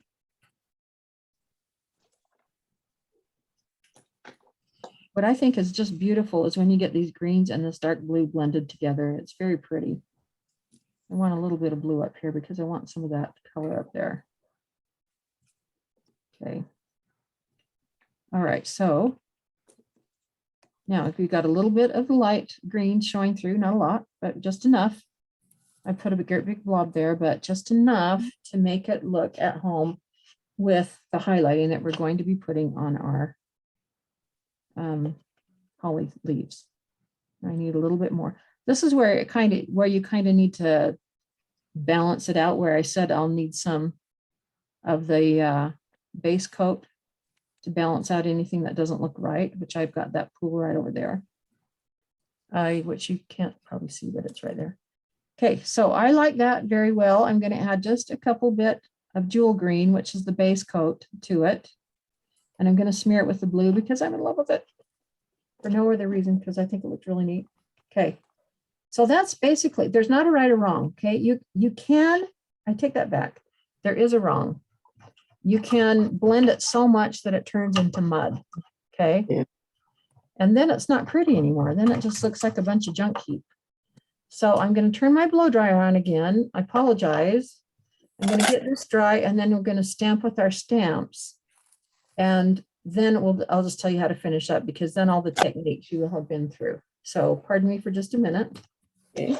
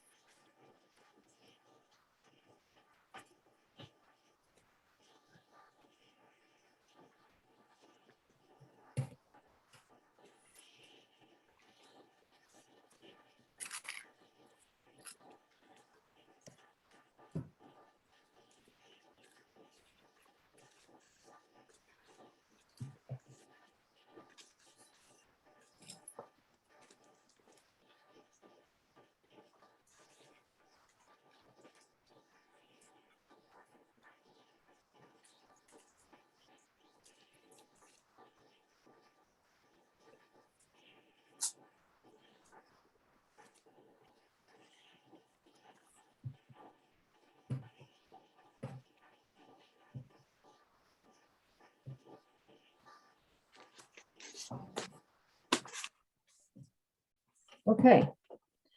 So that's pretty dry. There's a couple of little slightly damp spots, but you can see where we're headed with it. Now, you could continue to layer this as much as you want, but one thing you've got to remember, and if I were not stamping on it, maybe I would, just to get a little more dark. But so there's not a right or wrong, but you got to remember that we're going to float around the edge with the evergreen. So it's going to be dark there. And then we've got the stamps going on top of it. Okay. So get out your evergreen, and I won't do this all because I know you're just watching now. Is that correct? Everybody's just watching. I'm just watching as well. Okay. All right. So we will outline, sorry, go around, we'll float around the edge for the shade, right? And then I'll do a few stamps. And then we'll talk about shading the lettering with the stencil, which you can do with the stencil very easily. Yeah. Okay. So this is, you know how to all float. You'll do a wide float around the edge. Off camera. Oh, there you go. You do a wide float with the edge using evergreen all the way around the sides. And I'll just kind of catch it here at the bottom so you can see it. Actually, I need to have it on before I stamp, so I am going to have to go all the way around the edge because the stamp needs to rest on top of the shade. Yeah. Ah. So I shall hurry. It won't be my prettiest float.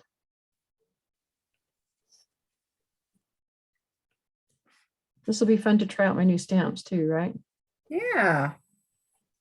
Okay, so you're going to also float up next to the tape because you want your stamp to not necessarily, I mean, some of it starts off the edge, you know, and we're going to have to block. Well, I'm floating faster than I can believe. And this evergreen dries darker than it looks too, which is nice. Okay. Okay, there's my float. If I were doing it on my own, the OCD-ness of me would make me do it twice. But. And I would paint the edges evergreen. That's just me because I'm an edge painter. Okay. All right. So you got the basics of that, right? Yep. Okay. Let me make sure that's dry.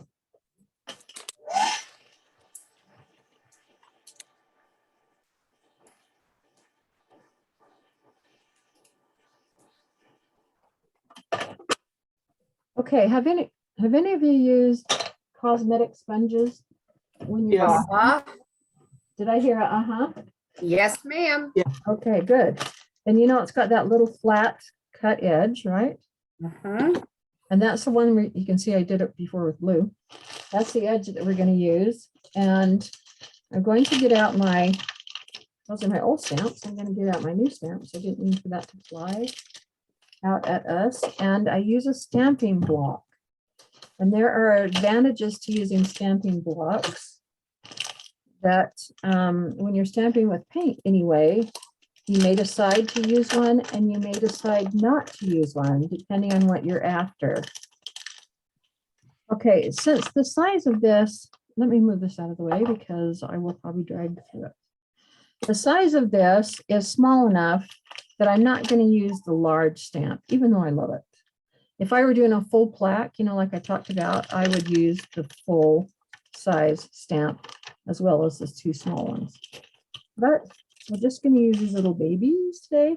Now, if I wanted a look that was kind of rustic, like if I were doing like an old weathered wood kind of thing, I would probably stamp it not on a stamp block. And the reason why I would do that is because wherever it would press, it would just get my fingers, and my fingers would press, it would kind of indent. It wouldn't be a solid press all the way along. But on here, I want it to be fairly equal and even. So I'm going to put the stamp on a stamp block. Okay. Yep. And the colors that we're going to stamp with, this new set has fun little sayings. I just noticed that. I mean, this is not one to set that out of the way because it's in my way. Okay, the colors that we're going to stamp with are, I believe, we do this foliage green. Where is it?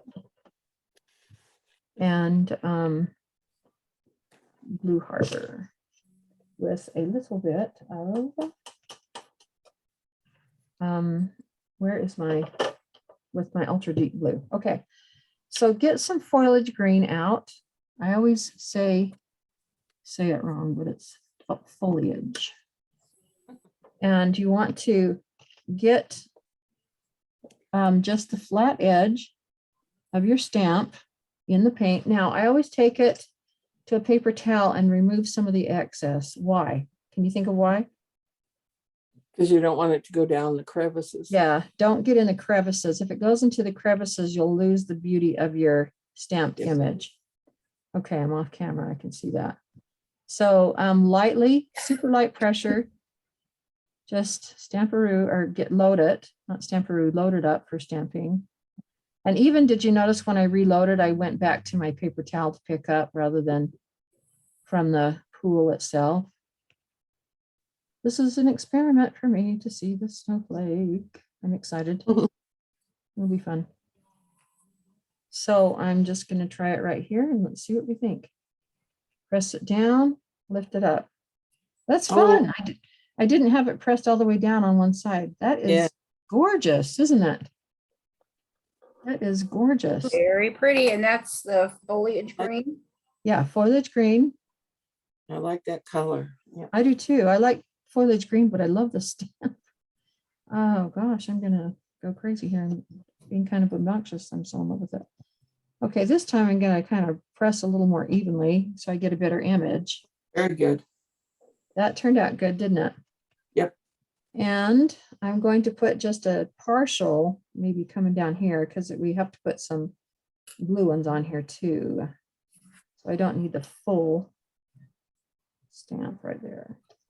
Okay, woohoo. Now Nice. I'm going to go to my, I could use the same stamp. You could just use only one stamp if you want, but we don't have that big of an area. Now, if you're not in a class, go wash these out right away.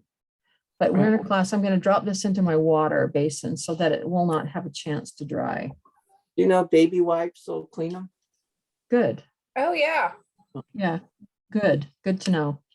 I could have wiped across the top of it. Right. Yeah. I usually take them straight immediately and wash them because I want them to last a long time. Okay, now I didn't clean my sponge because I sort of like the idea of having the two colors mixed together because they're all blended in here like that, right? This is going to be fun to see what this one looks like. Woohoo. I'm going to put some paper up here because I'm going to stamp up high and I don't want any of that going onto the beard. So just be aware of where you're stamping that, you know, if you need to protect anything that it's covered. So here's my deficient instructions. I don't have all the information on it. I'll use that a little bit. Maybe I didn't need it. Let's see what that one looks like. Well, that's fun. Oh, yeah. I like that too. Okay. Well, I know we're about ready to wrap up. Let me just finish. I've only got 2 more areas that I'll stamp and then we'll talk about the finishing steps. And I just want to thank you both for being here today and our sweet Sandy. And what neat students you've been. And I love all the tips. It's really helpful to get good feedback as an instructor. You never really know for sure how you come across unless somebody tells you, right? Yep. So everything. I had a blast. I have a question on all the line work. Yeah. I don't want to do it with a liner brush. I'd rather do it with a pen. Well, then use So- what Debbie Cole does. She uses Identipens. Right. That's what I got. So Okay. when you get, so I spray all my stuff. You know, I don't varnish with a brush. I spray varnish. Uh-huh. Is it going to make the pen run? I have not used Identipen, but Okay. I used to use a Rapidoliner, which I still love. They don't make anymore. I think I bought the last ones known to man. And they will run unless you spray first. So the thing with that, I would just say spray to be safe, right? And then So come do the line work. I would spray your surface once and Okay. then go ahead and do your line work and don't brush anything on it. Spray on it, okay? Okay. That's the part where I was talking about. You Okay. and Debbie swears it doesn't happen. I have not used it. I can't say.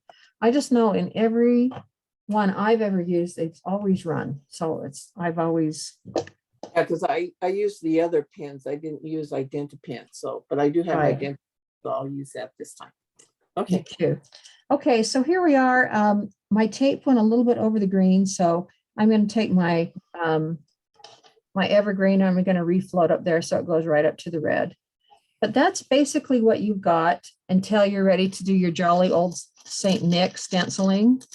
Okay. And it's taped down. I've still got my other tape. You probably don't even need to trace it on. I think you can kind of see where to line it up, you know. So then you white, mine's not quite straight, but figure it out on your end so that it's where you want it to be. Stencil it all white, right? Okay. Right. And get it the way you want, as opaque as you want. And then on the bottom part, which you can see here, you're going to stencil like the bottom third with antique white. Okay. Oh. So it's a little bit shaded. And then on each of the letters, descending dots, meaning they get bigger and smaller as they go up. I did the first 2 dots with primary red, you know, up each letter. And then the next ones I did with scarlet. Oh. So that brings a little bit more of the red down in here. So in my sample, you know how you want the circle, the colors going in a circular way. Here's some red. If you look, it's kind of glary. Here's some red in here, a little bit in here, but you don't look at it and think that's red. But as soon as you put these red dots on here, it looks like the whole thing belongs. Okay. So there's that. When you highlight and dry brush the holly, you're going to be using foliage green that we used before. You're going to do the very lightest highlights with celery shoot. Okay. And you don't need a lot of it because the holly's so small. And then the shading is with evergreen. So there's nothing tricky about that. And then the glasses, I just used a liner brush. As I said, you line them up on your eyes. Do we need help with the eyelashes? Or, No. okay, you're good with the Well, eyelashes. did you put bottom eyelashes on? I did, just a few. Let me get Okay. them. Okay. Can you see it? Yes. Yeah, I did just a few. Okay. Just because of the shape of the eye, but you don't have to. We did not shade the lip here in class, but do shade it. I would shade it with primary red. And if you want to put a little bit of Here. a little bit of Ripwood, you can. Okay. Do you have any questions about anything? Anyone? I think I'm Oh. good. I think we're pretty good. Linda, I would like to suggest on your Identipin, because I have had it run, but it could be my technique at the time. You Okay. have, I'm sure, as a painter, you have a stash of ornaments and stuff Right. on Oh, something, okay. and perfect your technique before Okay. you do something like this, and do it on something that you're not going to cry over. Okay. Exactly. Yeah, that's really good advice. We've all got pieces that are a dime a dozen. Right. Paint it, put some, write Merry Christmas on it, and just see how it turns out. Okay. Yeah, I appreciate that. Good technique. So Monica, have you taught? Because if you haven't, you should. I have. Yeah, I can tell. I And can my tell. sister is designing some pattern packets that she's an artist. She sketches. Oh, And so I'm working up some pattern packets because she doesn't paint. well, how fun is that? And Wow. yeah, she That's is. really neat. I'm trying to get her. She's doing Bible verses right now for her church. She used to do a lot, but her ex-husband was not very encouraging. Yeah. Yeah. So now she's finding life again at the age of Yeah. 67. That's really sweet. Yeah, Well, let us know. Let us know when something's ready to be seen, you know, and I would love that. I would love that. She's just, I'm encouraging her to get it out there and let's see what we can do. yeah. I'm not that's very awesome. good at trying to figure out colors and stuff, so, but I'm trying. Well, if you're teaching, you've had enough experience, you know, essentially, there's 3 values and you can go up to 5 or whatever, you know, the basics of that. And you probably have a sense that you can use a color, one color in one spot for the reason that you want that to be the focal point. But generally, you want your colors dispersed throughout because it Right. makes other areas of the piece feel at home. It looks like they've got family resemblances, you know, if that Well, makes and sense. Georgia Magarel down in Portland is a good friend of mine, and she's helping me with that too. And I told her, I said, I do not want to know the color wheel. I do not want to know tertiary. I don't want to know. No, no, I don't want to know that. I just want to look at what's pretty, but I want it to look right. So I totally Okay. get that. Yeah, I don't have an art education and I don't, eventually I may want to go to school, but I'm like you, I don't want to have to know that right now. I don't have time. I just want to paint for the joy. You know, exactly. Right. Yeah, Right. yeah. Okay, Well, Sharon. I gotta go. perfect. Thank you You so guys are much. awesome. Yeah, Thank you. I loved I it. really like this one. So You what? I said I really like this one. So Oh, once my good. back is feeling better, I'm gonna come back Exactly. in, get the beard. Well, Good. So, all Well, right. all right. It's been fun. We'll do it again sometime. And Monica, show us your stuff when it's ready. I will. I will. And then All put right. this guy like, oh, no, I have to hold it like this. I Put this love guy him. like in the middle of a wreath or something, or Oh, just put a thing and hang him on your door, but he does look really Okay. good. Like, even if you've got the wreath here and he's kind of off to the side, you know, oh yeah. anyway, just ideas. So, He's just beautiful. All right, ladies, don't let your Thank head get you. entangled. thanks. Hey, All right. Thank appreciate you. it. We'll see ya. Bye-bye. Bye. Merry Bye. Christmas. Merry Same to you. Christmas. Thank you. I'm stopping the recording now.